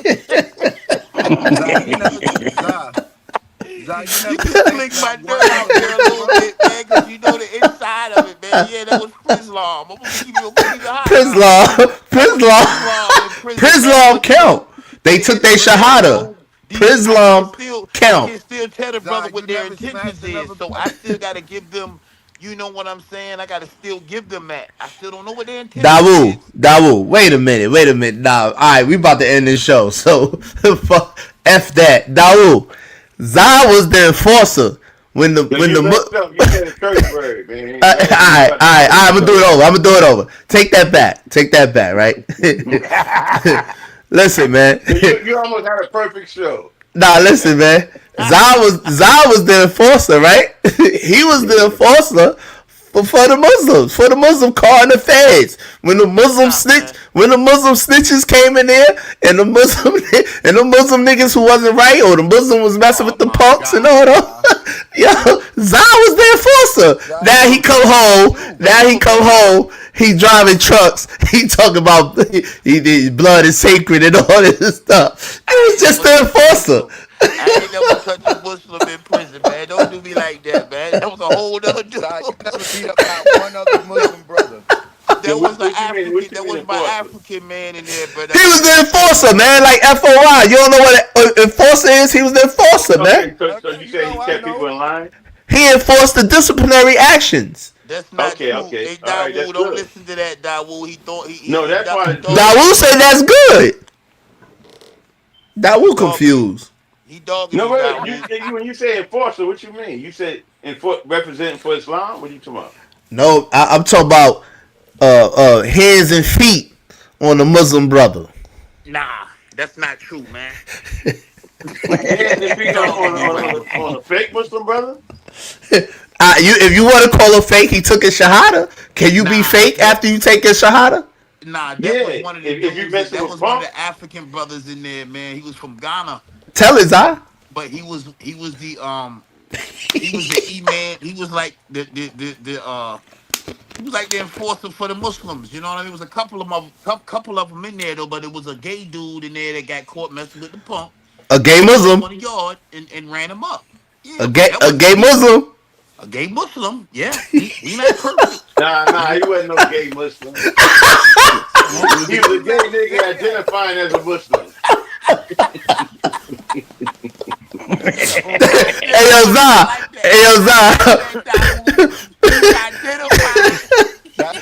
Hey yo, Zah. My moms, Dawood and Suleiman do not like that. At all. A gay Muslim? Nah. Bro, that was terrible, bro. Yeah, I like that though, Dawood. He was identified. You know what Hey, no, hold on, no. His blood was supposed to be sacred too. He took a shahada. His blood was supposed to be sacred too. But he was a Muslim plant. Kurt, don't try to help them, Kurt. Stay out of this, Kurt. Do not try to help them. He took himself out of the fold. Don't tell Kurt to stay out of it. What is the appropriate right, trying to what is the appropriate way to handle someone who y'all find out is gay or do something that's against the deen? You got, for one, when we find that out, bro, you either got to walk yourself up top or somebody gonna beat you up top. It's just the law, bro. This is Prislam though. This is the law though. But Prislam is different. Prislam is dangerous. Dawood, Prislam is dangerous, man. You stay out of this. I'm not talking about prison. Prislam is dangerous, Dawood. What are you supposed to do in the culture? Ain't nothing no dangerous, forgiveness bro. or nothing. So go ahead, Davon. I can't hear you're you. No longer Muslim. Say that again. I'm not talking about prison. I'm talking about at home. If someone do something against the deen, are they no longer Muslim or something? I can't judge that. I'm not. I'm. That's only a law judges right on that situation. But inside of prison, things are going to get handled different. Out here, I can escape them. I can move around the world. I don't have to. That's not my business for me to put punishment on that person. But in prison, it's a different setting. It's a different fold because the brothers. Prison knows us. So, if someone you know that went against the deen here in the streets, and you seen him at the mosque the next week, do you pray with him? Of course. Okay. I mean, he's gonna line up foot to foot. He might not. I'm not gonna be beside him. You know what I'm saying? But if it was, I'm gonna pray with him. Yeah, that's not my duty for me to punish dude. You know, that's up to the imam or whatever or whoever running the show. They gotta do. That's on me. Being a Muslim is tough, man. I think it should be more strict out here, outside of prison. I think that there should be more rules and regulations out here. If you're part of an organization, the organization should, like, be strict, just like the brothers in prison are strict on certain things. That's why. Because That's why Dawu. I really agree with you because, but in that setting now, I guess that in that setting, everybody is being ridiculed. Everybody's being looked at. If you letting guys walk around as gay, and that's in any car. This the feds though, but that's in any set. They're gonna run you up top, bro, because you make y'all look weak. And nobody's gonna be disrespected in that prison, in that setting, because now brothers gonna take advantage of you. Oh yeah, y'all got a gay dude in your set. Even though we're not a set, but this is our religion. This is what we living by. You can't let nobody play with you like that. So why is it's that gonna any get dealt different with. from outside? Why is that any different from I didn't here? say it was no different. Okay, I all just right. said that me personally, I don't have to be around that person that did something wrong. Me personally. Yeah. Yeah, this is why I don't like religion. Y'all come with too many rules and See, that's why you gotta have justifications an open mind. to come before y'all God and all of that. No, ain't nowhere in the world. It's not. You're not truly coming before someone how you truly are. To me, it's weird. I gotta abide by all these things just for my God to accept me. Is no God for me. So what you want your God to let you drink, smoke weed, I guess so. I guess that's what they saying. watch porn. Watch porn, You want your God to let you do whatever you want to do, huh? child More rules and pornography. regulations. That to me has nothing to do with God, more so with discipline. That's something you can get from a dojo. I'm not. That has nothing to do with religion to me. That's all self-discipline. I can do. That's all a choice to me. In the end of the day, though, Davon, they always say, man, Allah makes Muslims. We don't make Muslim. You get what I'm saying? So that's my opinion on that situation. Like I said, can't nobody tell you what your intentions are. You know what I'm saying? I can't tell you what your intentions are. That's like telling you what you ate last night. I don't know. I can't tell you what your intentions are. Only Allah knows that. So I can't put certain things on you. You know what I'm saying? Like I said out here, I mean, I understand what Dawu saying. That's a fact.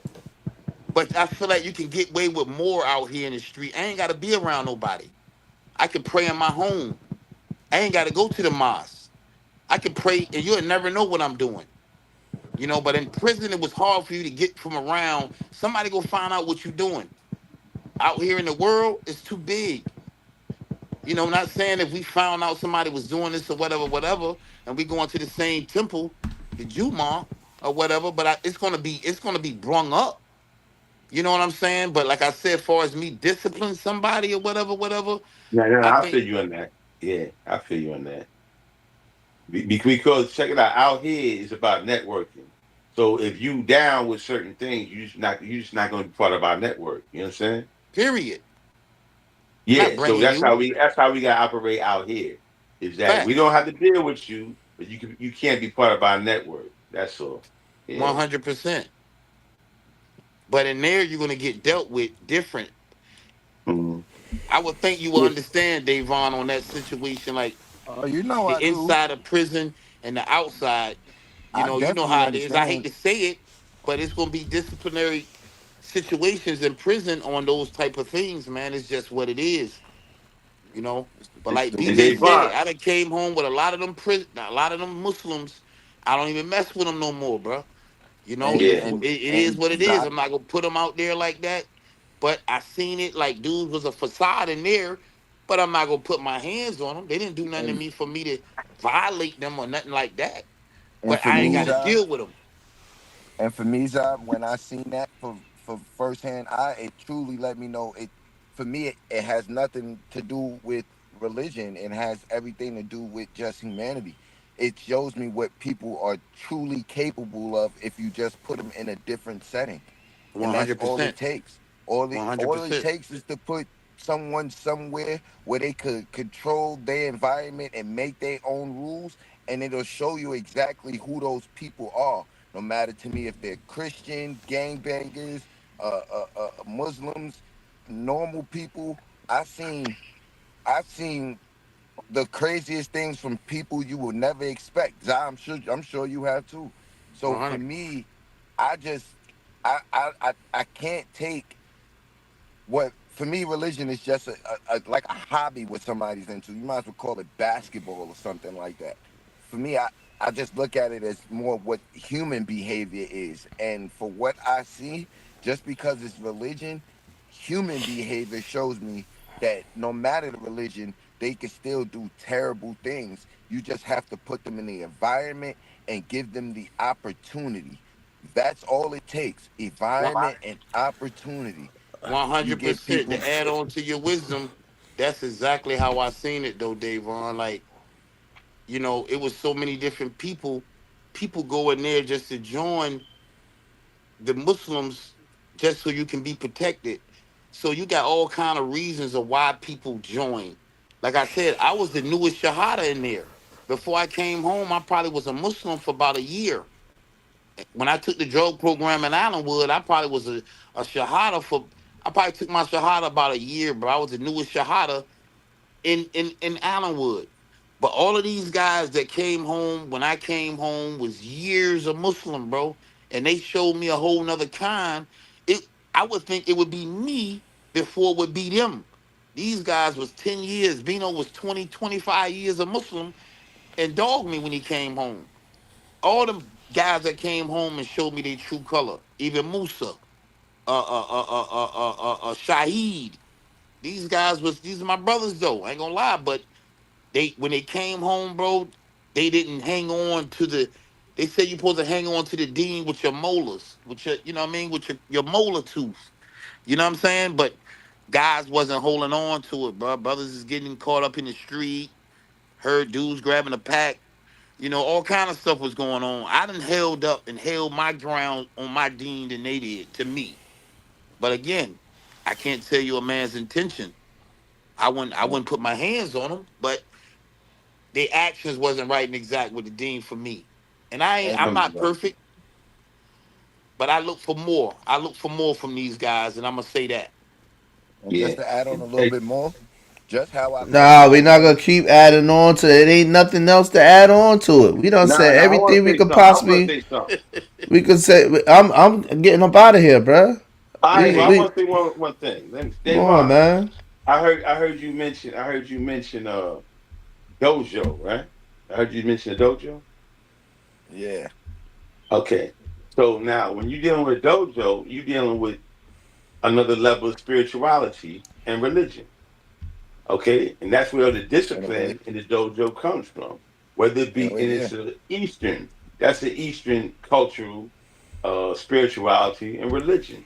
It's still rules and regulations. So we can't get away from rules and regulations no matter where we go. All right. If you're dealing with truth, if you're dealing with the most high, the creator of the universe, there's gonna be rules and regulations, universal law that you're gonna have to abide by if you want to be successful in life. And that's the reality. I don't disagree with that, but I think the rules and regulations that put on people be meaningless sometimes. I think the rules that y'all think are rules and regulations truly aren't. I think people break those barriers that y'all call rules and regulations every day. You can't be successful and smoke weed. I see Snoop Dogg. You can't be successful and be gay. I see plenty of successful gay people. We all do. We can't. There's many stigmas that says you can't be successful and come from here, and there be successful people that come from there. It's many barriers that's broken every day. You can't be successful and come from a single parent home. That's not true. We got LeBron James. There's just things that are put in front of us that says you can't do, and the word can't shouldn't exist. That's it's not all. Like BJ said, the word all isn't true. Not All right. spiritually in tune. If you're not spiritually in tune, you will never know what true success really means. That's why it's important. Those rules and regulations help you to become more and more spiritually in tune so that you realize what success is. Success is what God or Allah or the Most High wants of you. That's what true success is. So That's how if you you're doing define things that success. go against, if you're sinning and going against God or Allah or the Most High, then that's not true success. All right, you live in an illusion. Okay, so anybody. Hey, who's let me doing hold on. Let me ask everybody up here what success is. Then we getting up out of here, man. What success is to them? Go ahead. What? Finish up. What success is to you, Double? 20 seconds. No. I was just breaking down that success is living in accord with the divine will of the Most High, the Creator of the universe, and His rules and regulations, universal law. If you abide by that, that's true success. If you're not abiding by that, then you're a failure. Go ahead, Davon. True success to me is whatever you make it to be. You want it to be. You want to be successful as being the best basketball player, or the best religion, or the best being underneath your dean, or maybe both. And that's what you consider being successful. Fine. If you consider being successful a financial thing, then that's fine too. Or how many businesses you own. Success is whatever you feel it is, and whatever fills your heart. All right, Kurt.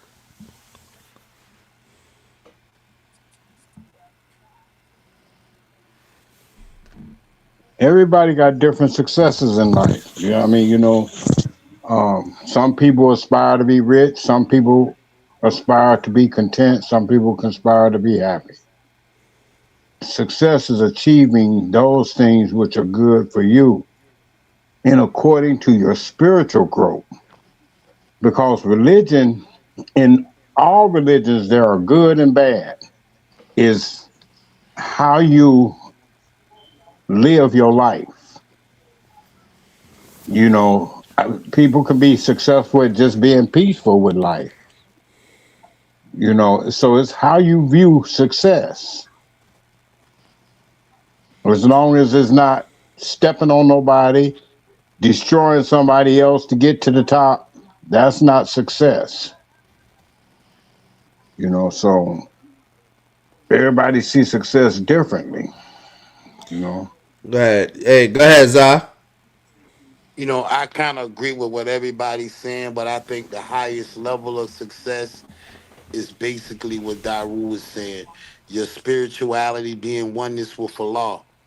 You know what I'm saying? You have a lot of rich people over in Hollywood that's miserable, that kills and living terrible because they thought success was riches. They thought being rich was all they needed to be successful, to be happy, but they still not happy. But I feel like the minute you reach the pinnacle of your spirituality with the oneness of Allah, that's the ultimate success in life to me. Sound good to me. Sound good to me, man. Appreciate y'all brothers coming through, man. Appreciate y'all too. Appreciate you, BJ. Word Love. up. Love to the brothers, man. Dawu, Davon, Kurt, BJ, love. Love. That's alaikum. Love y'all, man. All right. Salam. Walaikum Great salam. show, man. Great show, man. Appreciate it. Great show. We did a great job today, man. We had a whole show and not a bunch of ratchet, cursing, and all that foolishness. This is the best show ever, man. I swear, bro. We can share this show with everybody, church people and everybody. Bro, I was outside, bro. BJ, I'm in Columbus, Georgia. Bro, I'm outside, bro. It felt like 100 degrees, bro. I had to get a room. Columbus is hot, bro. Bro, this joint is You in the South. I ain't even know this shit was hood like this, bro. This shit, bro. Yo. I'm talking about crackhead city, nigga. You hear me? Hey, so Dawu, now that's the real Zah. You hear, right? You see, look, he ended the show. He ended. he forgot he was on the mic. He forgot he was on the mic, Dawu.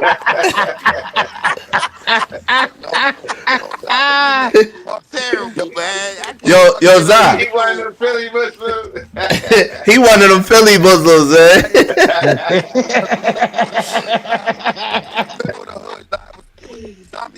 Terrible, boy. So, You got me up here at 1 o'clock, man. You hey, yo. good, BJ. Hey yo, Columbus is like that, bro. Columbus is like that. Yeah. When I was down in Autry State hold 2,400 inmates. Every bit of them was about 250, 300 of them was from Columbus, bro. To the point where I had to ask them. I asked Debo, what's the population of Columbus, man? And I think he said like 50, 60,000 or something like that. He had to be off, but it's a lot of them going in. All they do is kill each other out there, bro. That's all they doing. I know why I had to get a hotel this night. I seen it, bro. Where I was at. That's all they by doing. the college. I was down there on the main. It's basically off of 10th Street. Is where when I came to Columbus last time. I went to some suburban area, some nice warehouses. Man, they got me in the middle of the hood, bro. Columbus, and it's a bridge that take you right into Alabama. right by that college town too. So Columbus, man, is full of GDs and Crips, man, and they wake up to kill each other, bro. Like literally. Crazy. I was playing chess. And a new bus came in, and them niggas was walking to the diagnostic building, but you gotta come past our building or whatever. Or nah, they might have been going to Chow or whatever. But I remember Debo saw the dude that he killed his brother.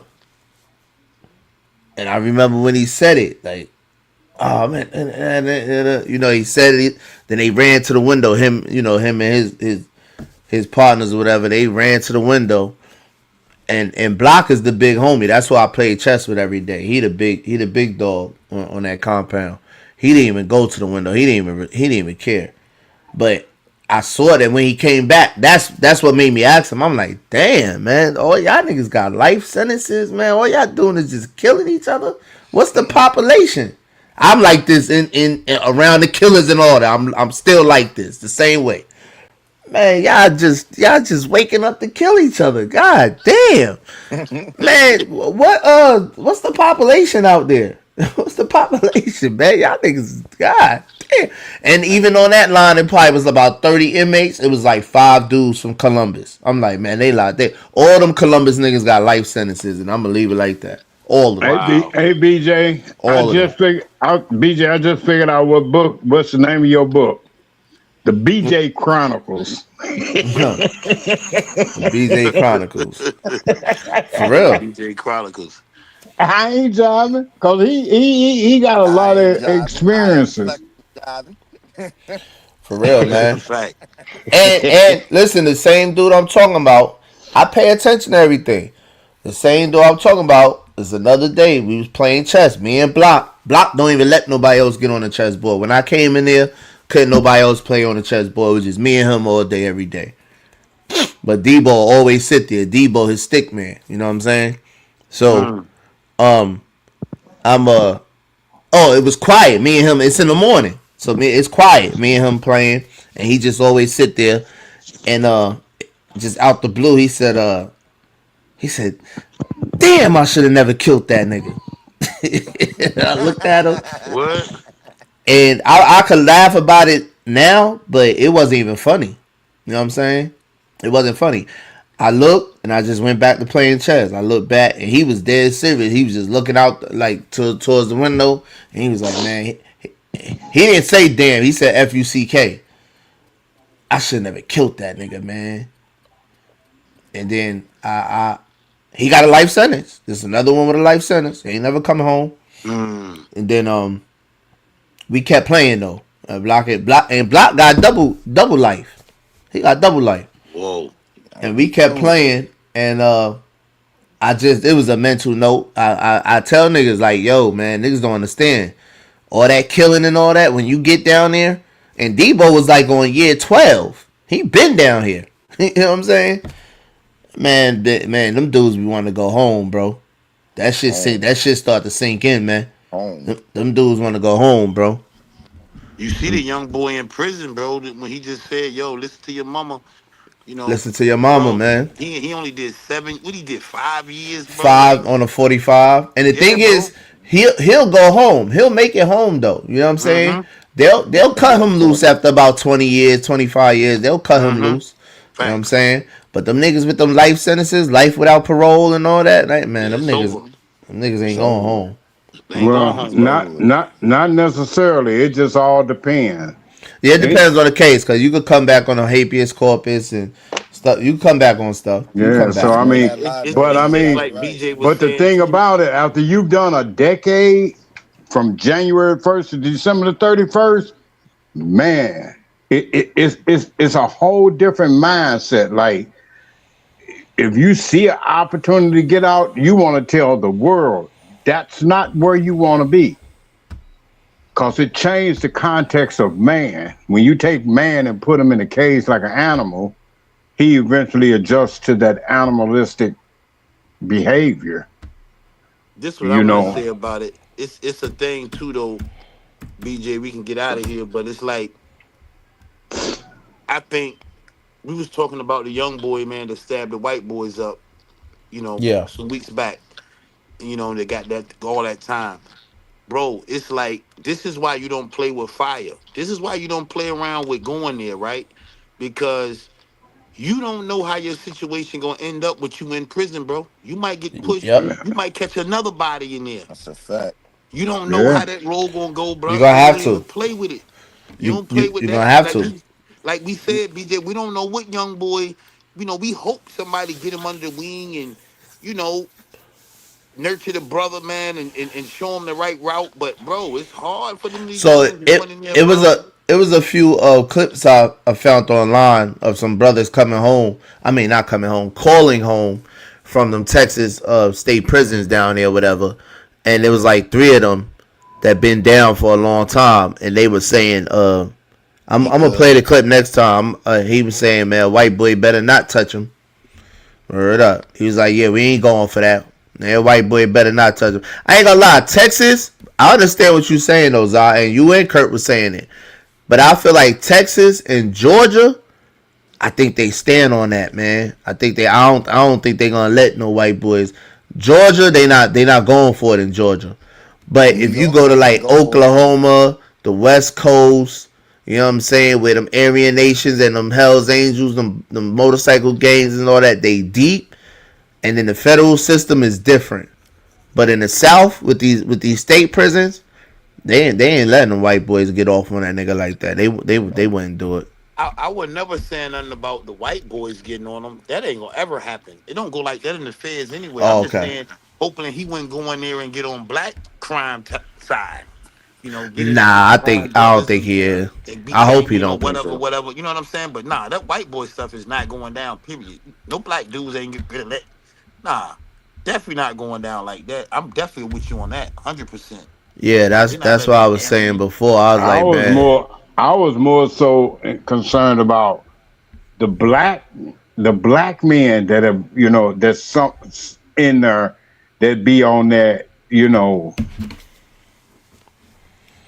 trying to soften them up. You know what I'm saying? For their own personal gain. Yeah, but it's so many punks in there. It's so many punks and there's so many volunteers. They could leave him alone. God damn, give him a pass. Nah, they can, but he a soldier. He a soldier to them. Yeah, straight up. He a soldier. He a little young. Straight up. You know what I mean? Straight up. Cause I witnessed that, man, in Georgia. That's my first bid. I was like, oh nah, they dog these white boys in prison. Cause New York, it ain't like that. It ain't like that in New York. But I just hope he don't allow the mentality to go in where, you know how the people that get in trouble the most when they go in prison, they go in there talking. Oh, I'm tough. I killed a white boy. Woo, woo, woo, woo. He needs to just keep his head. Yeah, he need to keep his head down and try to do something with his life from that point, to work toward getting out. You know what I'm saying? But if he get on that demon time with like maybe some young guys in there, and all of a sudden he running his mouth. That's what gets you in trouble. That's what gets you in trouble. He not one of them kids. But you can he's see not how one of them kids. You can see how the dude got the young boy dread that BJ turned on at night. It's like he got the little young boy under the wing for real. Exactly. You know what I'm saying? It showed Yeah. that tonight when BJ put that clip on. It's like the Muslim brother got dude in there though. Like, yeah, he's got him. Cause ain't gonna lie, them young like you ain't gonna have my son in there talking like that. That's why I gotta get in my son's head. My son, you gonna be able to get my son on the camera. Say I should listen to my mama. You know, it's just the place where my son at. The mindset that he's in, he's too gangster minded to even think that he can be turned over to be thinking conscious like that. You get what I'm saying? This young boy 22. He just 22, 23 now. Yeah. But that's how quick, you know what I mean? That the dude found him at a good place, at a good time, that he could put some sense in his head and lead him in the right direction. I hopefully that, you know, he ain't in there wilding. He in there piping down and, you know, got a little itinerary and hopefully he can get home early. And even then, sometimes it turned out terrible because, like when I was in the joint, you know, it was some straight killers that came in. Immediately come through the door, they get their wig slapped off their head. You know what I'm saying? And next thing you know, they walking around with panties and purses. You know what I'm saying? Yeah, but that's back then when y'all was still you talking about the 70s and the 80s when y'all niggas was y'all was raping each other. Straight up. Well, you ain't gotta do that no more. You ain't gotta do that no more. Like BJ said, they already in there. They already in there, deep. They giving it up. Yeah, straight up, deep. Yeah, with putting Kool-Aid on their lips for lipstick. Deep. Yeah, they got them in there already now. Yeah, but I done seen a lot of young boys come in there and get turned out because they running their mouth.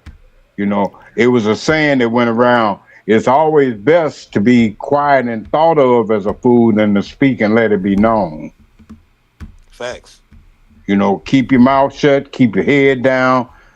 Go ahead and program, do what you could do to better yourself so that you'll be in a better position when you do get that opportunity to see freedom. But if he get on that demon time with these young people that's coming, He not that. He not one of them kids. He not one of them kids. I get that, but when they place him, right? I'm saying I'm hoping that he doesn't. You know, even if he's not that now, when you change the conditions in which he lived, if they put him in that position, he has one or two ways to go. You can either go this way, that demon route, or keep your head down. You know what I'm saying? Because what condition they put him in may determine how he respond to it.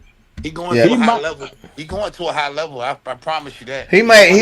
They probably gonna keep him in PC anyway. They probably gonna keep him in the hole for a minute, man. Yeah, they may.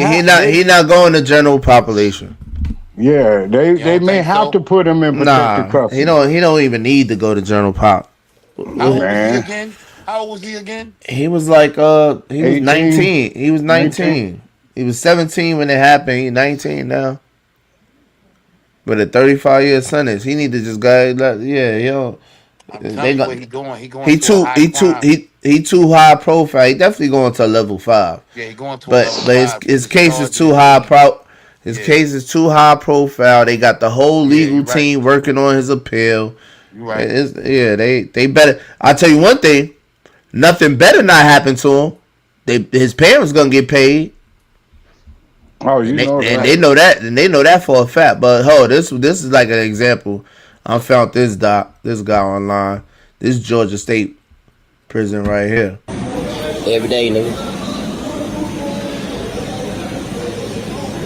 That nigga wiping up blood and he leaking. And he wiping up blood. Somebody done stabbed him. Open it up, BJ. In my life, did what I wake up to.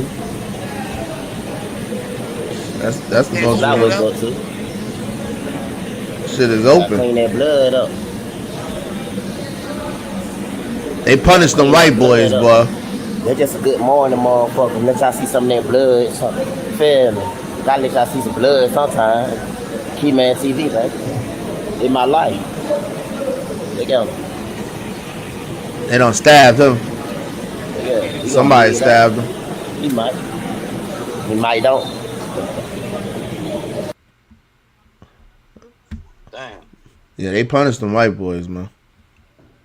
That's one thing they do. And that's So still he stabbed him up and he got him cleaning the blood up? Somebody stabbed him. It wasn't him. Somebody stabbed him.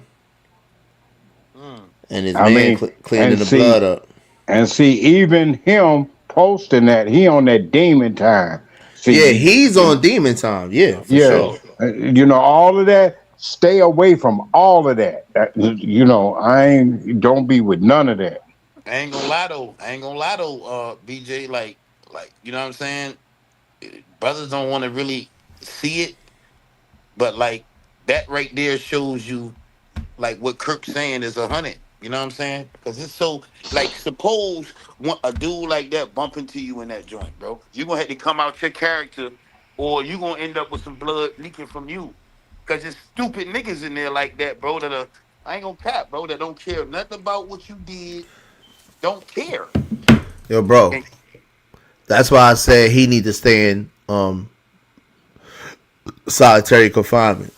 Well, he don't need to go to general population. Well, they could put him in protected custody, but even in protected custody, you still got people that's on demon time that had to go to cause they was into something. You know, yeah, he gonna be fine in protective custody, bro. Like you gotta cuff up to go to the shower. If he get touched in solitary confinement and PC, the CEO has something to do with it. And he gonna get fired. That boy gonna get some bread. His parents and them gonna get some bread. But he don't need to go to general population, especially Texas. Texas to be honest, than Georgia. I'm willing to bet though he gonna go to population, BJ. Eventually. I don't even got them type of spots like that even passionate enough to do the right thing with a young. It ain't about passion, bro. His case is too high profile. They is not risking it with that boy. They not. Now, if they want him dead, then they'll just go ahead and throw him in there. You know what I'm saying? If they want some get back for what happened, yeah, they'll throw him in somewhere. You know what I'm saying? But they not. His case is too high profile, bro. I wish there was a way we could find out where he at this moment inside the facility. Hold on. There's another clip right here. Another white boy.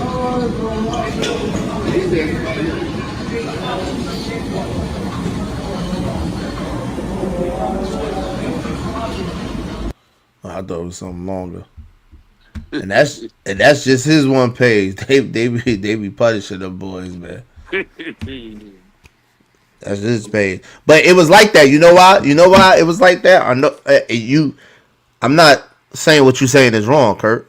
You absolutely right. You could be minding your business and get into something because somebody gonna make you get into something. Niggas gonna make you get into something for real. Especially them lifers. Especially them niggas that got life. They looking for wreck. They looking to destroy somebody else. Don't even let them know you coming home. You going home or something. You know what I'm saying? Don't let them know that. So yeah, I get it, bro. And I ain't gonna lie. I was in cruise control because of Block. Word up. Because of Block. Niggas thought me and Block was related. For real. But I was just like, nah, man, that's nephew, man. Nephew, where you going? I'm doing all types of stuff. I'm playing basketball. I'm in a chess tournament. I play flag football. You know, I'm the quarterback of the building flag football team. You know I'm doing all that shit. You know what I'm saying? You ain't no rookie, bro. Hey, you are that too. You ain't no rookie, bro. You know how to carry yourself, bro. Ain't nobody sunning you, but you know how to get in there and get in your groove, bro, and get out the way and that's a fact. fact. I mean, chill. You know what I mean? That's all we saying. Like, bro, you done been around that, bro. You done been around the guns, the knives. You done been around the wild niggas. You know how to conduct yourself. Yeah, you gonna fight, but you ain't gonna go creating nothing. Hey. That's how a lot of shits go down, bro. Like, your character is different than a lot of these dudes that we think. That's true too. Think like you think? Nah, bro. Not in this lifetime, bro. The average young kid out here now, bro. Telling you, these niggas is wild, bro. They don't know they'll run right into something. You get me? You ain't run right into it, and I felt bad. Walk right into it, bro.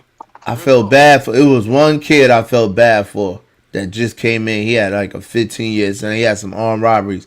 He was from Marietta, Powder Springs, something like that, over there in Cobb County, and he was a high yellow nigga with green eyes, boy.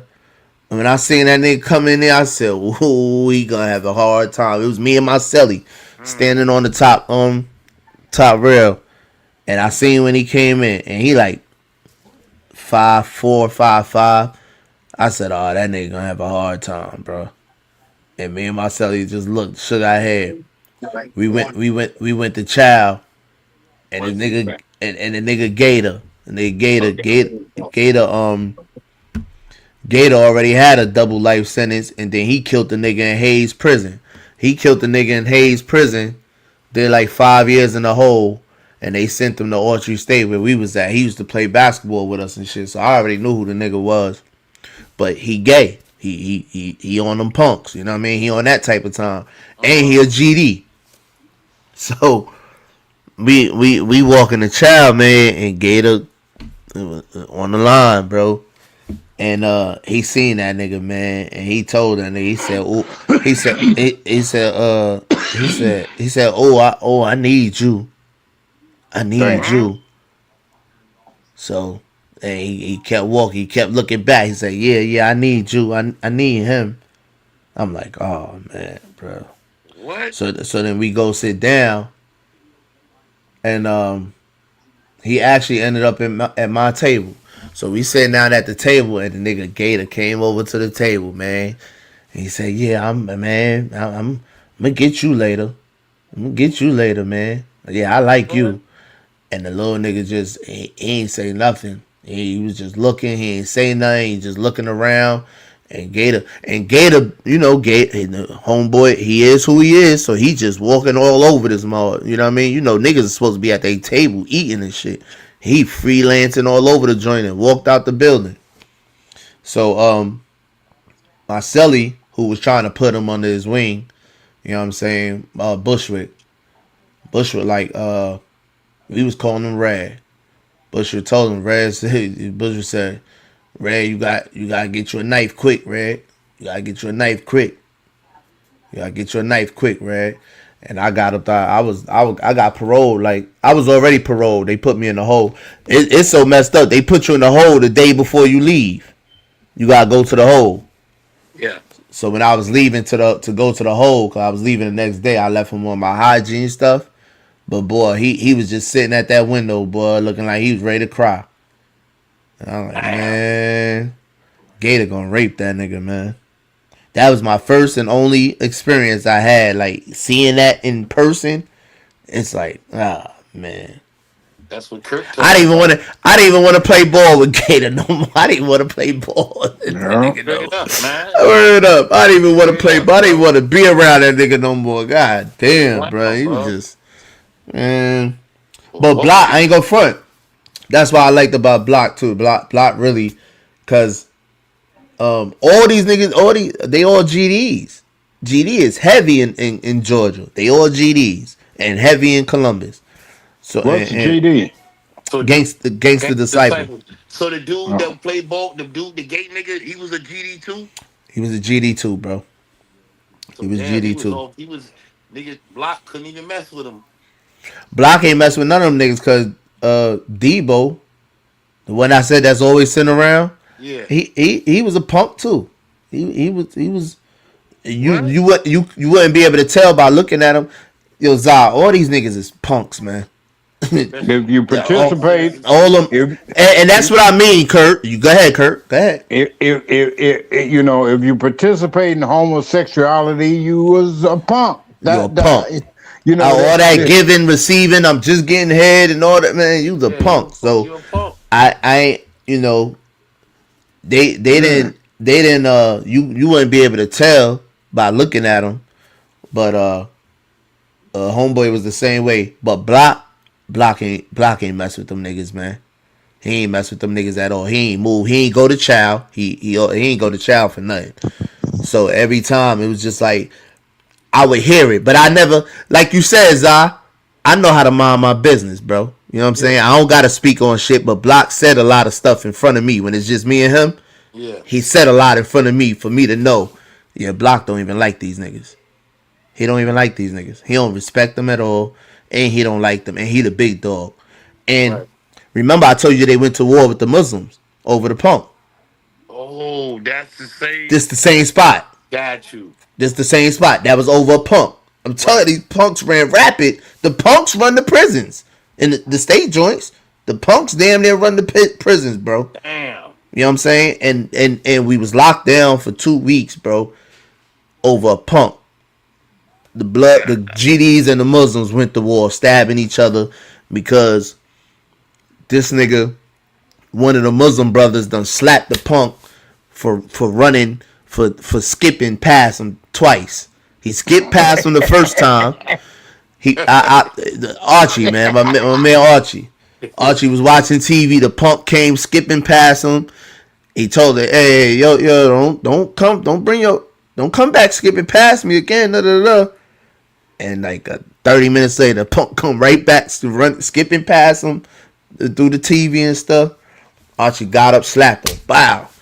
He ran to the cell, got Weezy, and Weezy knocked Archie out. Actually, Weezy knocked Archie out. Man, Archie hit his head on the joint. He was bald headed. Yeah, bald head. He hit his head on that cement, that ground. He was out. And what messed me up was Archie was probably like 6'2", 6'3", like 215.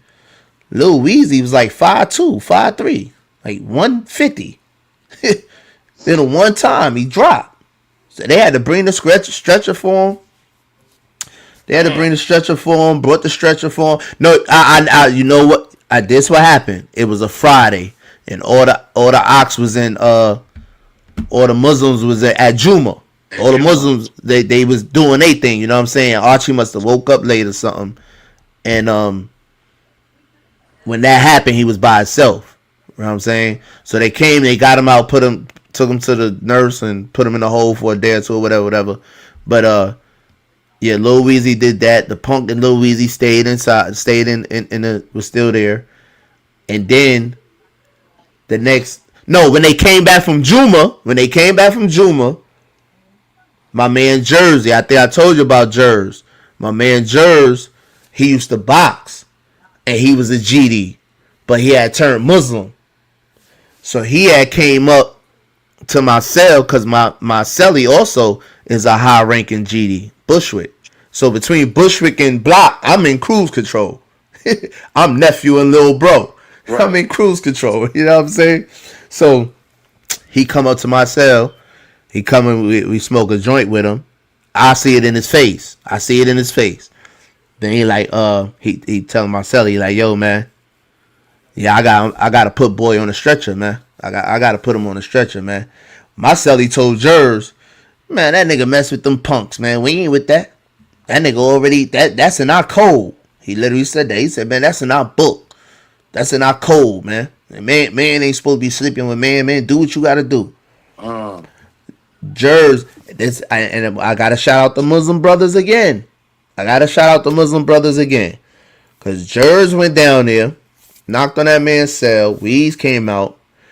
He two-pieced him, dropped him, put him in like a full Nelson, sat down on the floor with him, put him in a full Nelson, and was just beating him in his head with the lock. And me and my cellie standing, my cell is on the top range. So I'm at first we were standing over the rail. I'm like this, watching it. And then like after like the fourth time he hit him with that lock, I'm like, oh my God, I couldn't even watch that no more. I went back in the cell. I didn't want to see it. I said he gonna kill him. That's why I told Bushwick. I said he gonna kill him. And I turned around and walked back in my cell and laid down, threw my CD player on and shit and laid down. But Bushwick came. I seen Bushwick coming back in. And when I sat up, because I was on the top bunk, you could see down from the joint. So when I sat up, I saw the two older Muslim brothers that I came in with. They went over there. And got Jers off Weezy. Even after what Weezy did to their Muslim brother, they still went over there and didn't let Jers kill that boy, because Jers was gonna kill him. Jers had a life sentence too. He was gonna kill Weezy behind what he did to Archie. Word up. He's gonna kill Word. And Weezy ended up leaving on a stretcher too. Word up. Later on that day. Bro, that's how I know. That's how I know what type of what you saying, bro. I'm telling. That's why I was trying to tell Davon earlier, bro. Like it's a certain code in there, bro. Like yeah, this was got to happen to him too. You're not gonna violate a Muslim. They're gonna stand together, bro. I'm telling you. Man. That's what it is, bro. When it first happened, I was looking. I'm like, damn. Then I remember. I said, oh, it's Friday. Oh, I said that though. I said Archie was supposed to be at Juma anyway. He wasn't even supposed to be here. I said Archie was. See, if Archie would have went to Juma, that would have never happened. Would have never happened. He was supposed to be at Juma. Oh, but wait, Desire, don't. It's something y'all have before Juma. Like, do y'all eat before Juma? Nah, it was something they do, right? I think they ate before and then they went to Juma. What time did y'all do Juma? Juma was in the eat. Juma was before chow. You know what I'm saying? 4 o'clock chow? Huh? Before 4 o'clock? Before dinner? Before the 4 o'clock chow, yeah. Unless Juma it's was before that. Okay, so. Now, Ramadan. You just talking about a regular day, right? A regular. Yeah, it wasn't Ramadan. So they was out eating. They was out eating because they don't eat with us. They don't eat with us, especially on Fridays. Especially on Fridays, they don't eat with us because their food is halal. Their food is different from ours. Y'all food is different from ours. Yeah, they just give you a separate tray. It depends. It depends if you got to sign up for halal, like for halal tray in the feds. You got to be on and they don't let everybody get it. They all. Okay, so the feds, they all was signed up for that because I remember they used to go when they went out to eat. They would go out to eat, but it was only Fridays. They would go out to eat and then do Juma. So it probably was around 2 o'clock. It probably was like 1 or 2 o'clock. They be gone for like 5-6 hours. Wherever they go, they be gone for a minute, like 4 or 5 hours. So they eat, they do Juma. I think they probably, pray, whatever with each other, mingle with each other for a minute. But it happened within that time. I know that. It happened before that last child. Right. And Archie slapped that punk and started a whole war, bro. Started a whole war. Them boys was getting poked. The football season was over. They ended football season behind that. I feel bad for Archie because Archie ain't supposed to have been there, man. Archie, he messed up because you ain't even got to smack no. But that's how wild it be though, bro. Like you ain't even got to smack no punk for that, bro. Like you kind of really started that. He found that he felt so. Let me ask you and Kirk then, y'all. Is that offensive? Would that be offensive to y'all in prison if you watching the TV? And it wasn't even like he was close to him, but Archie was in the front seat watching TV, and the punk ran from Weezy's cell to his cell, and he had on them some little itty bitty boxers, and probably that was it. No shirt, no nothing. Probably that was it, and just skipping. He the happiest nigga in the dorm. He was skipping back to his cell to get something. And Archie said, "Hey man, don't come back. Don't bring your." He was cursing. Don't bring your skipping past me again. Da, da, da. Then he came back. Archie got up and slapped him. Bow. Then followed him to Weezy cell. Because he ran right to get Weezy. Yeah, that's crazy, bro. That's too much for me. You know what I'm saying? Like, I've seen dudes that got themselves in the wrong situation by even going and dialoguing with punks, bro. Like, bro, I left him alone. I never opened the door to even conversate with one. Because I ain't gonna lie, bro, like, you got a bad name in the feds, bro, by even conversating with a punk. My man Bruno, man, my brother Bruno was from Bronx, bro. And somebody caught him under the stairway with a punk on a move. You know what I'm saying? Like the New York dudes, you know, like they basically caught my man out. He was on the Rastafarian religious set. Like, you know, they had they Juma like right it ain't a Juma, but their joint was on Saturday. But you know, cause I used to go to all the different religious groups when I was in the joint. When I was in the Fed, I used to go to their joint. The only joint I wouldn't go to at that time was the Muslim, but I would go to the Nation. I ran the Moors joint at first. I was I was the imam for the Moors, the Grand Sheik. You get what I'm saying? But we all mingle. But bro, you don't even get caught talking to a punk, bro. And like that's wrong on your boy hands because I'm not even making that issue, bro. Like leave that alone. So I see what you're saying. I see what you're saying. And then he an older dude too. But Archie had to be like, Archie probably was like 35. Weezy like 22, 23. And you gotta know that punk mess with Weezy. Yeah, everybody know that. Weezy had the punk name tatted on his neck. That's crazy, bro. Weezy had the punk name tatted on his neck, man. Like, leave that alone, man. Leave that alone. Archie, like, you ain't doing that. Like, you going out your way, bro, to bring a problem to yourself, bro. I'm gonna keep myself out of a problem. Yo, I don't own that building for to tell somebody they can't walk in front of a TV. You know what I'm saying? Like certain things, I'm not even gonna acknowledge. Zah, it wasn't even just that. You know how it is those days in jail when you just mad at anything, and that was the thing that just he already didn't like it. So when it came walking past him, and you know how it be just those days in jail where you don't want to be there and you ready to just pop on something for anything. That's what it was. That's what it was. It came like yo and smacked him. That's why he probably took him to the cell too. Like, oh, get your nigga, whatever the case. Just one of them days, man. Yeah, that's crazy, bro. You're 100% right though, Davon. 100. That's how that go down, bro. Like you ain't even got to do that, but yeah, like you said, dude in his body, like you said, mad, upset, being there, and this punk keep walking. I used to be mad, bro. I used to get up late at night, bro. I used to get up late at night because I was in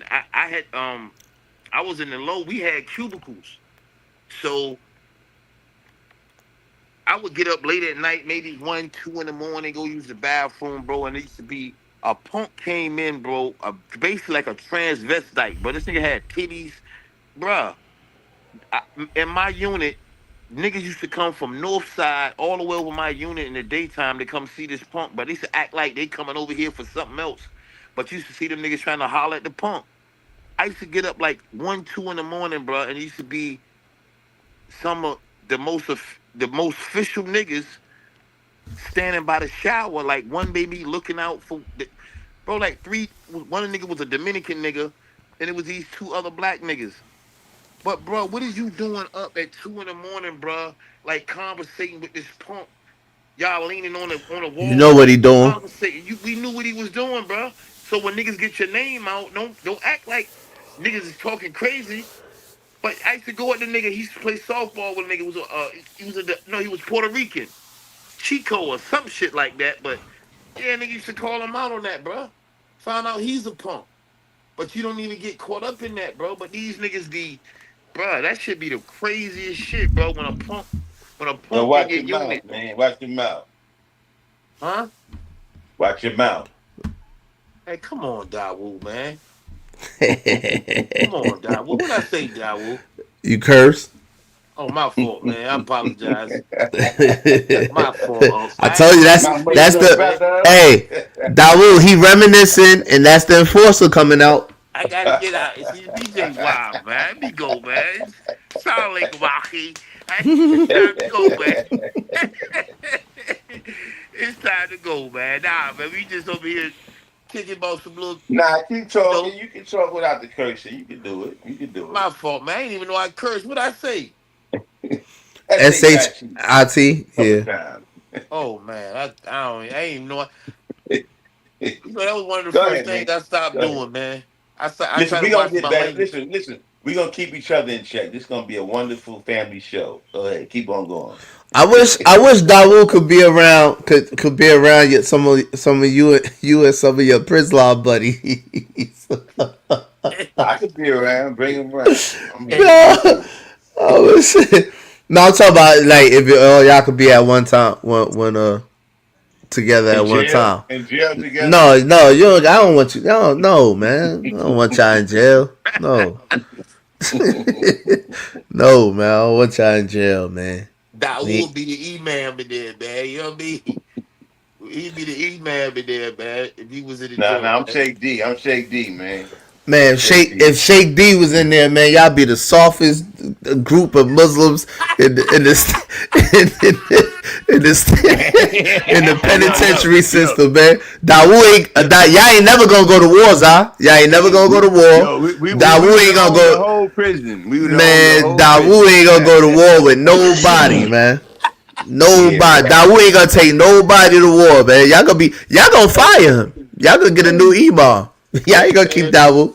Hey, yo, I got locked up. Listen, I got locked up for 2 days. Y'all ain't gonna keep Dawood, man. Y'all is not keeping. I got locked up for 2 days. I took over the whole joint, man. Everybody, man. And the next day, I was there one night. The next day, all of the prisoners were debating with the freaking prison guards. First of all, you was in the precinct, man. What are you talking about? No, I'm talking about downtown after the precinct. All right, you was in central booking, man. You was in a holding tank. I had to stay there overnight and all that, the mice and all that. The little bit of time I was there, but listen, but they kept me for like 2 days. They let everybody else go, and they kept me. And they let everybody else go, and they kept me. You're the ringleader. Every group that went out, they went out knowledgeable, and they was deep. So I said, they sent me to prison, it's over, yo. It was crazy, right? Because Dawood, at every spot I went to, right? This is one thing I learned about prison. Like when I was at Laredo. No, hold up. No, when I was at Allenwood, the guy that was the imam was a brother from DC that had like 25 years in there, bro, from robbing banks. You know what I'm saying? The E-Man was in there for robbing banks, bro. When I say he was the most humblest dude you ever meet, he was young too, bro, but he was the most knowledgeable cat in the whole prison, bro. And he was the E-Man when I was there. He the one that I, took my shahada with. You know what I'm saying? But, bro, good brother, man. Like, he wasn't for the... Them DC dudes is be punks too, man. Nah, I ain't talking about him, though. I ain't talking about him. They famous for it, BJ. You ain't said nothing wrong. Yeah, they famous for it, though. And they don't even get in trouble. There ain't nobody running them up top. Yo, let me ask you this. So, do the Muslims from DC rock with the regular DC dudes? Nah. Like, they be they home. Like, I'm going to give you a prime example is Bino. Bino, like I said, Bino and them show all the characteristics, bro, of official Muslim. He wouldn't even do that, bro. He didn't even associate too much with the regular dudes from DC. He made it known that he was Muslim. He was in the Muslim whip, and that's where he was at. That's where his loyalty and his love was at. Not that he violated none of the Muslim brothers. He made, talk here and there, but he made sure he separated that, and that's what I learned from Bino. Like, he stood on that. Now I'm on Muslim time. I ain't on hood time. I ain't on DC time. He was on Muslim time. He kept it 100 with that. So 9 times out of 10, you're gonna make a choice where you at. They're gonna make you. Yep, a lot of times they're gonna make you decide where you at. You the Muslim brothers, somebody you gonna have to find out what side you want. Because if something went down, I always try to be the dude that you ain't gonna take that from me. Because I ain't gonna never let nothing happen to the brothers. But I'm gonna keep you in line too, but I'm on Muslim time. But I ain't gonna see nobody crashing with none of the homies while I was there. I'm gonna keep it cool on both sides. That's how I try to be. The peacemaker. No question. One thing I learned is we trying to get home. That's the biggest goal. What? I ain't want no smoke. Straight up, bro. I'm out of here. I'm getting out of here. I went to Noah and them was laughing when I said, yo, I was in my council office every day. Miss, you got to get me out of here. I'm not supposed to be here. I promise you. I'm not supposed to be here. Ain't no way. Ain't no way, man. Get me out of here, please. I think ASAP. State was more wilder. I ain't gonna say that, but I think State was more immature. I'm gonna say that. I'm gonna use that word for State. State be more immature, meaning there's a lot of foolish people. A bunch of whack 100s. A bunch of whack 100s. You ain't gonna have no whack 100s in the feds because they're gonna do something to him immediately. I don't care what a nigga say. He got to be in Cali time. He got to be in Cali, and that's where he gonna only do his time at. Cause he's not coming over to the East Coast with that. They're gonna gut him like a pig. Actually, federal is more of a white collar crime prison, and state is more of state time, like murders and. Nah, I don't know. I don't know about that. You can get federal time.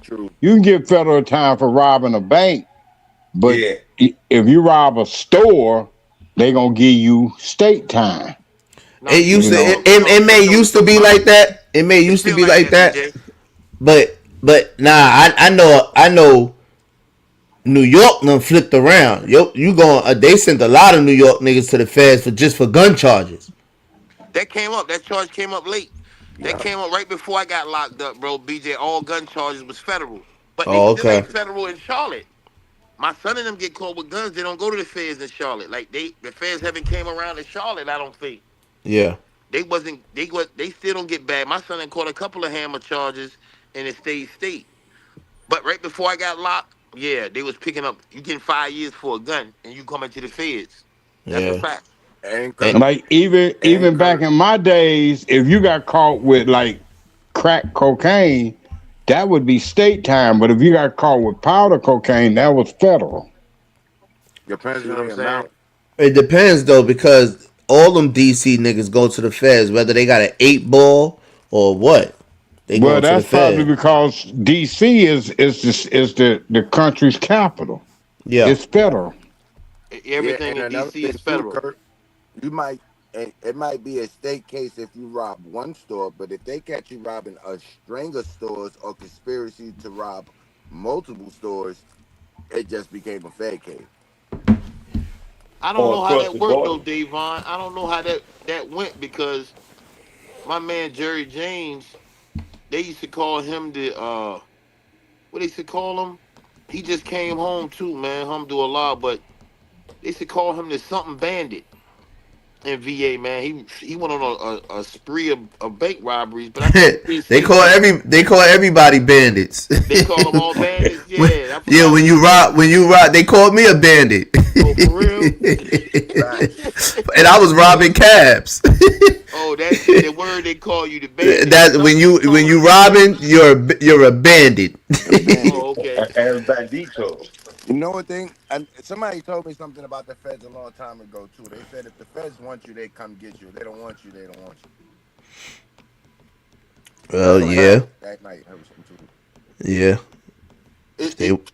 Feds started off, man, with more bigger cases. That's why the mob and them went. They, like conspiracy case was a big case when they first started conspiracy. It was fun to get the mob and the Italians. Yeah. All the big wigs like that because nothing could ever pierce them. They could never get them. But now it trickled down to the little guys. You know what I mean? So now you got guys in the feds, man, with 7 grams of coke in the feds. That's what's been messing the feds up for the longest time now. Since when I went in, dudes that fell before me, brothers in there with a half ounce of coke. Y'all getting all the bums that usually be in the state prison. Facts, bro.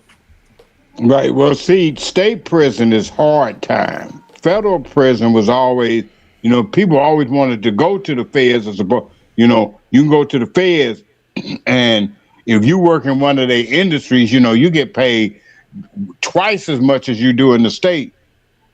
When I went to prison, you get $7.50 an hour. I mean, $7.50 a month to work in the kitchen.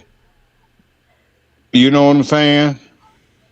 If you work in the tag plant, it was $35 a month. You know That's that. a whole different thing now. Like we got Unicore. I don't know what they call it in the state, but Unicore brothers in being there making like $500, $600 a month, 400. Yeah, you make real money. The Unicore workers, they be having a store on the yard. They be having everything on the yard Right, just and because they it, making the most money. in Guys state, work in the kitchen, like the cooks, the head cook could get $100. Like I was in the bakery, the head baker got like $100. The second guy got like 60. I got $45. I was the third in command in the bakery. I was getting $45 a month, but that was, you know what I'm saying. But the biggest job on the joint is Unicore. That's when, like you said, they wasn't making license plates where I was at. They was making like the lockers. They was making like lockers, like cabinet, not cabinets, but like the lieutenant's tables and stuff, like in their offices. That's what that yeah. Unicore was making. But some of them make clothes, some of them make license plates. The same job you talking about, but they got paid way more. It was a long line to wait to get in Unicore though. You might got to wait 6 months to get in Unicore. Yeah. See, like the highest paying job in state was working in the law library. You know, once you work in the law library, you could charge inmates, families to research their case and file appeals and all of that stuff. You know, but the state is hard time. You know, they might put you on the chain gang. You know, you out, you know, knocking up concrete on the highways. Yeah. In the South. You know. In the South. No, they say St. Louis, Missouri is South, but it's really Midwest. Yeah, that's Midwest. That ain't South. That's Midwest. St. Louis is Midwest. Yo, y'all know that prison in Lake Placid. Remember they had the Olympics in Lake Placid? Yeah. Okay, right after they had the Olympics, that whole they created Olympic City in Lake Placid for the Olympics. Right after the Olympics was over, they put a big fence around it and they turned it into a prison, a federal prison. All right? And me and my pops, we went there, you know, to speak. You know, we was at the time we was Grand Street and assistant Grand Street of Morris Science Center, and we went down there to speak to the people. And a lot of the brothers, I've seen a lot of brothers there, man. They recognized me, you know, and a lot of them was from Queens. And they was, I said, what you been here for? What you in here for? They was only for like bank robberies. They said, you know, they robbed the bank and they robbed another one and they got addicted to it, you know. So eventually you get caught, you know. So I said that was very interesting to me that, you know. You ever heard? I ran into so many people that I knew, you know, from my neighborhood that was way up there in Lake Placid, you know. You ever heard of Jerry Lewis Bay? No. He run one of the chapters in Missouri. You know, he was like big, but you know, he started from the drug war in Missouri. You know, you know, I've spoken with the brother. I've sat down with him, but because of his history and his lifestyle, you know, I didn't really deal with him much. But I have, you know, I still to this day have a Circle 7, you know, and I've studied from it. I've also studied from the Quran, you know, and I've also read scriptures out the Bible too, because I was always taught that you can't contain truth all in one place. It comes from a multitude of scholars and different, you know, religious speakers where you could find a you know, a certain level of truth, and then you have to go on your own, you know. It's all connected, but then you go on your spiritual journey. Right. Hey, I got another clip right here too. This Georgia, another state joined Georgia. They poking him. They gonna kill him. He leaking. He bleeding so much he's slipping on his own blood. Damn. He leaking. Look at all that blood.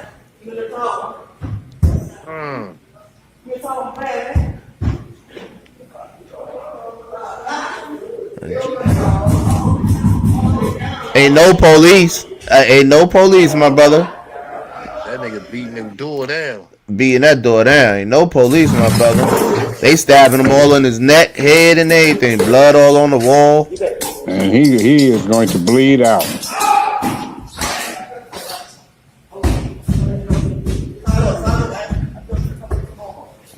Look, niggas, you know, just another day, baby. Niggas mind their business.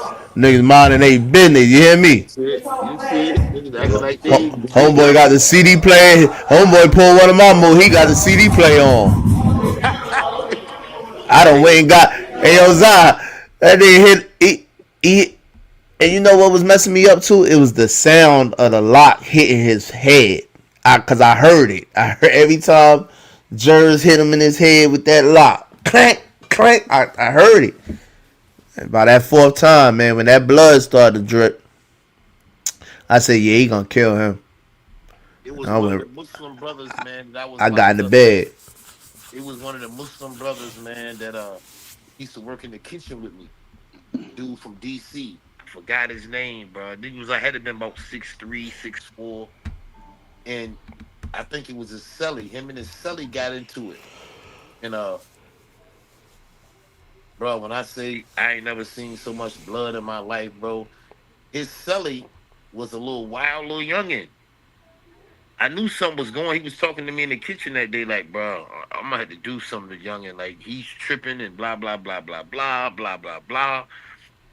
Bro, why the youngin', when he came out the kitchen that day, this was later on in the evening, youngin' came to him with a lock in his sock. Had the sock gripped up, whatever. And he went at my man with the sock. My man, like I said, this dude, we talking about a 6'4" dude, bro at least weighed like 240, 250, easy. He wasn't solid, wasn't no workout type nigga, but he was 6'4", bro, 250 at least. Yeah, that's too much for him. Youngin had to been about 5'3", about 5'4", 5'5", bro. Ball 70 or somewhere around there probably. My man took the sock from him, bro, and like he killed that boy. You hear me? Took the sock from him and almost killed that boy, bro. That was the most bloodiest scene I've ever seen in prison since I was in. Hey yo, and when Jers was hitting Son in the head with the lock, it wasn't in no sock. He had it He had it on the belt. He had it on the belt, and the belt like wrapped around his hand or whatever. Okay, right. And it was straight lock to skull. Lock the skull. Is it a place called Beth Stuyvesant, New York? Yeah, it's in Brooklyn. It was a brother that was in. It was a brother that was in the joint with me. His name was Saladin. He was like 6'9", 280. And he cut two guards' heads off. Crazy. And they wouldn't mess with him because he already had forever. They brought him from Menard prison because they couldn't contain him. But the brother really stayed to himself until you trip. When he came in prison, he was 15. He had been there like 15 years. And in them 15 years, he had grew from a little bitty dude. The dude was a big dude. They called him Big Youngster. The bloodiest scene I've seen, he chopped two guards' heads off and was carrying them around like they was boxing. Like they was be out here, Kirk, man. You seen too much, Kirk. Hey, I was in the Missouri prison. Another level. They say the Missouri prison was the bloodiest prison in America during that time. You know, when dudes would walk around with two heads, Cutting off Man. heads in prison, man. Come on, Kirk, man. That's Yeah, Kurt, you won, man. You won, bro. Let me. Kurt won. Kurt won, y'all. Guess what? He was the one dude. He was the one dude that I was in the cell next to him in the hole, and we played chess every day for 2 years. All he did was push-ups, sit-ups, and he was a Muslim. He changed his name to Saladin. Yeah. You know what I'm saying? But he was real soft-spoken. But if you crossed him, he was a dangerous young dude. They called him Big Youngster. He was big, but he was real meek. He had a mild manner. Yeah, he just got caught up when he was a kid. He was 15, and they said they classified him as an adult.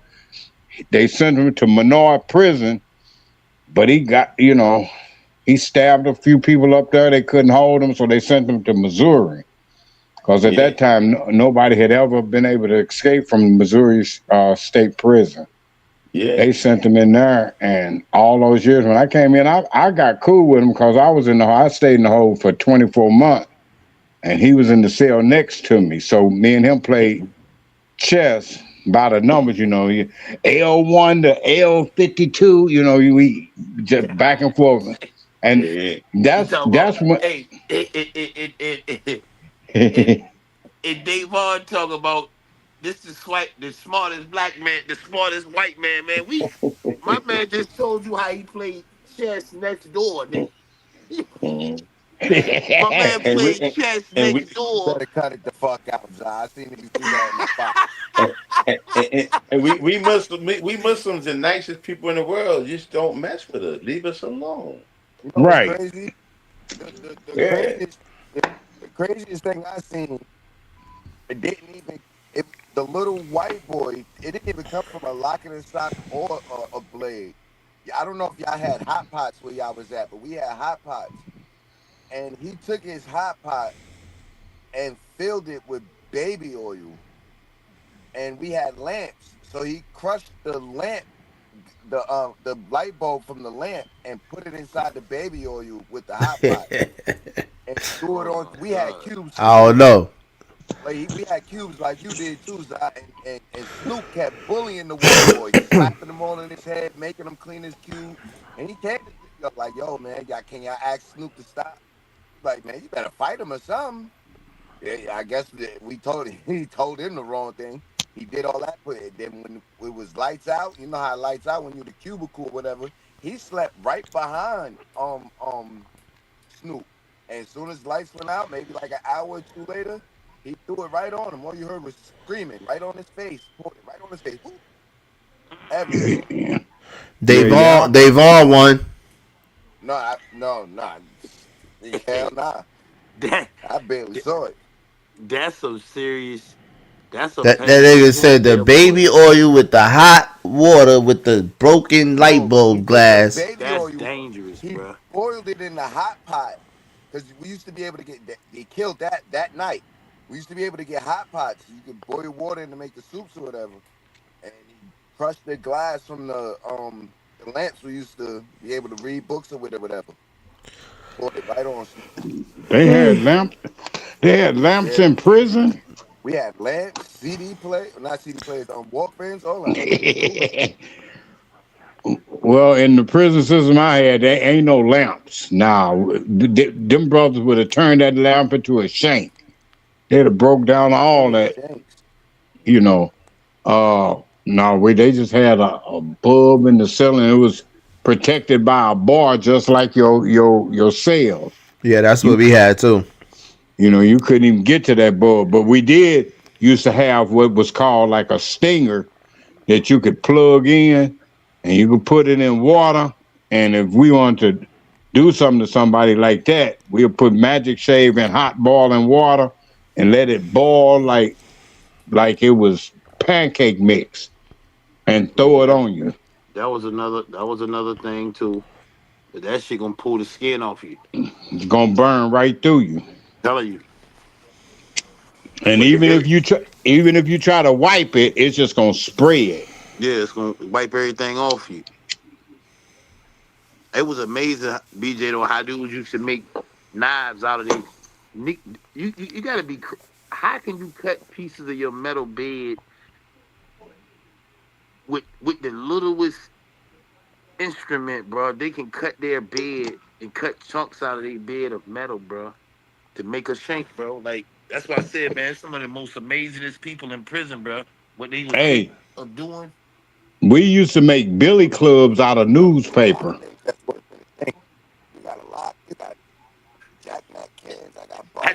Hey, what Dawood just say, man? Hey, Dawood, what you just say, man? Hey, you won, man.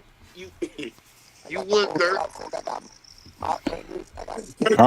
Cause your phone is messed up. Kurt said he had two guards' heads in his hands. I mean, I ain't heard nothing beat that.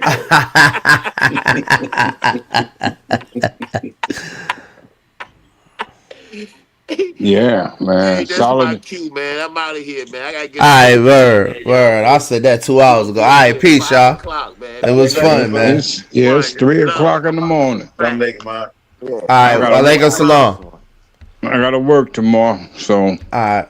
Hey, I appreciate this Wednesday because I'm off. You know what I'm saying? Yeah, that's why I went live. Love hanging out with all of you brothers, man. All right, peace, y'all.